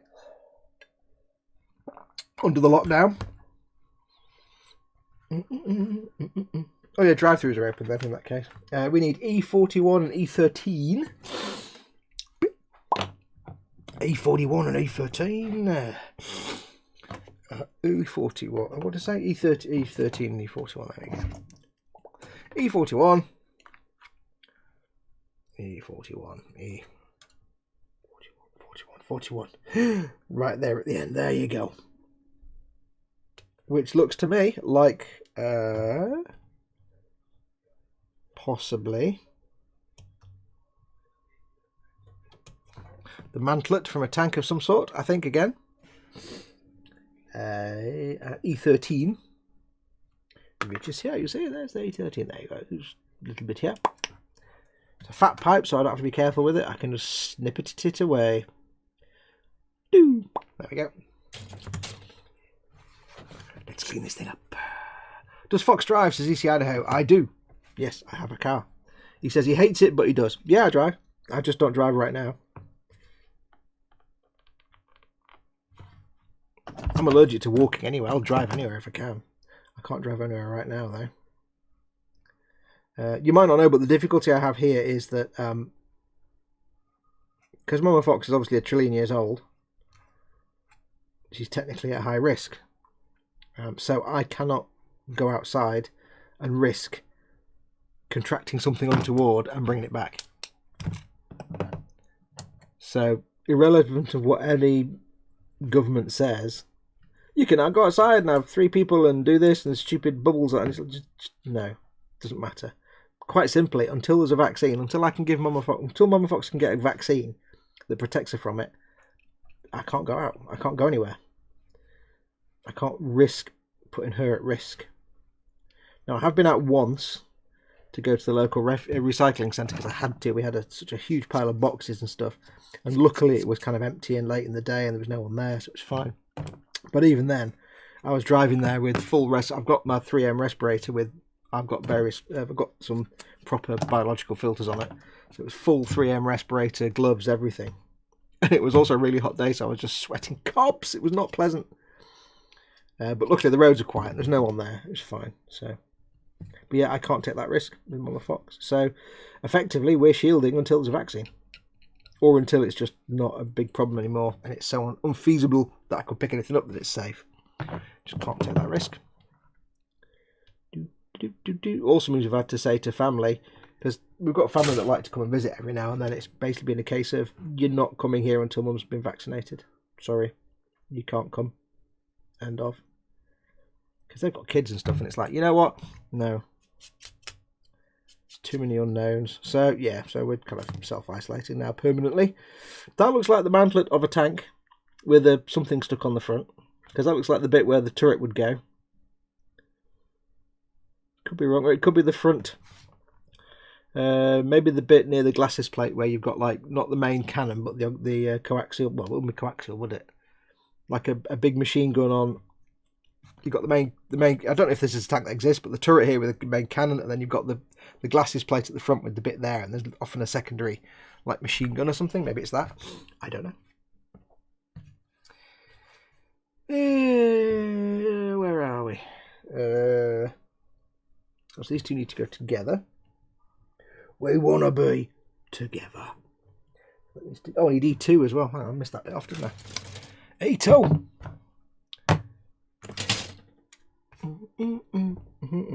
which is here somewhere. They're tiny. I'll use the little nippers for this because it's a tiny, tiny piece.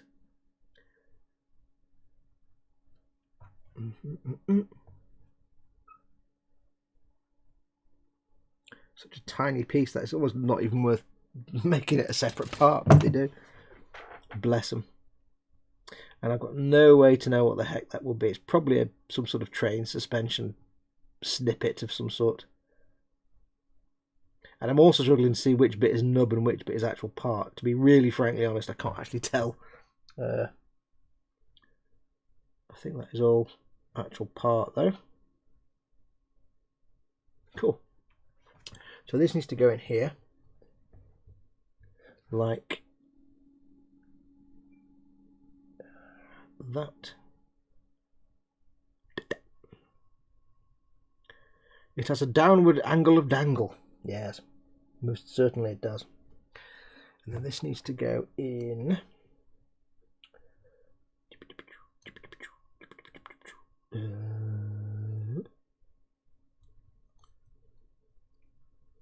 Well, for somebody who likes to proclaim he's good at drawing, picking up little details in drawings, I really am rubbish at figuring out large three-dimensional objects. Nope, and it fell off. Yes, of course it did. I don't know. You can't get the staff. Right, you go there, like there, Trussie. Get in that hole. And then you go in that hole as well. There you go. Lovely. Isn't that better? You feel better now you're in the right place. There you go. I shall have a look at chat in a moment.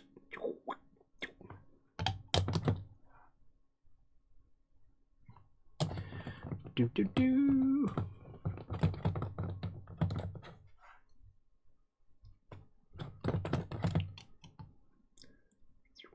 Touch of glue in there.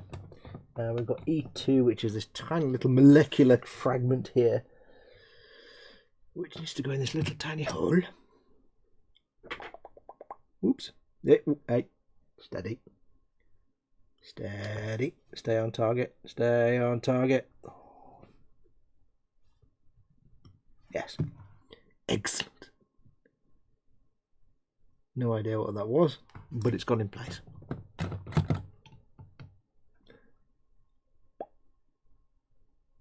we go. Oh, missed the hole several times. Right, what's chat doing? Swig of coffee. Nom nom nom. Oh. Nom. Where are we? Do. Teak says I drive like an old lady. How would you? George Greble, is where he lives more packed city like London or more spread out and chill like where Warhammer World is? Yeah, but not even that. It's just suburbia. There's the only two places I know. It'd be more like where Warhammer World is, but that's more of a retail park kind of environment. It's not just like suburbia. He lives in a rural area. I love the way I was talking about where I live. So mostly houses, fairly chill, so not much to do. Not much hustle and bustle. Yeah. I mean, the place I live is on the outskirts of what was a market town. So, like, lots of, semi-detached houses.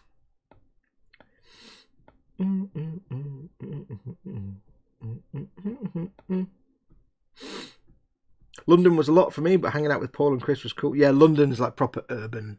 I hate towns and cities. I'm a proper suburban boy, me. The quiet suburbs. But I only know because you could tell from when Foxx filmed a police raid on a house in his street. Yeah, it's if you live in the UK, it's bog standard, ever so slightly urbanised suburban area, basically. We're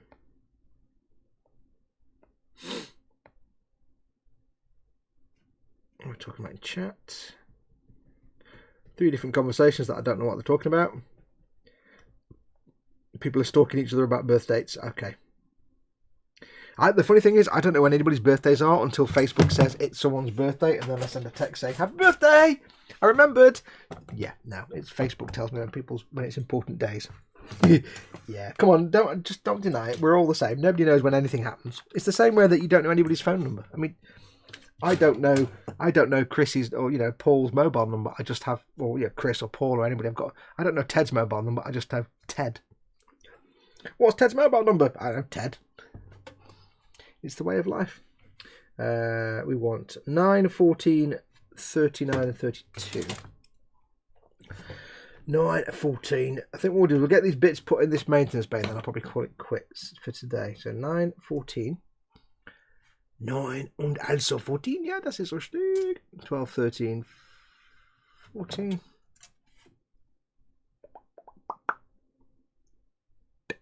Don't worry, there'll be plenty more of these streams to come. There's many, many parts.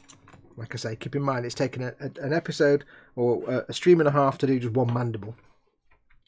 And I already built that to start with. Right, what was that now? I've forgotten already. That was 14. Let's do 9. 9 is... Or was that 9? 8. 9, there's 9. There's little ones for this.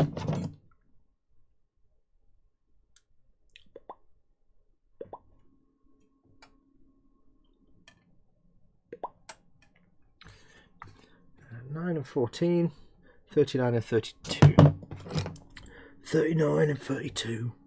The funny thing is, I'm looking for these parts. I keep seeing other parts that look far more interesting than the part I actually need to get. I'm like, oh, look at that bit there. That looks like, oh, look at that. That's cool. But then the bit I get is like, oh, it's just one of them. Okay. Everything else looks far more interesting than the bit I'm doing. 32 is... I found another tank bit, but this is actually like 2/3 of an entire turret, I think. 32, did I say? 32. I found another 50 cal Browning as well, incidentally. 32. Where the hell is 32? 34, 35, 33, 30. There we go.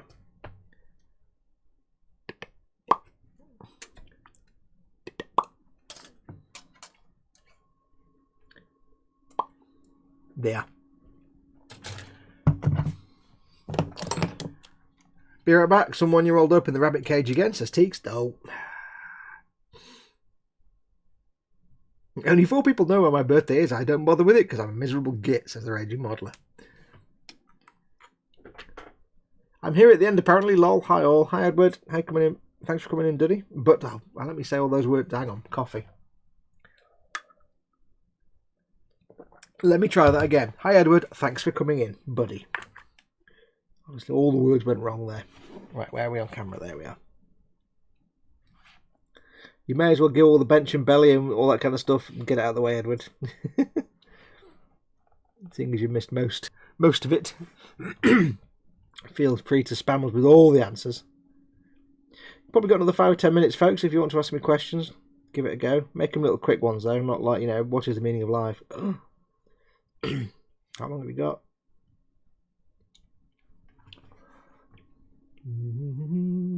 Not really much sanding to do on these. I can just go ahead and shave them.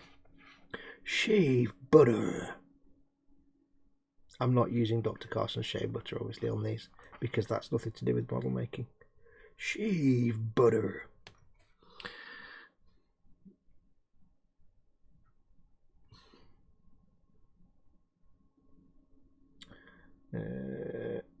Can't see the numbers on that bit that I cut off the sprue.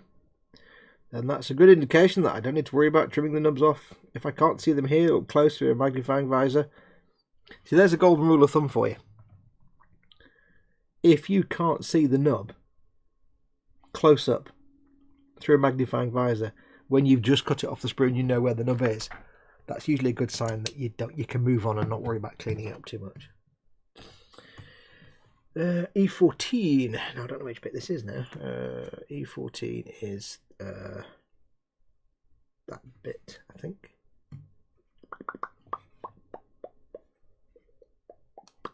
Spoot.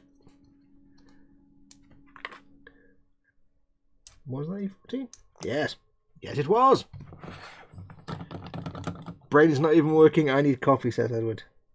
Hey, my brain never works and I get coffee all the time. It does nothing, trust me. It's not made me vastly intelligent or superiorly intellectual. It just makes me awake, but still an idiot, unfortunately. There ain't no cure for stupid in my in my line, in my brain, I should say. So I can't even get that right. Never mind. Moving on.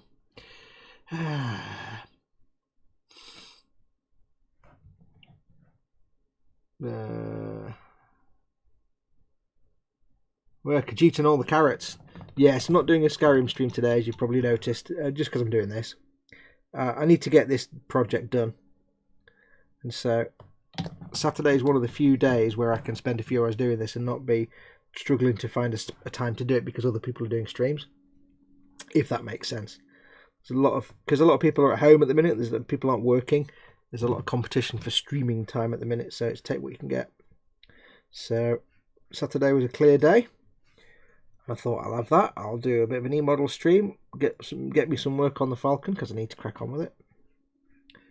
And I'd rather do this hanging out with you guys than sit here bored silly by myself doing this. Well, not bored silly, but lonely, bored because there's no one to talk to, and I'm doing it for 5 or 6 hours on the trot. I'd rather be doing it with someone here to talk to, and that's you guys. Do do do do do do. Do do do do do do. Caught the rabbit. TK's little one's obviously caught the rabbit. It's all going to go wrong from there then. It's all gone wrong from that point. Exciting news from Teek's backyard. Yes. The start of our national nightmare. The great rabbit catching of 2020.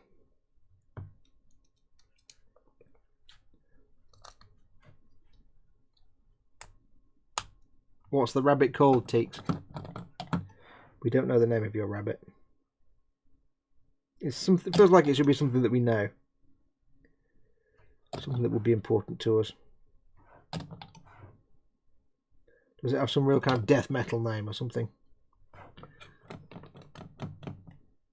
Mayhem, yeah. Daughter opened the cage that I was noticing. Oh. Even I know, Teeks, that when it comes to little kids, when you can hear them, it's not a problem when they're making a lot of noise. It's a problem when they're not making a lot of noise. If she goes quiet, you start thinking, "What? Hang on, wait. This isn't right. Something's not right. I can't hear her." You worry when you can't hear them.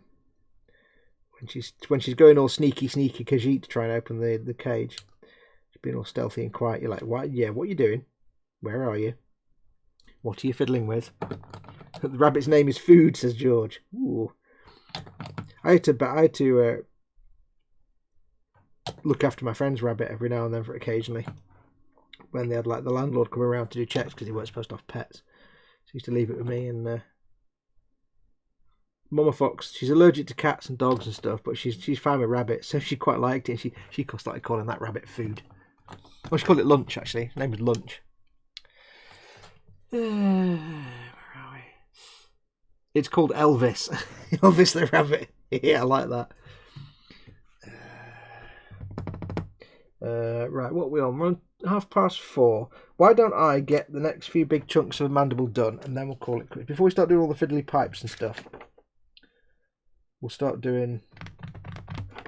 get this Mandible frame sorted out. Because it's all big chunky bits. So we have, I'll just mark those off as done. Go on, Edward, you'll have a little bit with us yet. We're not closing down just yet. Not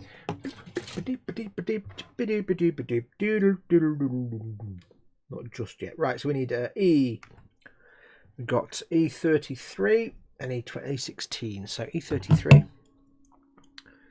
is this one here. And again, if you didn't watch last week, some of you may recognise this as the floor of the Airfix 172nd pontoon bridge set. It's the floor part of the pontoon bridge. Shrunk down, obviously. That's what that section is there. And this is the chassis of some kind of vehicle, like a truck or something. Maybe, I don't think it's a Jeep. It might be an Opel Blitz or some sort of American truck. And again, I don't know if you'll see on camera, maybe, I don't know. The little sort of nub there that sticks out, that's the bit that on the real model would be the fan for the engine, because that's the engine block there. and that's the radiator grill bay. So there's a little bit sticking out. That's the fan on the original engine block, and they've actually managed to mould that in. It's fantastic. I love it. Bandai, you are gods. E16. E16 is this one. Big chunky bits. Don't worry about breaking off the sprue. You can be cack-handed now because it's fine. I'm going to cut the sprue out. I can still smell that damn extra thin fast. You get the whiff of it every now and then. It's like, oh.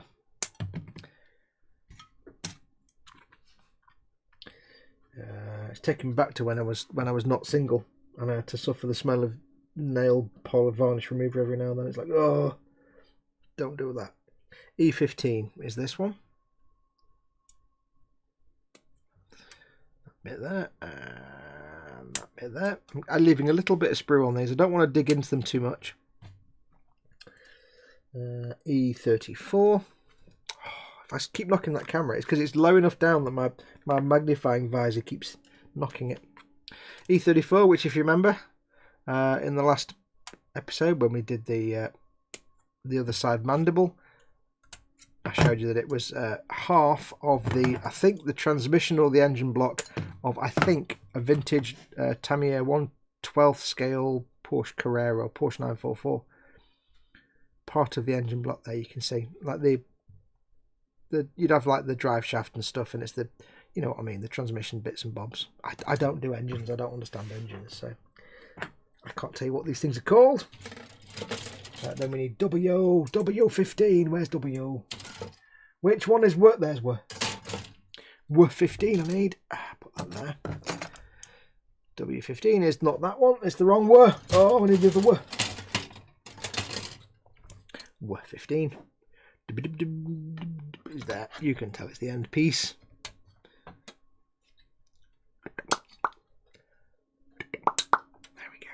Right, so there we go. So we'll talk about for the next 10 minutes. What have you got plans for the weekend then? Obviously, I sound like a barber or a dentist. Any plans for the weekend, sir?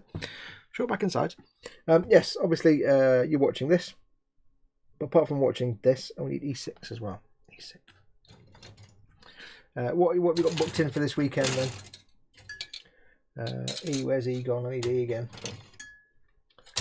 Got a little tiny bit now. E6. Where's E6? 4, 5, 6. Oh, it's not a tiny bit, but it's not a big bit. E6 is there. It's big enough that I can use the big boy nippers, I think. There we go. I don't know why they were called side cutters, or Tamiya called them side cutters. It's like side of what? I don't quite get that. Right, let's get these bits cleaned up, and then we'll get some assemblating going on.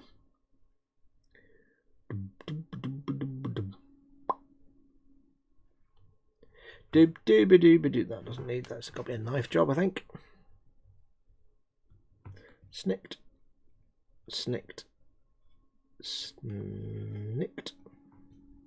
This might go a little faster as it's the second one I've done now. What have I got booked in for this weekend? Not a lot really. I've got this to do now. Obviously I'm doing this right now. Tomorrow I've got my stream at 3 o'clock. Warhammer Sunday. But other than that, I want to carry on with this. Try and get some Xbox time in tonight, I think. I'll be watching George's stream at 6 o'clock. I think I'll try and get some Xbox time in tonight. Treat myself.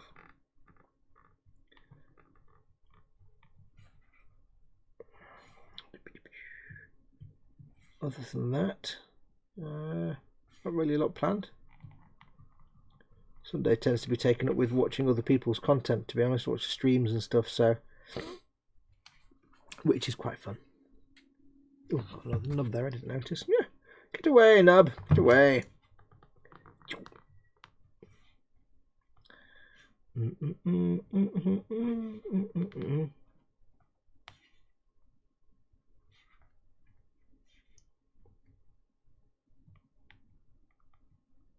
Just think, somewhere in the world, it would be possible that somebody could walk up to the studio Millennium Falcon and look at it and say, I carved the original, that component there, I carved that because I used to work at Tamiya.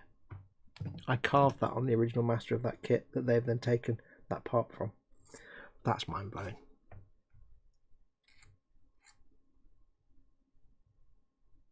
Especially if it's something. Can you imagine, like, if you work for a model like Tamiya or somewhere, you work in the department where they make the masters, or you're a sculptor or whatever. Back in the days when they did this without computers. Imagine you make a model kit, you do the designs and the templates and stuff, and then suddenly, all of a sudden, your work is on one of the most famous sci-fi vehicles of all time. But can you imagine if that was the case, and the bit that you designed was actually, it had a canon explanation? Like it was called something in the fiction and it actually got referred to? That would be insane. So like you're watching, say, Star Wars, and somebody refers to something on a ship, and it's like, yo, they're going, that's actually a fuel cap from a Panzer IV, and I designed that in 1976. Cool. I kind of know what I mean when I'm saying that, but it doesn't make any sense. I'll just stop now. You know what I mean.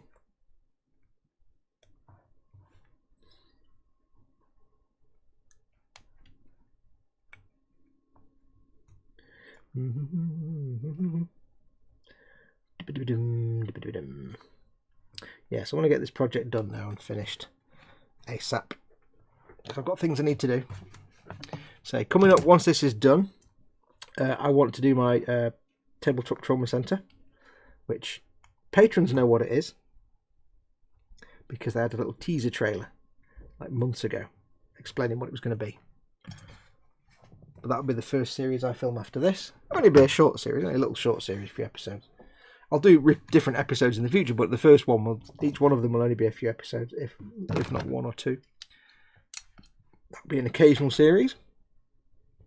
I've got my two Forge World Imperium. My two Forge World Astra Militarum or Death Corps tanks. I've got my Macarius Vanquisher that I bought from Warhammer World, and I've got my Infernus that George very kindly gifted to me. Malcador Infernus, that's it. So I've got to get them. I'm looking forward to that. I mean, I'm not a big fan of resin, but they look fairly straightforward and they look fantastic. And I need to make them. I seriously need to make them. I'm kind of jumping ahead and doing 6 different things at once here. When they're done, I need to do my Baneblade. I want to get that done. And then with the Baneblade out of the way, got loads of other things I need to build. There's so much I need to get done in the stash. And stuff that people have bought for me and sent me that I need to make. Stuff that I just want to make anyway. And like we said earlier on, I do have Gunpla in my stash that I need to make, that I want to get on with. Certainly got plenty to be doing over the next years. There's an engine block there. Engine block off something. In fact, you know how you got this bit of chassis of something here on the sidewall with an engine block and stuff? This bit here is exactly the same. So they've obviously used 2 of the same kit, and this bit is that much of that vehicle's chassis and engine block stuck there. So show you how good they are. That they look almost, not quite, but all, no, they do actually look exactly the same. Yep, so that's pretty good stuff. So not only can I identify Greebles, I can identify the same Greeble in different places. Fantastic. We're liking that. Right, to get this sanded down. I'll have a look at chat in a moment before we do assemblage. Need to get these sanded down because these are visible surfaces, so make them look nice and neat and tidy. There we go. And last but by no means least, Tebig engine block. I think it was a Porsche 911. Could be a Carrera. I don't know. I don't know Porsches. But it's definitely the engine block and the transmission gear. I don't know.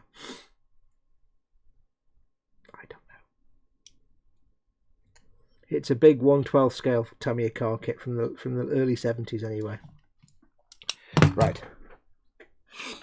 That's that bit. I need to sand this little tiny bit just to smooth it down.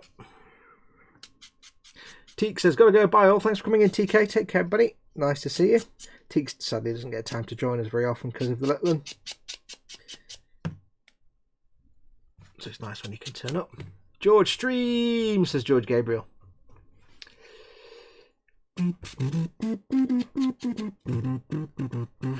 Tabletop Trauma Centre. I know not of this, says Model Making Mayhem. If you're one of my patrons, I put a video up last autumn explaining what it was. Oh, no, December time, I think. You have a teaser video that you can watch with your eyes. If you're not a patron, you can't. Obviously, that's not going to happen. All of a reveal. Oops, sorry. If you're a patron and you haven't watched it, go and find out later on. Go and have a look later on. One of my patrons, obviously, not eModels. Those are all nothing to do with eModels, but if you don't know, they're for my own channel, not for my eModels channel, not for this. I'll shut up. I'm just cutting things off sprues now. Shut up. Yeah, I've got to be careful with these little dangly bits. Dangly bits.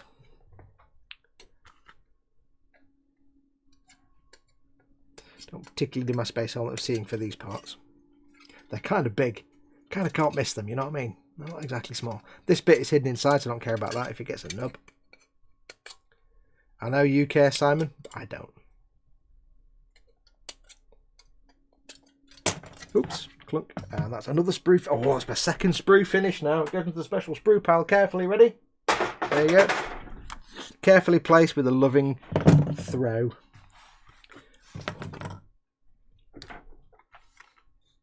This stream is making me look forward to my Falcon delivery. The Falcons are great. Falcon is one of the best things you can paint because they're just nonsense fun.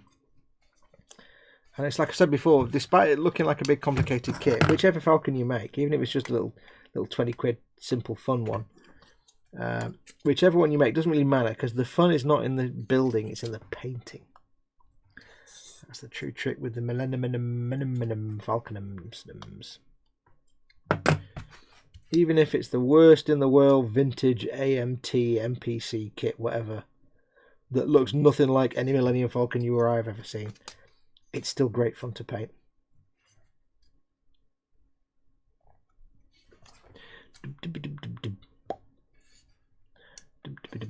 Nope, didn't see you there. Won't see you for long either. Goodbye. And gone.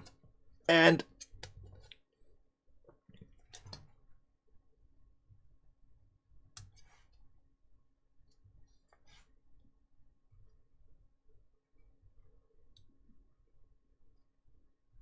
for some reason I have just got the opening bit of the theme tune to Cow and Chicken in my head.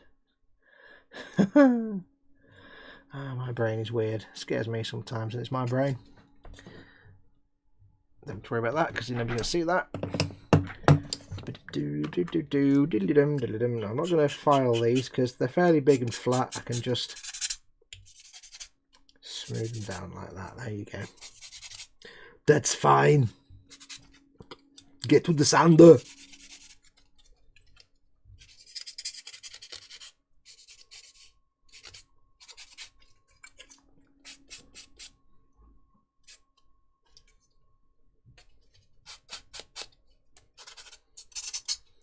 I like to sand the nubs and hear the lamentations of the women. That's that bit done. Done. Next. There's Model Making Mayhem recanting the lyrics to Cow and Chicken. Yeah, it was some good stuff back in the day, that Cow and Chicken. Is that a nub or is that a detail? I'm not quite sure. I think it's a detail.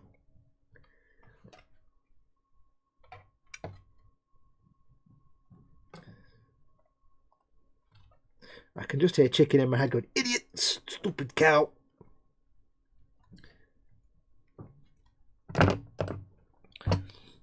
I seem to remember an episode where there was something about the toilets at school. Like, I think Chicken went into the girls' toilets by mistake or something, and I don't know, something like that. I can't remember what it was now. And of course the devil who would butt shuffle everywhere. So you don't get cartoons like that anymore. You just get nonsense Ben 10 drivel and merchandising machines, merchandising vehicles and rubbish basically nowadays. I appreciate the days when kids' cartoons were a little bit anarchic. It was kind of interesting. Not just marketing drivel.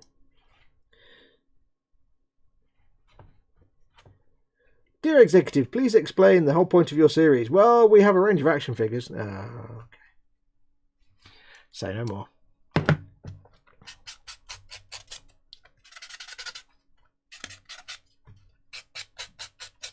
In the 90s, it'd be, dear production company, please explain your animated series. Well, birds are weird. But nowadays, it's, we have some action figures and a range of toys. Okay. I'm verging on a rant there, aren't I? I need to not do rants on eModels channel. Rants are for my channel. Quick look at the chat. Let's have a look. B. Angusala, I've just got an urge for a bacon, jam and peanut butter sandwich. Are you pregnant?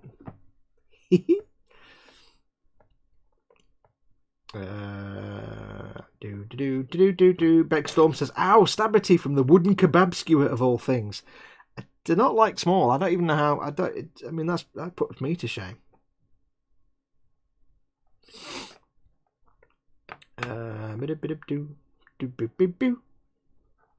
Teak says, my nickname has been contracted from what translated as a garden gnome. I don't know why he's explaining that to someone or who he is. Yes, his sort of handle was Tankabouter, which is garden gnome in Dutch. Or Norwegian or Spanish, wherever it is he comes from.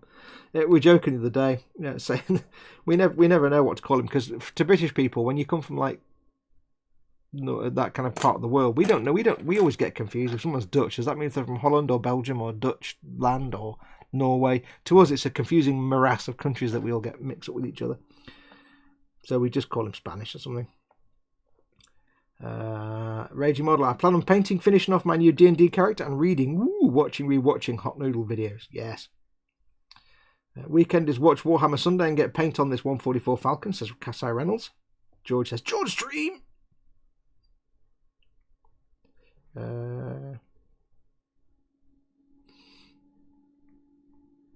Got my coffee, everything's right in the world once again, says Edward.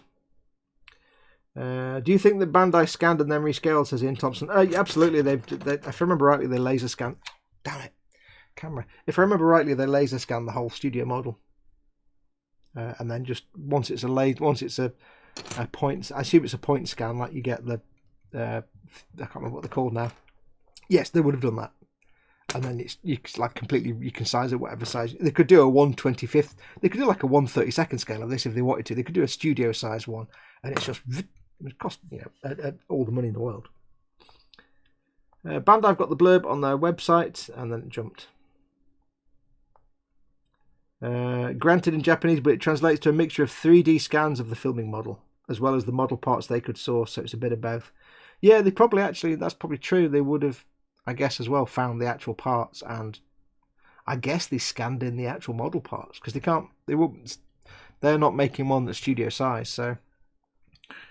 I guess maybe they thought, right, well, that's the mantlet off a 1/35th Tiger 4 from Tamiya, so let's just go and get the 1/35th Tiger 4 and scan the mantlet.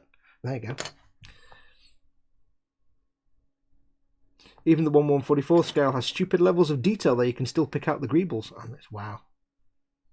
Mama had a chicken, Mama had a cow, Dad was proud, he didn't care how. Yeah, I'm not going to sing. I can't sing that for copyright. Is this episode 4? This would indeed be episode 4. We have many, many episodes of this to come. Super Rascate! I are Baboon. I am Weasel with Michael Dawn, yes. Do.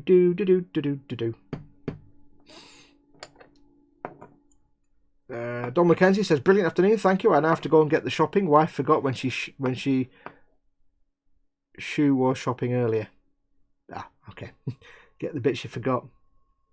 Cy Reynolds has ordered the circular edition turret windows from Shapeways for his 144 Falcon because he's got the Force Awakens one. And he hates the clear plastic with a passion. Yes. Right, let's get these bits put together and then we'll call it a show, I think. So, and so what we have to do now is assemble these parts. You see, like this. There we have that bit, and then we have these are numbered in order the way you need to do it. I think, are they? I don't know. I can never remember. 2, 3. First thing to do is E6. Goes on like this, maybe. I don't know. Let's put this on here. Tiny detail that sticks on here like that, should I? That goes. There's 2 little nodules it sticks onto, which are next to 2 other little nodules that it doesn't need to stick onto, which is kind of a bit confusing. What amazes me more, though, is not that Bandai have gone to all this trouble and, you know, not how accurate this kit is. That is all amazing. What amazes me is how far the original model makers went with all these Greebles and add-on plant-on details, as D'Agostini calls them, because there's billions of them. And at what point did they say, you know what, I've been sticking tiny things on this for like 2 weeks now, I need to just go home and see my wife? Because there's so many bits that all line up and there's so much work gone into making it. It's like, wow. Right, we need E2...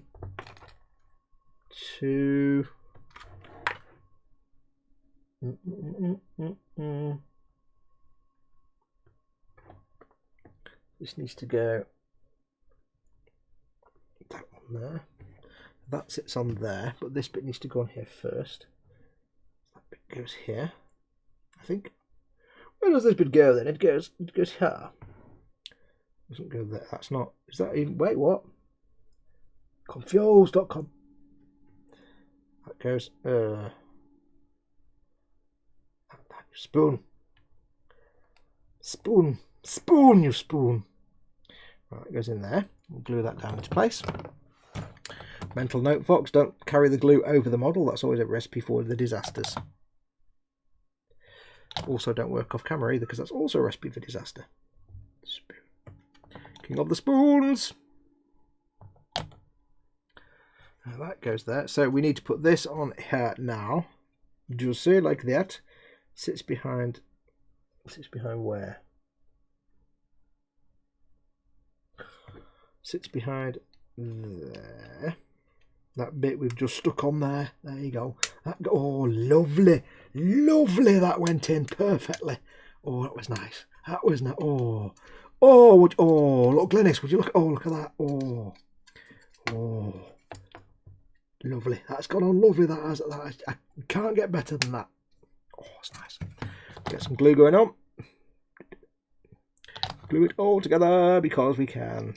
In fact, no, I'll leave that for the moment, just in case. Because you never know, do you? I could get it wrong, get something in wrong order.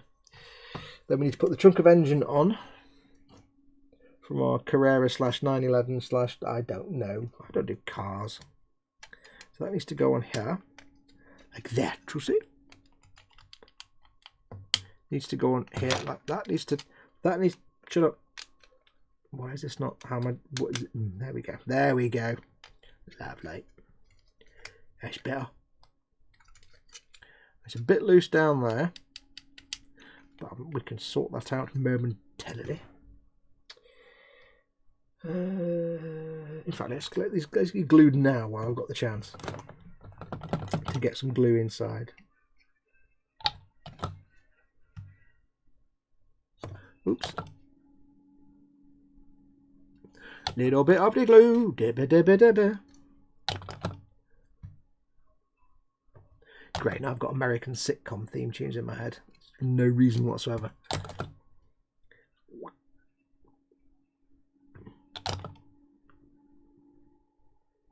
I can go there. Just a little touch just to get it locked in place. Doesn't need a lot. Just a tiny amount.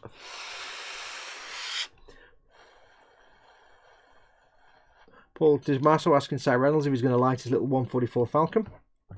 And he says no, it's just more of a weathering practice piece. It's a good piece to practice your weathering on. Except, of course, it's Bandai, so it's not normal weathering. Yeah.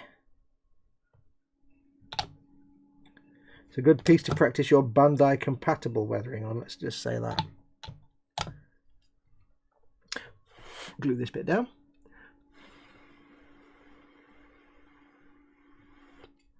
Cynical Steve says he'd never get bored of the greeblification. It's the best part. Yeah, you would like that bit though, wouldn't you?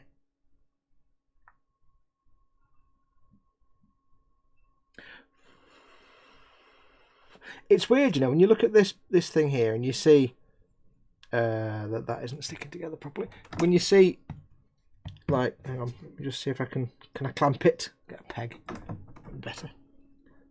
That's better.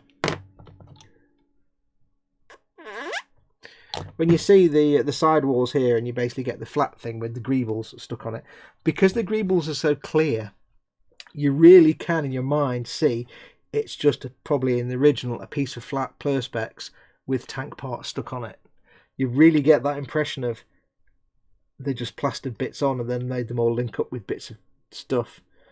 You really get that feel. Whereas when it's some of the other kits that aren't quite as accurate or detailed, you don't get that. It just looks like a mess of greebles.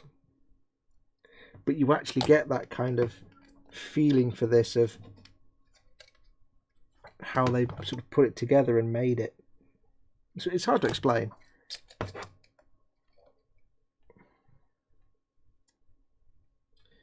Right, that's there. We need E33, is this one here. But this is the bit of the Airfix pontoon bridge we know and love. Which needs to go that way, you see, boy, not the other way, this way, you see. There we are. Lovely.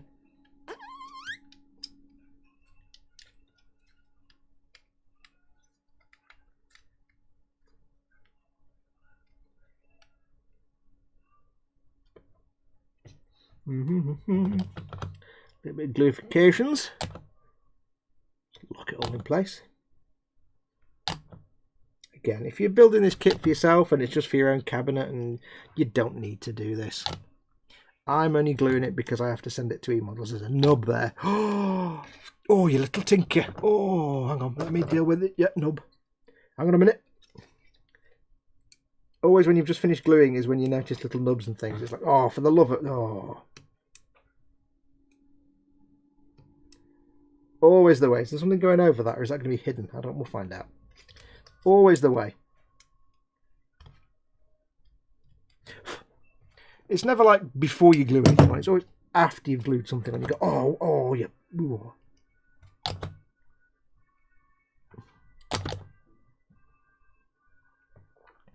I don't know what Mama Fox is watching downstairs, but I can hear like the national anthem and some sergeant commanding his troops to stand to attention, and it sounds like an old film of some sort. God knows what she's watching.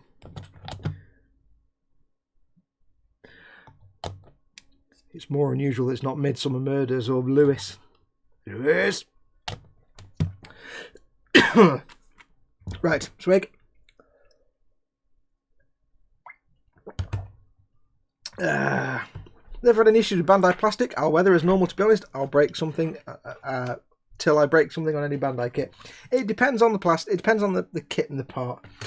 Like I said before, I don't think you were here, but we're talking about it's really, the risk is that it gets into some little nook or cranny where there's no primer, or the primer's been scraped away and you weren't aware, and that's when it can start to wreak havoc.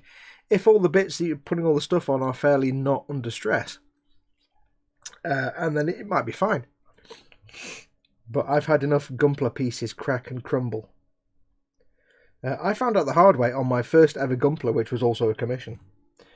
Imagine that, I'm doing a commission build and bits are starting to fall apart. I'm like, oh, what?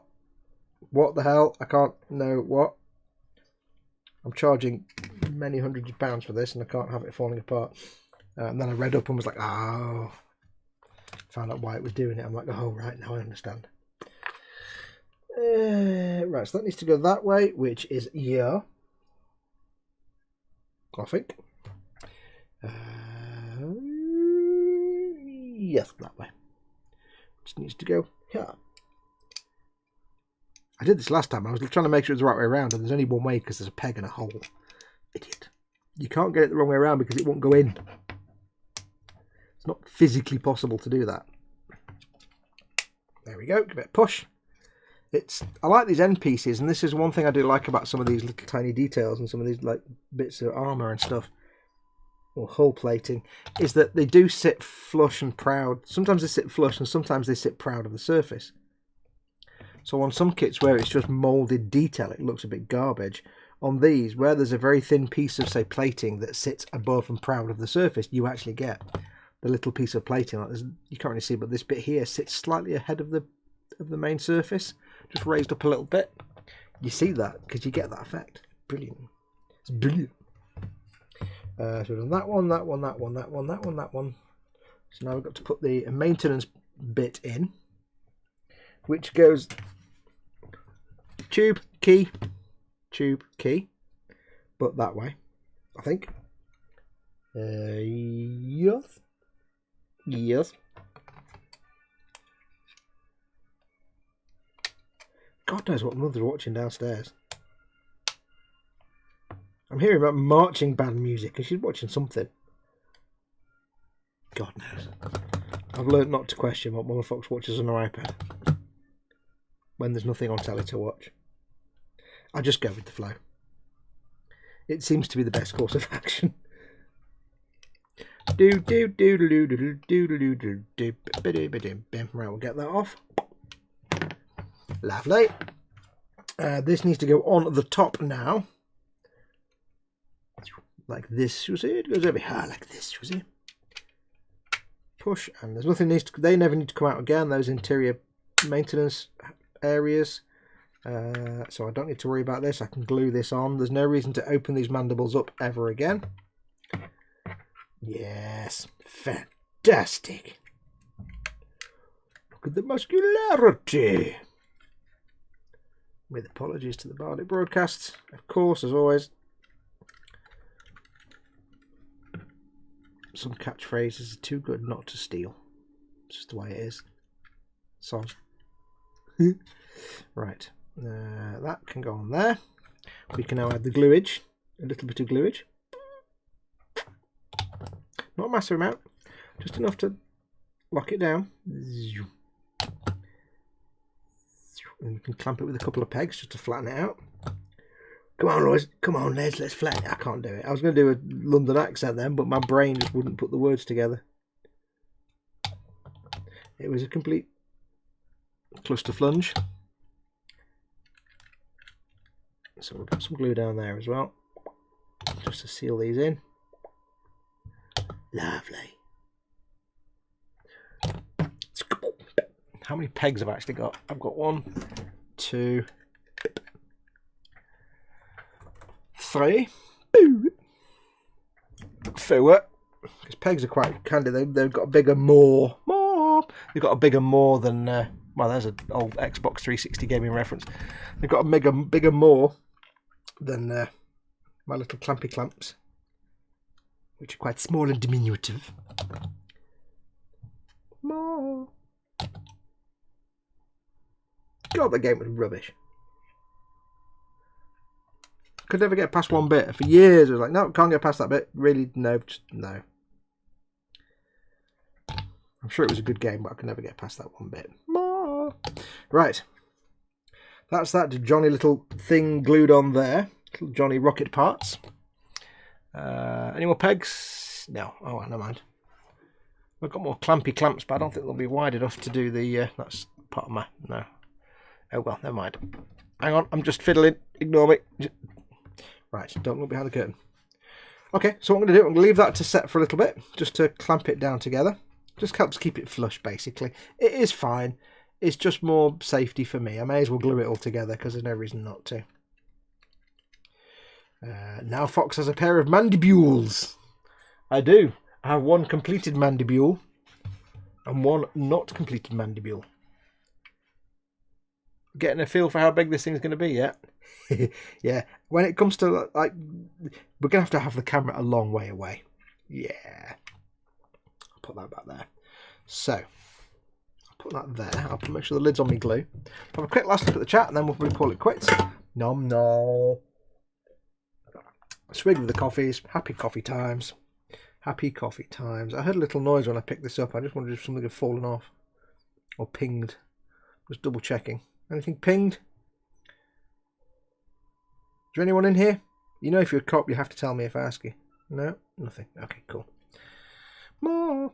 Right, so I'll get my viewing helmet off because it's uncomfortable. Wait, was that? It's that way around, wasn't it? I did it the wrong way around. I never if it's that side, innit? Oh, it might be actually. Is it? I'm not sure which way. Is it that way or is it that? I don't know actually. I'm not sure now. Oh, I think that's the cockpit side. I think. Oh, I don't know actually. Oh, we'll find out. We'll find out. That's a good point. Which is which? I don't even know. Is it going to tell me later on which is which? It's just going to say the bit that you made in step number 4, and I'm like, I don't know which one that was. Just double check the instructions. See it like that? Looks like a great big fat Defiant, USS Defiant. That's the top half. So when do you put the mandibulations in? Upper hull, mandibles attached. Wait, what? When did we attach the mandibles that you didn't tell me about? Where is this mandible attachment stage that you haven't mentioned yet? Oh, there we go. 3 and 4, which is... Okay, so hang on. So I'm going to mark these down. I'm going to mark these now because I need to know which is which. So this was step 3. Oh, sorry, this was step 3 because it's the first one we did. And I think step 3. So that's step 3. Now the beauty of this is you're never going to see this. That's step 3. And that is step 4. So I do know now that that is the cockpit side and that is the other side, the port and starboard. So I know that now. I know that now. I have seen the error of my ways. Just double checking. Actually, it's quite easy to tell because this side has that little big sort of radiator grill thing on it. But just to be sure. Call that a mandible. The dag is bigger than a 1 metre square table, says Cynical Steve. I know. I had to stop building mine. Right. Let's have a look. Quick last look at the chat.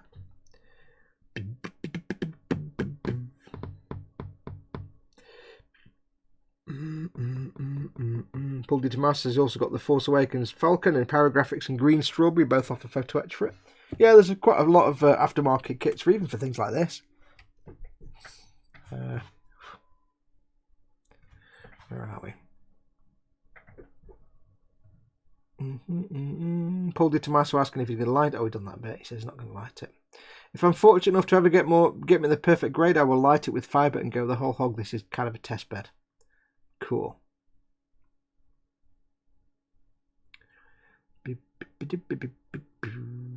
I need a Phil Collins gif right now, says Si. Why? Why would... Eh?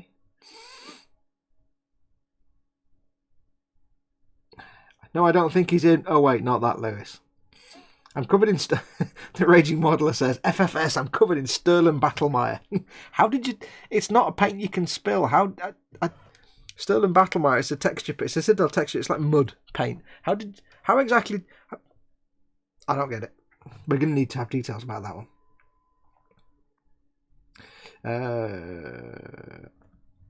Mayhem says, damn it, Adam, Dad, we have spillies, Dad. Sarah Reynolds says, to be honest, as I do static poses like Masazabi, nothing is under too much stress. That's quite possibly why. For Gunpla, yeah, it could be. But it's more things like when I was doing, say, a heavy arms, the chest armour cracked. Because obviously there was an exposed bit of plastic inside. When I did the mega-sized RX-78 too, the entire knee joint shattered into a million pieces. I had to reconstruct it with milliput because I slopped enamel panel line wash all over it without thinking. I've had other things crack. The scope, here's a bit that wasn't under pressure. The on my no grade 160 scale strike Gundam, which is just over there, the muzzle of the beam rifle that looks like a suppressor on the front cracked right down it, and that was painted, and I don't remember doing too much weathering on it, but I must have got some thinners in there or something somewhere like a panel line wash, and it just went crack. And it's still on there, it's fine, and that wasn't under any stress. That's just the tube stuck on another tube.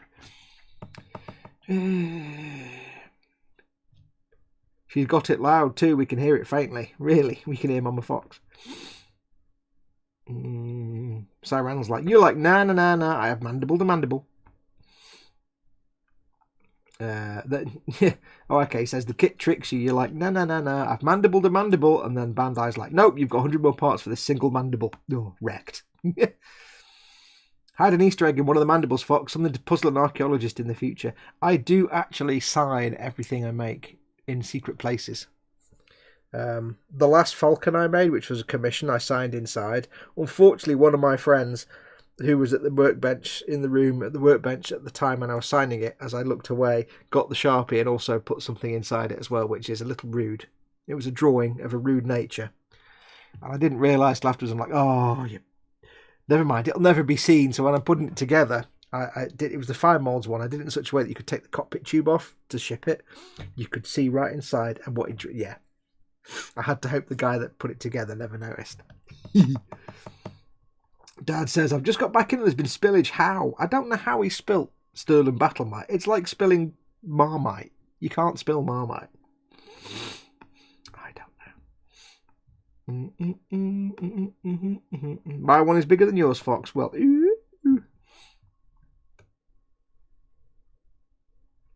Fox says, there no wiring running down the LEDs on the front of the Mandibles. Nope, because there's no light on the front of the Mandibles. Yeah, you see.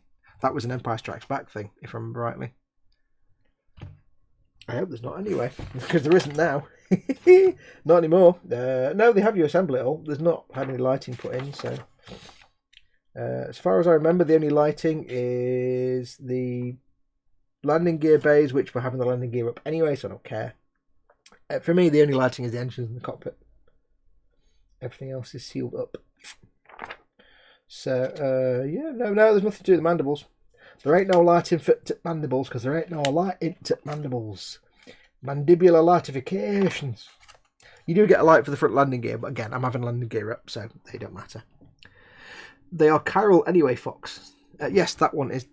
yes, you can't... There's not... They're not... Oh, yeah, they're not the same, are they? Good point. I didn't realise that. I just like to make sure.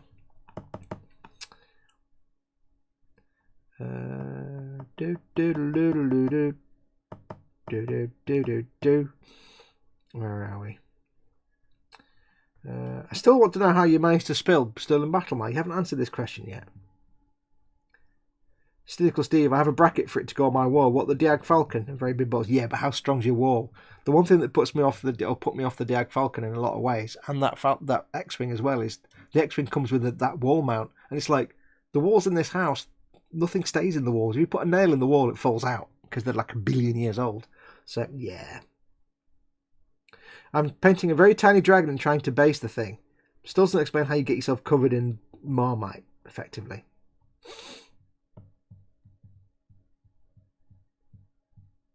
Not a spillage, it's just trying to get it on a very tiny base with not a lot of space, and everything I moved, my handset went all over it. That's why you need a painting handle of some sort, dude. So what you're saying is you're just being cack-handed, is what you're saying. You're being a spam hand. Yes, spam hand. I don't know what that means. Spam hand. Yeah, just made it up. Right. I think what we're going to do, we are going to leave it there. So I'll mark off the ones we've done. Let me find the pen of marking. So we've done them and thems. We've done thems.